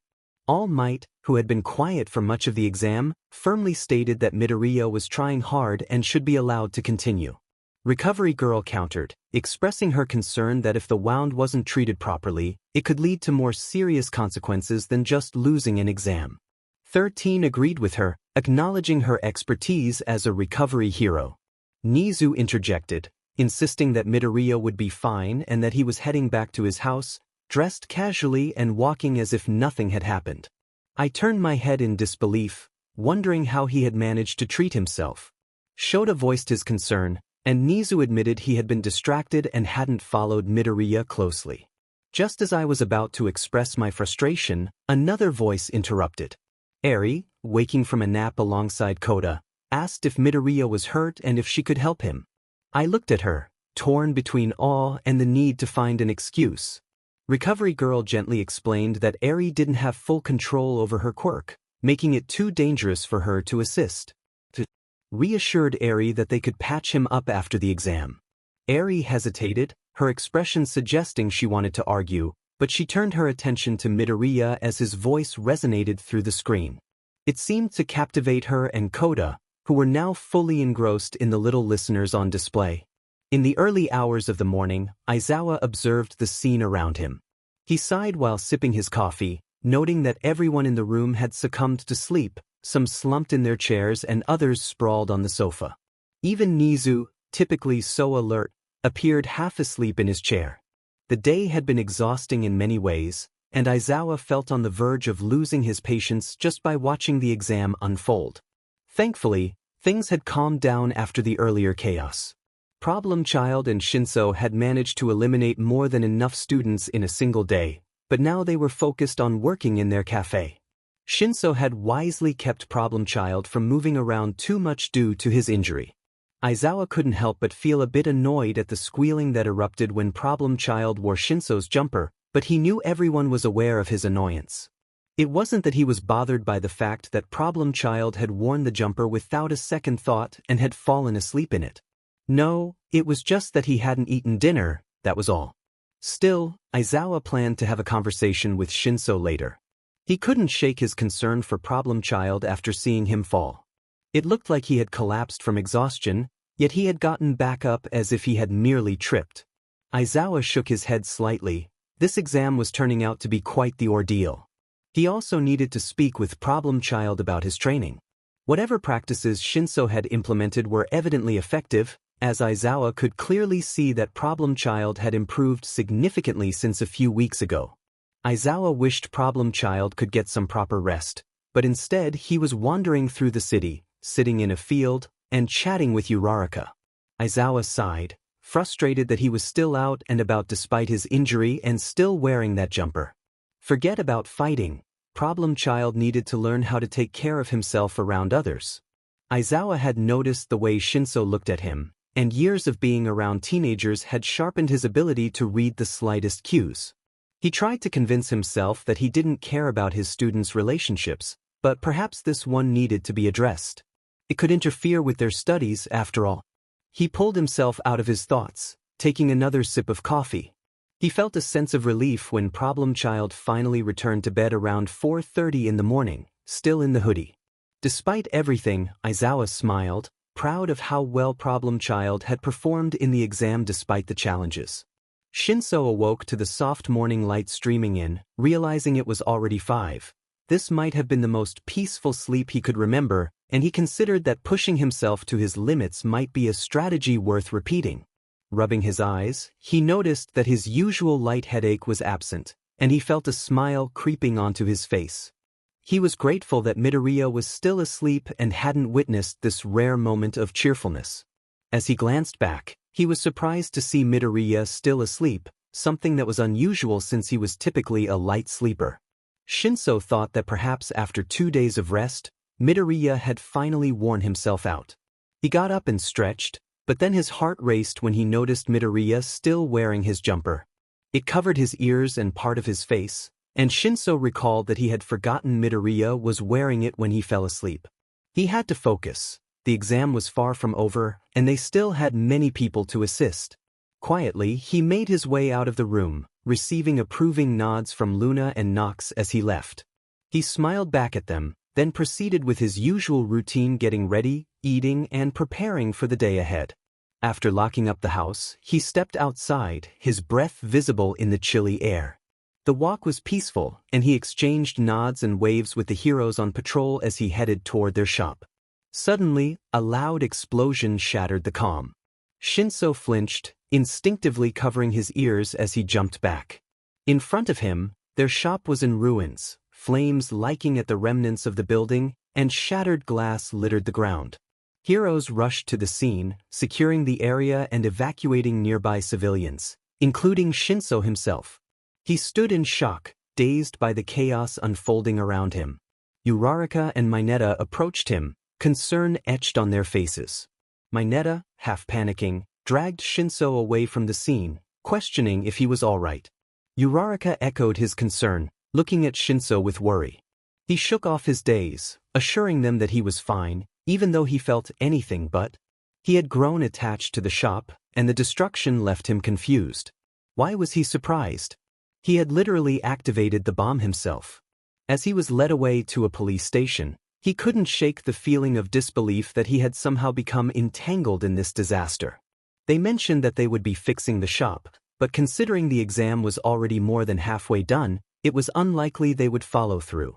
The time they allotted us was a month, and I hoped the exam wouldn't last that long. Everyone was a bit cautious, but when I remained silent, they asked if I needed someone to walk me back in case I felt targeted again. Overall, I was impressed with how well they adhered to normal protocol. That's how I found myself walking back to my house in the game, with a hero trailing me from the shadows, albeit poorly. I could sense their presence from yards away. I thought with a smile that Midoriya must not have taught them the same tricks. I ensured I had no bugs on me this time, knowing the hero team had removed their trackers since they were all located at their agency. As I looked around in surprise, the house was still quiet. There was no way Midoriya was still asleep. That bang could have been heard from miles away. My heart sank as I realized this house might just be left and forgotten. This was just an exam, and I shouldn't get too comfortable. But how could I not? The exam and spending time with everyone was fun. It gave me more reason to win, otherwise, I'd be back to the general course without the usual chaos that Midoriya and his friends brought. I moved through the ground floor with concern, heading toward the first floor. Maybe Midoriya was just sitting on his bed doing work.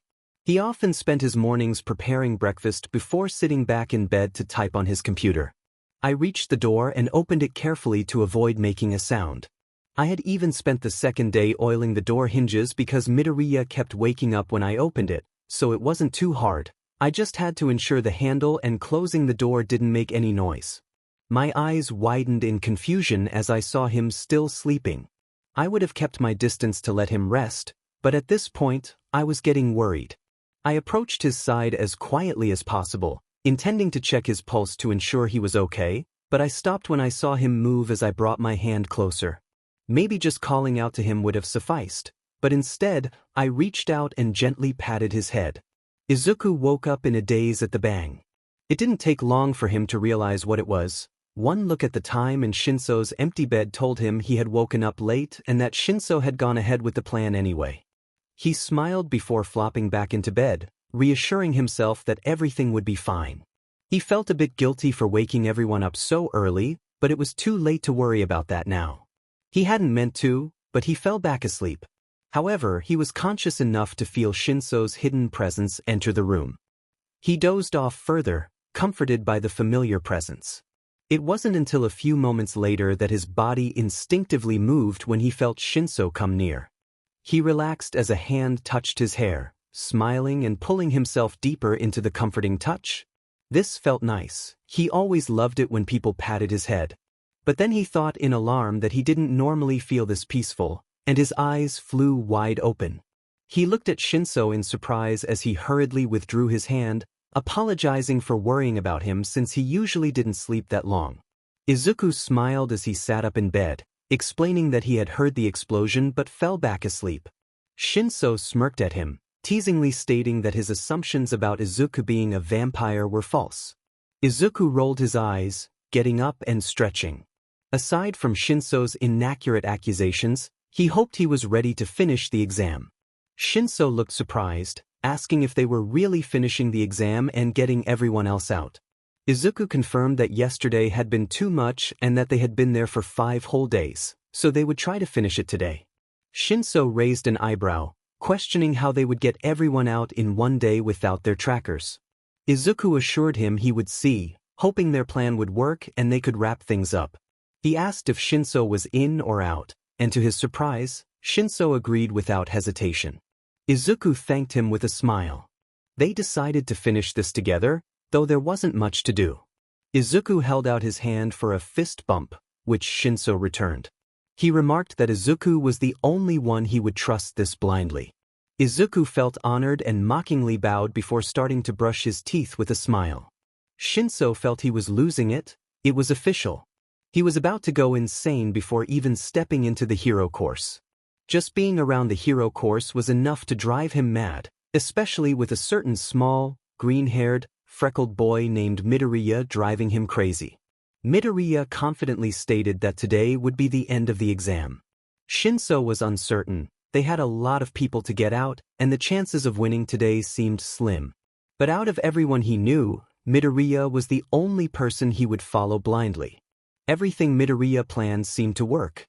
The training had been intense, and I found myself keeping pace with the hero course, even surpassing their skills. I never imagined I could achieve this level of proficiency in just 5 days, especially compared to the 10 months I spent training with Mr. Aizawa. If Midoriya claimed he had a plan to get everyone out by the end of the day, I believed him without hesitation. However, he was truly testing my patience at that moment. He hadn't assigned me any tasks or even encouraged me to stay alert about our departure time. He hadn't left the house either, and I was left wondering about his plan, which seemed to require no movement, no strategy, and no communication, nothing that would actually help us win the war. Concern began to creep in as I spent the last hour mentally sifting through notes, trying to decipher his intentions while glancing at the clock as it ticked closer to noon. I looked over at Midoriya, who was sitting on his bed, leaning against the wall with his computer open. He typed rapidly, as usual, and I felt my frustration building. To distract myself, I half closed my eyes and leaned back in my chair, observing him through my semi-closed eyelids. Questions raced through my mind. What was his plan? Why was he so calm? Had I ever seen him this confident? What was he typing? What about the bandages on his arms? Had he gotten hurt? How did he plan to win? Wasn't his backup suit ruined? How could he fight with a stab wound? How serious were his injuries? Why was he ending the exam today? Had he given up on winning? Had he given up on me? My thoughts abruptly halted as I noticed movement from the corner of my eye. I widened my eyes in surprise as I caught Midoriya looking at me, his calm gaze locking onto mine. I felt my body freeze momentarily, but I relaxed slightly as his expression softened. He hesitated before speaking, and I sat up to face him, feeling a bit flustered for having been caught staring. He apologized, catching me off guard. I was surprised and asked him why he was sorry. He smiled and rubbed the back of his head, explaining that while he had said we would try to win today, he hadn't specified how. He added that he would tell me not to worry, but he knew that was impossible. He noted my trust in him, and I felt compelled to respond, insisting that I wasn't worried. He raised an eyebrow, clearly skeptical of my claim.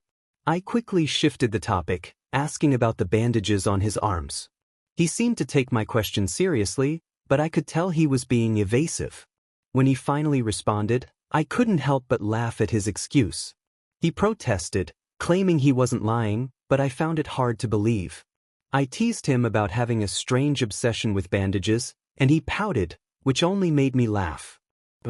After a moment of silence, I returned my focus to my computer. I knew my answer about the bandages wasn't straightforward, but it was the truth. I couldn't reveal that I carried capture scarves for emergencies or that I had hidden tools for escaping tight situations. I liked to be prepared, and the bandages served a dual purpose. They concealed my scars and provided me with a means of defense. I didn't see anything wrong with that. As I refocused my attention on Shinso, I noticed he was looking at me with hesitation. When he didn't initiate conversation, He finally asked when we would start fighting. I smiled at his question, explaining that I planned to begin around 9 or 10 when everyone would be tired and disoriented. He remarked on my strategic thinking, suggesting I could make a great or terrible villain if I chose to. I grinned mischievously, my smile widening as I heard the faint sound of a drone approaching. I quickly wiped the grin from my face as I turned to read the message from the drone. Shinso watched me intently as I processed the information, his expression shifting to concern as I frowned. Suddenly, a series of loud bangs echoed from outside, startling both of us. I glanced at him, and he asked what was happening, clearly alarmed by the noise. I shared his concern as I looked out the window, seeing smoke rising from nearby buildings. Midoriya shook his head, acknowledging the situation. They had another worry, and he pulled his companion towards the front of the drone to read the message. The words on the screen sent a chill down their spines. The mission board clearly stated that heroes would not need proof to capture villains for the rest of the day. The villain's mission was to eliminate all heroes by midnight, or their rewards would be forfeited. Staring at the drone in disbelief, the realization of the unfairness hit hard. The teachers seemed intent on putting them in a difficult position, and the thought of having to run again was overwhelming. The civilian disguises they had relied on would be useless, and the panic began to swirl in their minds. Midoriya's plan to win felt increasingly impossible under such constraints. They considered their options, contemplating hiding and attacking villains one by one, but uncertainty loomed. The positions of their opponents were unknown, and the tension was palpable. Midoriya's calm demeanor stood in stark contrast to the panic surrounding them. While a frown marked his face, it seemed more like acceptance than fear, as if he had anticipated this turn of events. He reassured his companion that they could still run, despite the loss of their civilian covers. The villains would be preoccupied with evacuating citizens and dealing with the chaos, which might provide them an opportunity. The realization of Midoriya's preparedness was astonishing. Suddenly, the window shattered, and two unwelcome figures burst into the room. The impact knocked them off balance, and they found themselves caught in the shadows of Tokoyami. On the ground, they struggled to regain their bearings, only to see Midoriya pinned down by Monoma, who wore a triumphant expression. Cuffs were already secured around Midoriya's wrists, and their own restraints followed shortly after. Monoma's laughter echoed in the room, taunting them about their failed distraction with the bombs. He reveled in their misfortune, mocking Midoriya for his efforts to ensure a fair fight. Frustration bubbled within as they fought against the restraints, realizing the teachers had set them up for failure from the start. Monoma's question hung in the air, and Midoriya's calm response surprised them. He remained composed, even as the situation grew dire. The unexpected smile on Midoriya's face, despite the circumstances, was a source of both admiration and frustration. It felt as if he was giving up, but deep down, they held on to hope that he wouldn't surrender so easily. Just as they were about to lose faith, the restraints of Dark Shadow fell away. Instinctively, they reached out to catch Tokoyami, but darkness enveloped them as they collapsed to the ground, the world fading away. When consciousness returned, Midoriya found himself on the ground, feigning disorientation. He had no desire to attack while the others were incapacitated, but it was a strategic move. He donned an air mask to counter the effects of the sleeping gas and approached Shinso, propping him up and placing the mask over his mouth. Shinso stirred, waking up in a daze and feeling the warmth of Midoriya beside him. Embarrassment washed over him as he realized he had been resting on Midoriya's lap. As he sat up, Midoriya handed him the air mask, allowing him to breathe properly. Confusion set in as he noticed Monoma and Tokoyami on the ground, realizing the situation involved a sleeping gas. Midoriya nodded, then moved toward Monoma, producing a specially designed blade for the exam. With swift precision, he incapacitated Monoma, ensuring he was out of the competition. The drone announced Monoma's elimination, marking a significant turn in the battle. Even the teachers seemed to understand that asking someone who was asleep to leave the exam site was too much. The moment I noticed Midoriya moving, I quickly followed suit, helping Tokoyami as well. Midoriya smiled at me, giving an approving nod, and then he picked Monoma up, supporting his weight as he gently lowered him onto his own bed. I did the same with Tokoyami, laying him on mine. I wanted to ask more questions, but Midoriya motioned for me to leave the room, and I followed him outside. I asked what had happened and why there was a sleeping gas bomb in our own house. Midoriya took off his mask now that we were outside and explained that he had placed it there in case the place was raided or attacked. I struggled to keep up with the conversation, asking if we needed to hunt down everyone else. He clarified that we just needed to get them out, as all the buildings with bombs also had sleeping gas bombs set to activate after 3 minutes. If we were lucky, everyone should be asleep. I was taken aback by the revelation that he had prepared all of this without my knowledge. Midoriya offered an apologetic look, explaining that he hadn't intended to use it at all. It was merely a security measure if things went south. I pressed him for how long he had this plan in place, my eyes wide with surprise. He revealed that he had been prepared since the first day, which made me shout in disbelief that we could have won from the start. Midoriya winced at my outburst, and I felt a pang of guilt. Despite my frustration over his lack of trust in our ability to win the exam, I didn't want to be harsh with him. My expression must have revealed my thoughts, as he quickly apologized, explaining that he believed in my skills but struggled to believe in himself. He had devised the plan as a way to ensure victory, even if it meant deceiving his allies. I reassured him that I wasn't angry, just surprised. Given how unfair the exam was, his tactics seemed justified. I shook my head and slapped my own face with both hands, prompting a surprised look from Midoriya. I decided to let him carry me for the rest of the exam and asked what his next order was, my face shifting to a determined expression. Midoriya felt warmth in his heart at my statement. He reminded me to keep my eyes open, mentioning that he had ensured Momo was safe before using the sleeping gas. There was a chance the others had gas masks prepared, but hopefully, they were all asleep. As we approached a building where the bomb had gone off, I exhaled, expressing my disbelief that all his hard work had ended with sleeping gas. He recoiled at my words, explaining that he didn't feel right using such tactics against others who had worked hard. As we entered the building, I noticed the scene was eerily quiet. Instead of the usual chaos, the heroes and citizens were all sound asleep on the floor. It took us 5 minutes to get everyone out, and it would have been quicker if Midoriya hadn't insisted on helping the citizens as well. Just as we were about to exit, he paused at the door, letting out a defeated sigh. I questioned him about what was wrong, but he declared that he couldn't do it and turned away from the exit. I followed him in surprise, wondering why he was heading back. Without answering, he used his quirk to lift everyone in the room. I watched in amazement as he remained calm and focused, motioning for me to walk with him out of the building. I stayed silent to let him concentrate, and he carefully laid the citizens down in a nearby house, ensuring they were comfortable. I couldn't help but marvel at the determination he displayed, wondering if this was even the same person I had known before. When did he gain this much control over his quirk? It had gone on a rampage 2 months ago because he had no idea how to use it, he thought in amazement. They walked through the city, entering 5 more buildings, and he sighed as they finished the last one. The announcement echoed, stating that all heroes were out of the exam and that the villains had won.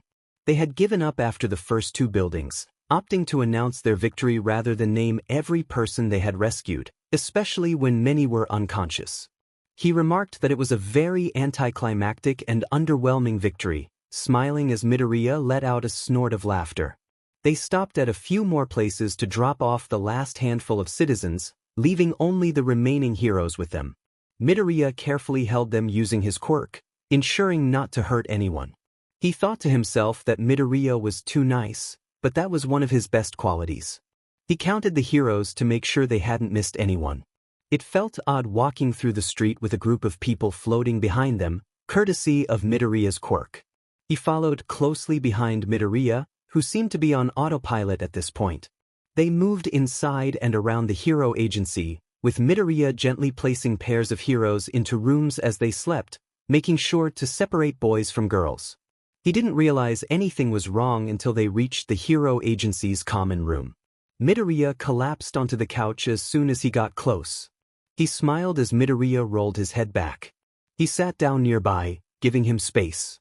It was about 20 to 30 minutes later when a drone flew toward them, startling him as Principal Nezu's voice came through. He heard the principal commend them for their efforts and request that they make their way to the inspection room.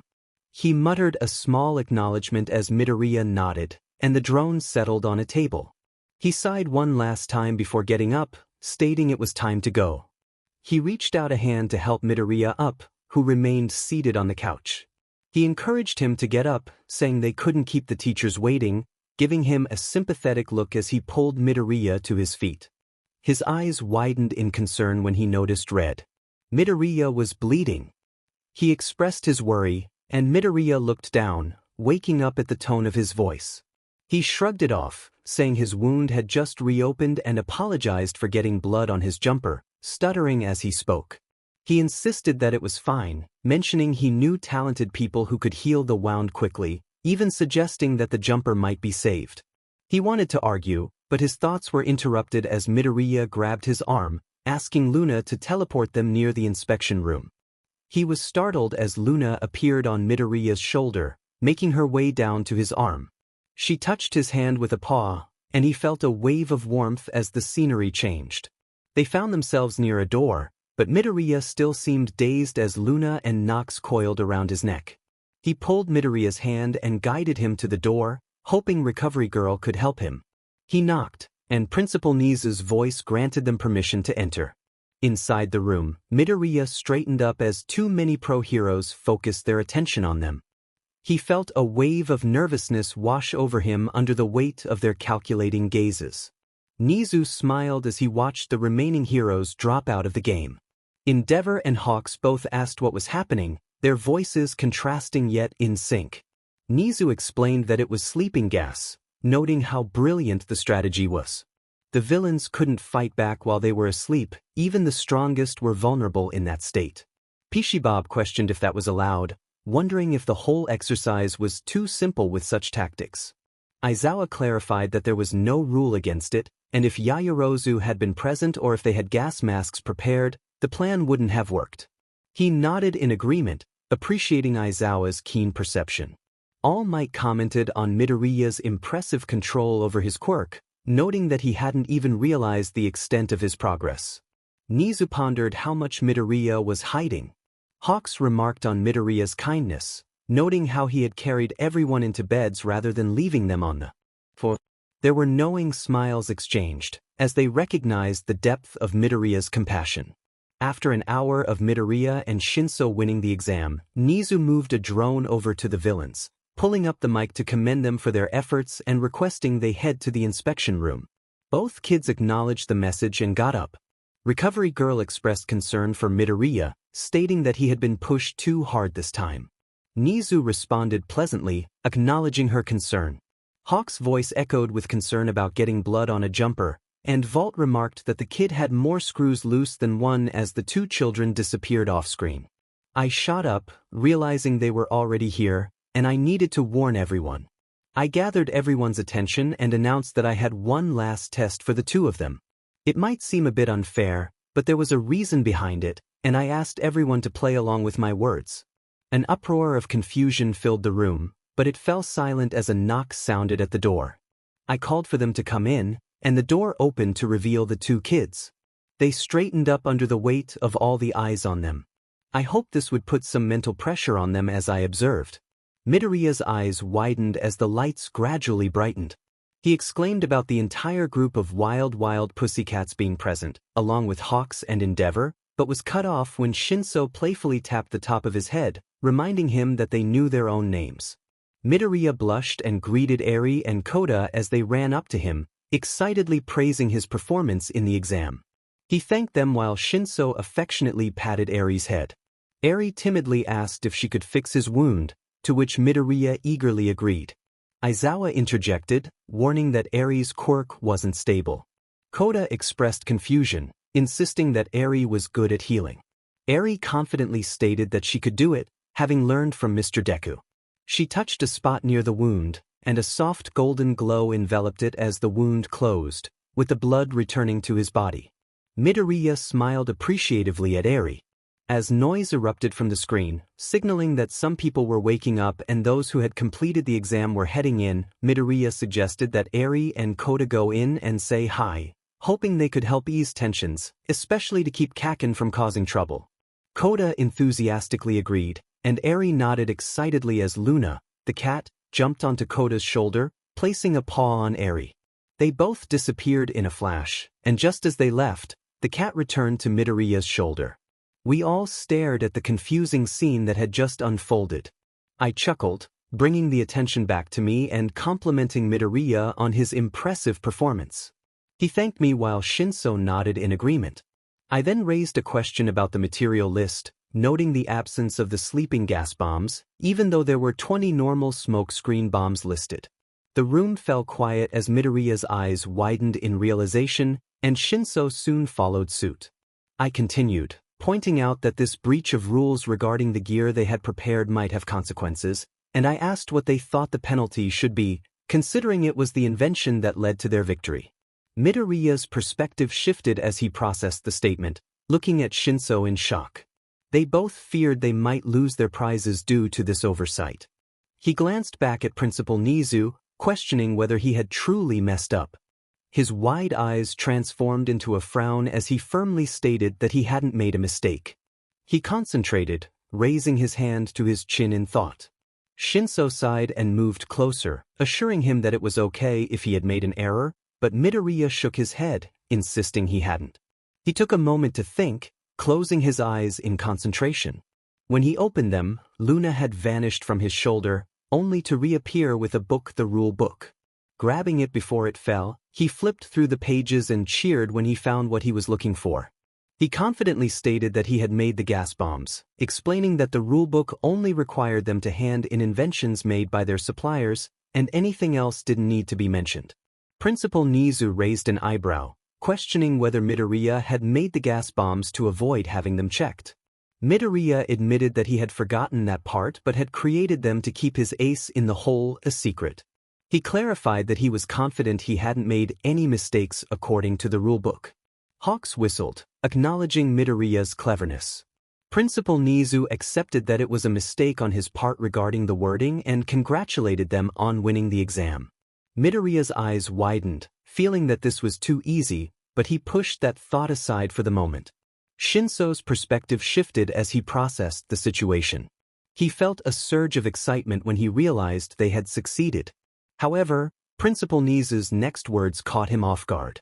He had not stated that winning the game guaranteed entry into the hero course, which left both Midoriya and Shinso confused and anxious about what this meant for their future. He recalled the moment when he had mentioned that a favor would be granted if they won the exam. The principal shook his head, denying any memory of such a deal. This realization ignited a fire within him. He thought about how they had been running around for 11 days preparing for this exam, only to be told that the principal wouldn't honor the agreement he had made. Confronting the principal, he felt a surge of frustration. It wasn't the best idea to shout at someone as respected as the principal, but his anger was overwhelming. The principal questioned if there was any proof of the deal, stating that he had merely explained the exam and had not made any promises. The student felt his heart sink as he looked at Mr. Aizawa, whose expression remained indifferent. Doubt crept in, and he wondered if this was all a cruel joke. He glanced at Midoriya, whose face reflected betrayal, intensifying his feelings of guilt and helplessness. His voice wavered as he addressed the room, pleading for someone to acknowledge the unfairness of the situation. Most of the teachers looked away, avoiding eye contact. He raised his voice, expressing his frustration over the lack of recognition for Midoriya's hard work. The principal raised a paw, signaling for silence. At that moment, he felt a wave of anger wash over him, directed at the people he had once respected. From Izuku's perspective, the realization hit him hard when Mr. Aizawa remained silent in the face of Principal Nezu's claims. He felt a sense of betrayal as he considered the possibility that the principal was playing a game, perhaps to provoke a reaction from him. The thought of needing proof of the deal weighed heavily on his mind, and he wished he had secured a contract. The situation felt childish and pointless, a waste of time and resources. He shook his head, trying to focus as Shinso's angry voice broke through his thoughts. Despite the chaos, he admired Shinso's passion for justice. He reminded himself that getting into the hero course was important for Shinso, and that made this fight worthwhile. He met Principal Nezu's gaze as he spoke again, denying any memory of a deal but acknowledging their efforts. However, without proof, there was nothing that could be done. His heart raced at the mention of proof. If proof existed, perhaps the deal could still be honored. He pulled out his phone and quickly initiated a call, feeling the weight of everyone's attention on him. Shinso's confusion echoed beside him, but he was determined to make this work. When Mia answered, he explained his need for the recorded testing of the gadgets they had used. She confirmed that she had the recordings and promised to send them immediately. His excitement bubbled over as he thanked her profusely, feeling a sense of relief wash over him. As the call ended, Shinso pressed him for an explanation. He simply smiled, focusing on retrieving the file. Once he cropped the video and sent it to Principal Nezu, all eyes turned to the screen. The principal appeared, ready to present the special exam he had prepared. The atmosphere shifted, and anticipation filled the room as they prepared to move forward. It would begin a week into school, with the first week's heroics and after-school lessons to prepare for the exam. Principal Nezu announced on screen. Mr. Izawa questioned why this information was being shared with the students instead of the teachers, noting that such decisions were usually made after discussion. At that moment, I felt the need to interject, timidly suggesting that they could skip to the last 30 seconds of the video for sufficient proof. Principal Nezu glanced at me and nodded. He continued, stating that Shinso would be placed into the hero course without waiting for anyone to be removed to make space, and Midoriya could request anything within his power. As the principal of UA, he had many connections and the ability to make significant decisions. The video abruptly cut to a black screen, and everyone turned their intense gazes toward me, causing me to physically recoil and take a small step back. I hesitated, questioning if that counted as proof. The noise around me startled me, and Shinso's voice broke through the chaos, expressing his disbelief. The teachers, surprisingly, did not reprimand him for his language, as many shared his sentiments. I waved my hands in an attempt to explain, stuttering as I revealed that I had been testing a camera with Mia that day. I felt nervous, unsure of how else to clarify the situation. Principal Nezu's voice broke the silence, suggesting that my recording could indeed be considered proof. He appeared surprised, confusion evident on his face. Present Mike exclaimed about the undeniable evidence, questioning if we had just left it there by chance. I confirmed that we were testing out her inventions when I gasped, feeling myself lifted slightly off the ground. Hawks had flown over to me, ruffling my hair and expressing a mix of concern and admiration for what had just happened. I smiled at him, closing my eyes as he continued to tousle my hair. From my perspective, I watched as All Might approached Midoriya, ruffling his hair and praising him. Midoriya responded with a smile, mirroring my reaction. Despite my confusion, I couldn't help but smile at the scene unfolding before me. Principal Nezu declared it a win, and Midoriya, puzzled, asked what game he was referring to. Nezu clarified that it was merely a test and welcomed Hitoshi Shinso to the hero course, informing Izawa that he would see him in class on Tuesday. Monday would be a day off for the entire school due to the test. He then told Midoriya that he could claim his prize whenever he thought of something he wanted. I couldn't contain my excitement and exclaimed my disbelief at being in the hero course. Midoriya smiled at me, and I was momentarily startled when I felt a light tap on my head. Mr. Izawa's voice reminded me about my language, but his stern demeanor softened into an almost smile as he congratulated me. He encouraged us to share the news with everyone waiting outside. We straightened up and responded affirmatively, heading toward the door with Midoriya right behind me. As I paused to look back, I heard Principal Nezu call Midoriya's name again. Midoriya turned, freezing as Nezu complimented him on his card trick. I observed Midoriya's puzzled expression, wondering if Nezu was referring to the magic trick. Midoriya sheepishly rubbed his hair and thanked him. To my surprise, he decided to showcase his skills, pulling out a deck of cards and performing a stunning display, moving them seamlessly from one hand to another. He shuffled the cards and placed the deck on a nearby table before announcing that we would be leaving. Moments later, he was back at my side, grabbing my hand and pulling me through the door. Nezu's perspective shifted as Hawks flew over to examine the cards left on the table. Everyone's attention turned to him. He questioned the significance of Midoriya's card trick and why the cards had been left behind. Nezu reached for the deck, flipping through until he found the Joker, realizing the meaning behind the cards. He chuckled, acknowledging that it had indeed been a good game. Looking down at the cards, he felt a twinge of disappointment, reflecting on the effort put into the game and the unexpected outcome.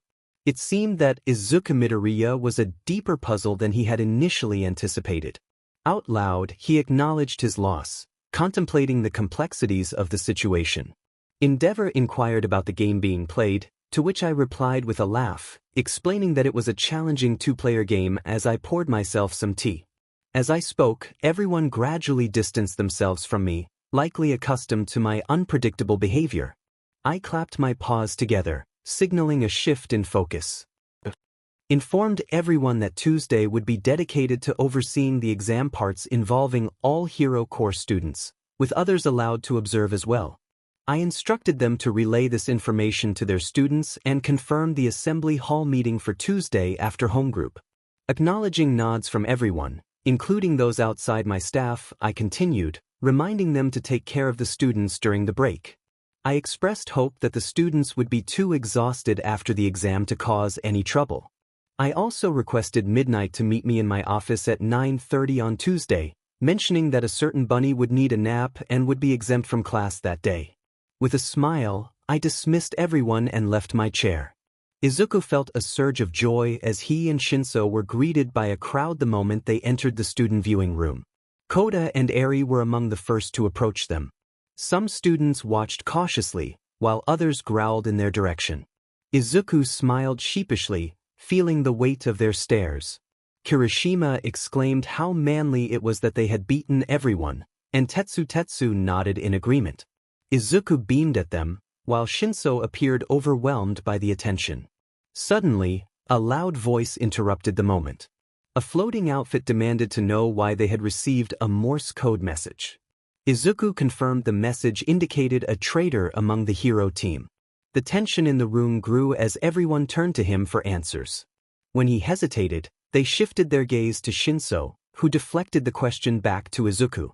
Feeling the pressure, Izuku muttered that there was no traitor, prompting further inquiries. Lita pressed for clarification, and Izuku admitted he had lied to create stress for them, apologizing for it. Momo understood the tactic as psychological pressure, and Izuku nodded in agreement. Shota then asked how they had managed to use sleeping gas without detection. Izuku explained that it was a chemical gas, not a quirk, making it difficult to notice. Kendo accused them of having a plan all along, suggesting they had no chance of winning from the start. Izuku apologized, admitting he had ensured at least one guaranteed win. Excitement filled the room when Izuku announced that Shinso was now part of the hero course. The revelation sparked a wave of congratulations, even from those who had initially been grumpy about their victory. Izuku smiled as Shinso scowled at him from the crowd, clearly not thrilled about the attention. After about 15 minutes, the atmosphere settled into casual chatter. Izuku finally found some space as people moved away. He watched Koda and Eri float in the air, courtesy of Uraraka's quirk, with Koda chasing his hat while Eri and others laughed. The usual antics continued, with Kaken chasing after Kirishima and Kaminari. The journey back to the dorms took another hour, and Shinso was sent to rest and pack for his move to Class 1 as dorm in the coming days. While Kaken and Monoma expressed their displeasure about Shinso's placement, the rest of the group seemed content. Once back, Izuku managed to slip away from conversations and people. He sighed as he walked to his room, Luna and Nox keeping pace beside him. He barely made it inside before collapsing onto the floor, overwhelmed by exhaustion. The all-nighters, accumulating pain, persistent headache, and nausea all hit him at once. After a while, he managed to sit up against the door, and Luna rolled his water bottle over to him. He smiled, grateful, and took a drink. He reflected on the day, feeling that the game had been a waste of time, yet acknowledged that it had led to the emergence of a new hero who would save many lives. Nox affectionately rubbed his head against Izuku's cheek, prompting a smile. He reassured Nox that it hadn't been all for nothing, but Luna playfully scolded him for overexerting himself. With a sigh, he stood up, stretching his muscles. He reminded himself that despite the games, there was still much work to be done. Luna and Nox hissed at him, leading him toward bed. He relented, flopping onto the mattress, smiling as Luna and Nox curled up beside him. He pulled the blanket over them, whispering a good night, even as the sun began to set. Izuku had definitely deceived himself into believing that he was okay, but he was far from it. Exhausted, he retreated to his bedroom for the rest of the weekend, yet sleep eluded him. After a lengthy 7-hour nap, he found himself wide awake, his mind buzzing with ideas he had conceived during the war. With no opportunity to test them due to the cameras and lack of access to the labs, he spent the next 2 days training in the forest clearing with Nox and Luna, as well as experimenting in the labs. He accomplished a lot during that time. By the end of the weekend, he felt an overwhelming urge to express his frustration towards Overhaul regarding his Quirk Erasing Bullet project. It didn't matter if Overhaul could respond or not. Izuku was certain that Aries' blood was unnecessary for his goals. Not only was it inhumane, but it was also entirely possible to create a Quirk Erasing substance using other chemicals and materials. He couldn't help but wonder why villains couldn't just do their research properly. Speaking of chemicals, he thought it was time to introduce Nox's quirk, which allowed him to produce various liquids. Nox could replicate any liquid substance he had consumed before and produce it from his fangs, possessing a natural resistance to them. He had been a significant source of poisons and illegal substances during Izuku's younger years, and even now, he remained a valuable asset. Nox could easily pass as any other poisonous snake, with only his unusual black and white scales setting him apart. Returning to his weekend spent in his room, Izuku realized that the recent exam had drained his social energy. Despite his efforts, he couldn't muster the energy to socialize, perhaps due to sheer exhaustion. Fortunately, no one from Class A1 attempted to drag him out of his room, likely because they were all equally tired. The only times he was coaxed out were during mealtimes, when Lita and the rest insisted he eat. So, when school resumed on Tuesday morning, he still felt tired and reluctant to get up. However, he managed to pull himself together, knowing he couldn't afford to miss a day of school. After showering, he noticed an email from his school account and curiously opened it. Luna jumped onto his shoulder, and Nox climbed onto his neck, both looking at him questioningly. As he frowned at the message, he closed his phone and shook his head, revealing that he had been invited to the principal's office once again.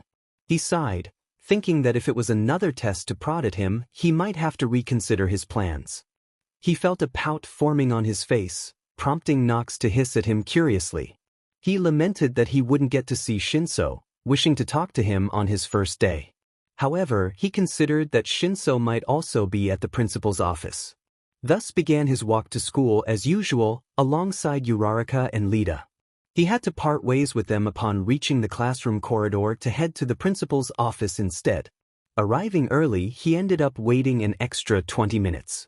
When he finally heard a calm, "Come in," he entered cautiously, feeling a sense of déjà vu. This time, it was just him and Principal Nezu.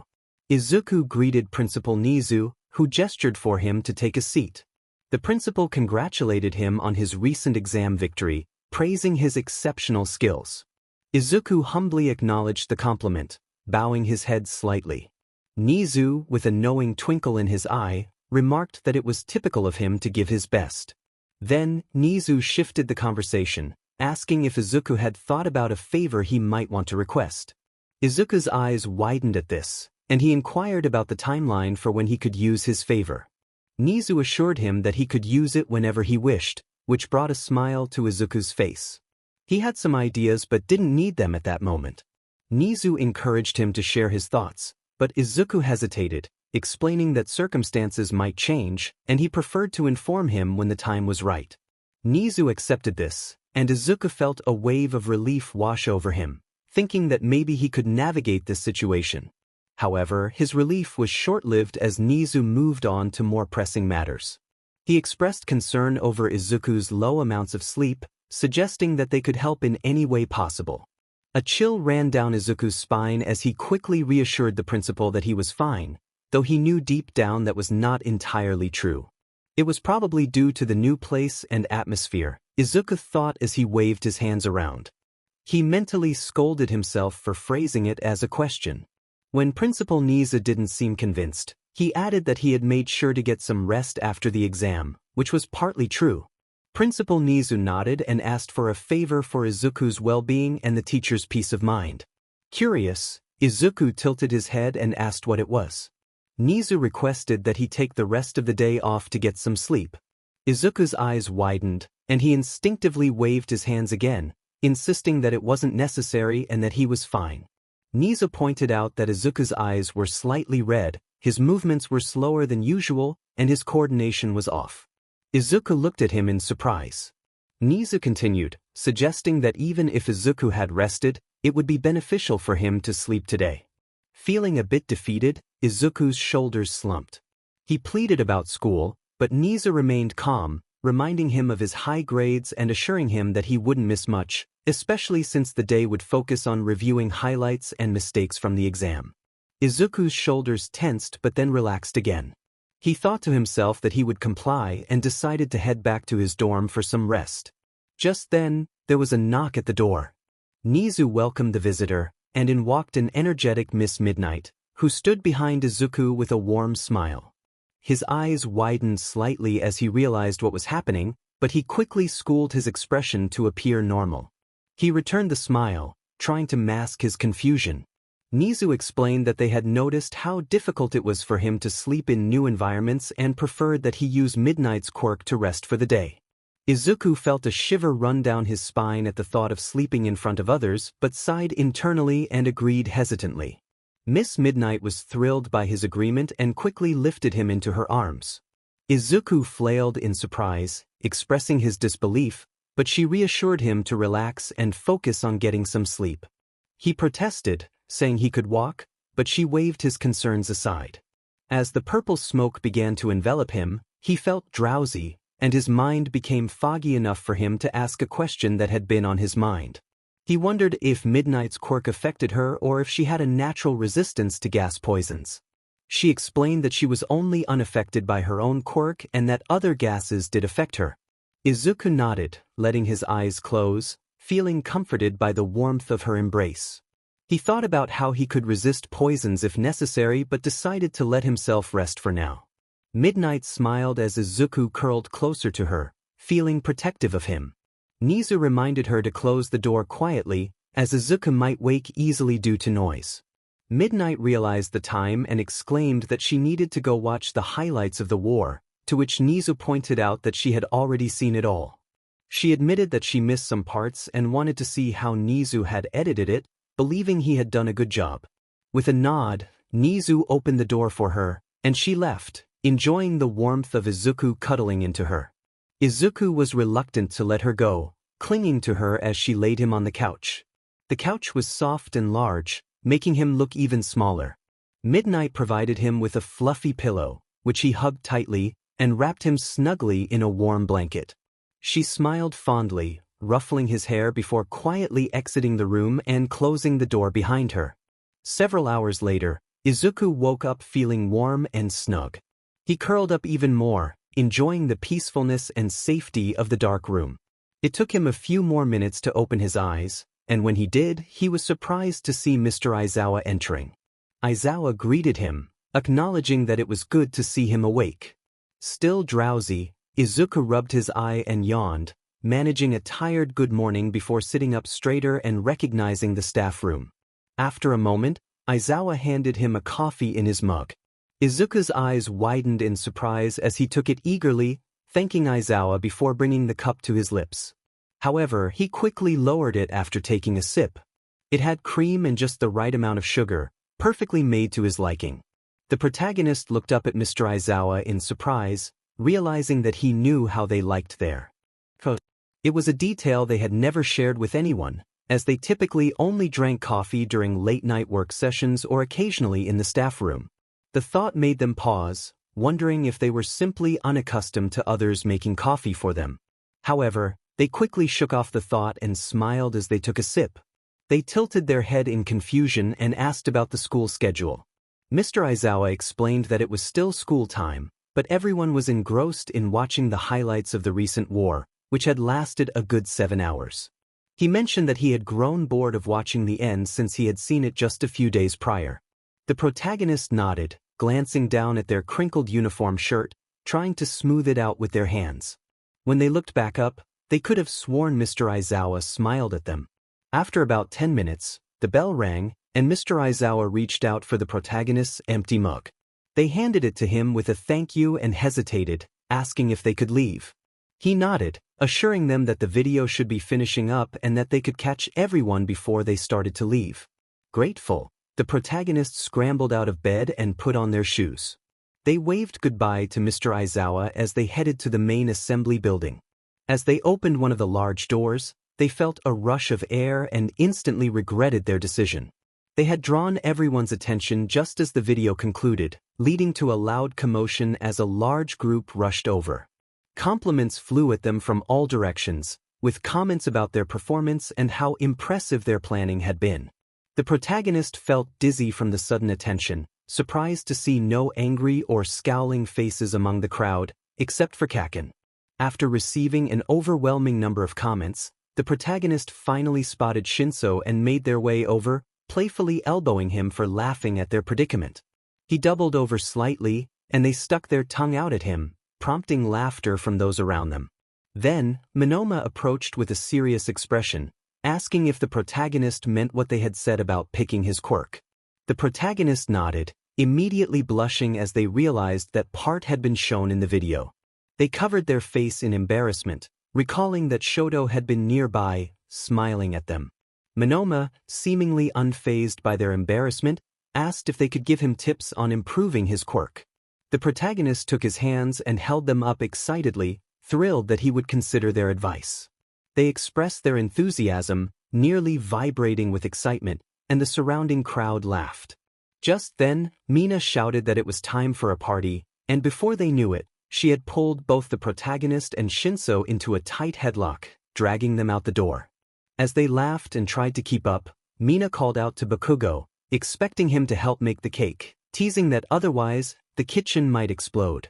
Bakugo's irritated response echoed back, but the protagonist felt a sense of joy, thinking that this was a fun and worthwhile experience as they all made their way to the dorms, ready to celebrate. The reactions to the recording of the exam were chaotic. Nezu had created the video, likely adding clips meant to stir up excitement. Questions flew around about how long he had been with them unnoticed, and some were astonished at how Midoriya had seemingly performed magic. Others speculated about the cleanliness of the sewers and how Bakugo had managed to burn Midoriya's book. Amidst the confusion, Monoma expressed disbelief that someone could have his quirk, which only added to the lively discussions among the group. He thought his quirk was cool. Suddenly, someone shouted that Monoma was in trouble. On screen, Shinso began to express his thoughts about Todoroki, noting that he seemed unresponsive to everything unless he was angry. Midoriya interjected, stating that Todoroki was one of the kindest and most caring individuals he knew, possessing a heart of gold. Midoriya pointed out that Shinso was judging people based on limited observations, comparing it to labeling someone with a dangerous quirk as a villain without truly knowing them. He urged Shinso to at least get to know his classmates, as being a hero was challenging, and they would be the ones to understand him best when he needed support. Midoriya kept his head down, continuing to write. Back in the viewing room, Todoroki unexpectedly burst into flames. It took a while and several fire extinguishers to bring him under control. Mina teased about someone having a crush, while Lita praised Midoriya for his valuable perspective. Tessutisu commented on Shudo's shocked expression, and chaos erupted with cries of another fire. How could 10 people let Todoroki escape when he had no quirk? Someone questioned how they managed to get Todoroki out first, while another lamented that Bakugo had hit him in the eyes after he was out, calling it unmanly. Bakugo dismissed the comment, and they all reflected on how they had messed up so many times. Midoriya had managed to free himself from his restraints, which seemed almost magical. They laughed about Shinso's startled reaction to a snake, though one person wondered why that was even in the video. They all agreed that Midoriya was the teacher's favorite, joking about him keeping a snake on school grounds. Shoto made a humorous remark about Midoriya being All Might's child, which drew attention to All Might, who was struggling. Aizawa chimed in, clarifying that if Midoriya were All Might's child, he would be bragging about it. Shoto, uncertain, asked if Shinso was still Aizawa's child. Shinso blushed and denied it, while Aizawa insisted they weren't discussing that topic. The group was still puzzled about who the traitor was. Someone on the ground cried out about the many clues they had missed. They had thought they covered everything, but the villains had caught them off guard with their unpredictable plans. Another voice complained about the injuries they hadn't even realized they had sustained. They all agreed that Day 5 had been the worst, and the thought of facing Midoriya as a villain was daunting. The mention of sleep bombs shocked everyone, and Mie shrugged, denying any involvement in their creation. The group was in disbelief, demanding to know who had made them. The chaos escalated, and Bakugo warned that he might set the place on fire. They all called for an adult, confused about why the teachers were sleeping during such a crisis. In the end, they all agreed they would never go through this again. They established rules for surviving Midoriya. If he was the villain, surrender. If they were the villain facing him, still surrender. If he was fighting them, surrender. Keep him happy, keep him away from Bakugo, and be extra nice to him to avoid trouble.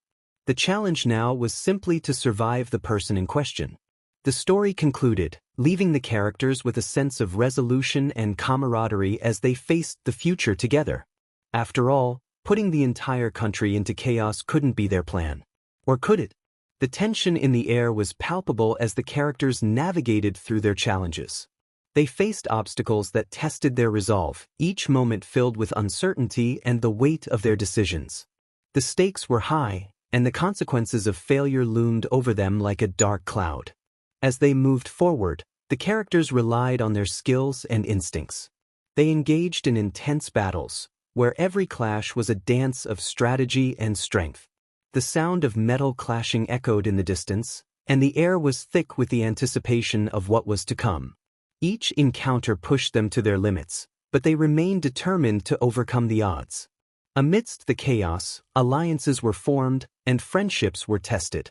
The characters learned the importance of trust and loyalty as they faced adversaries who threatened their very existence.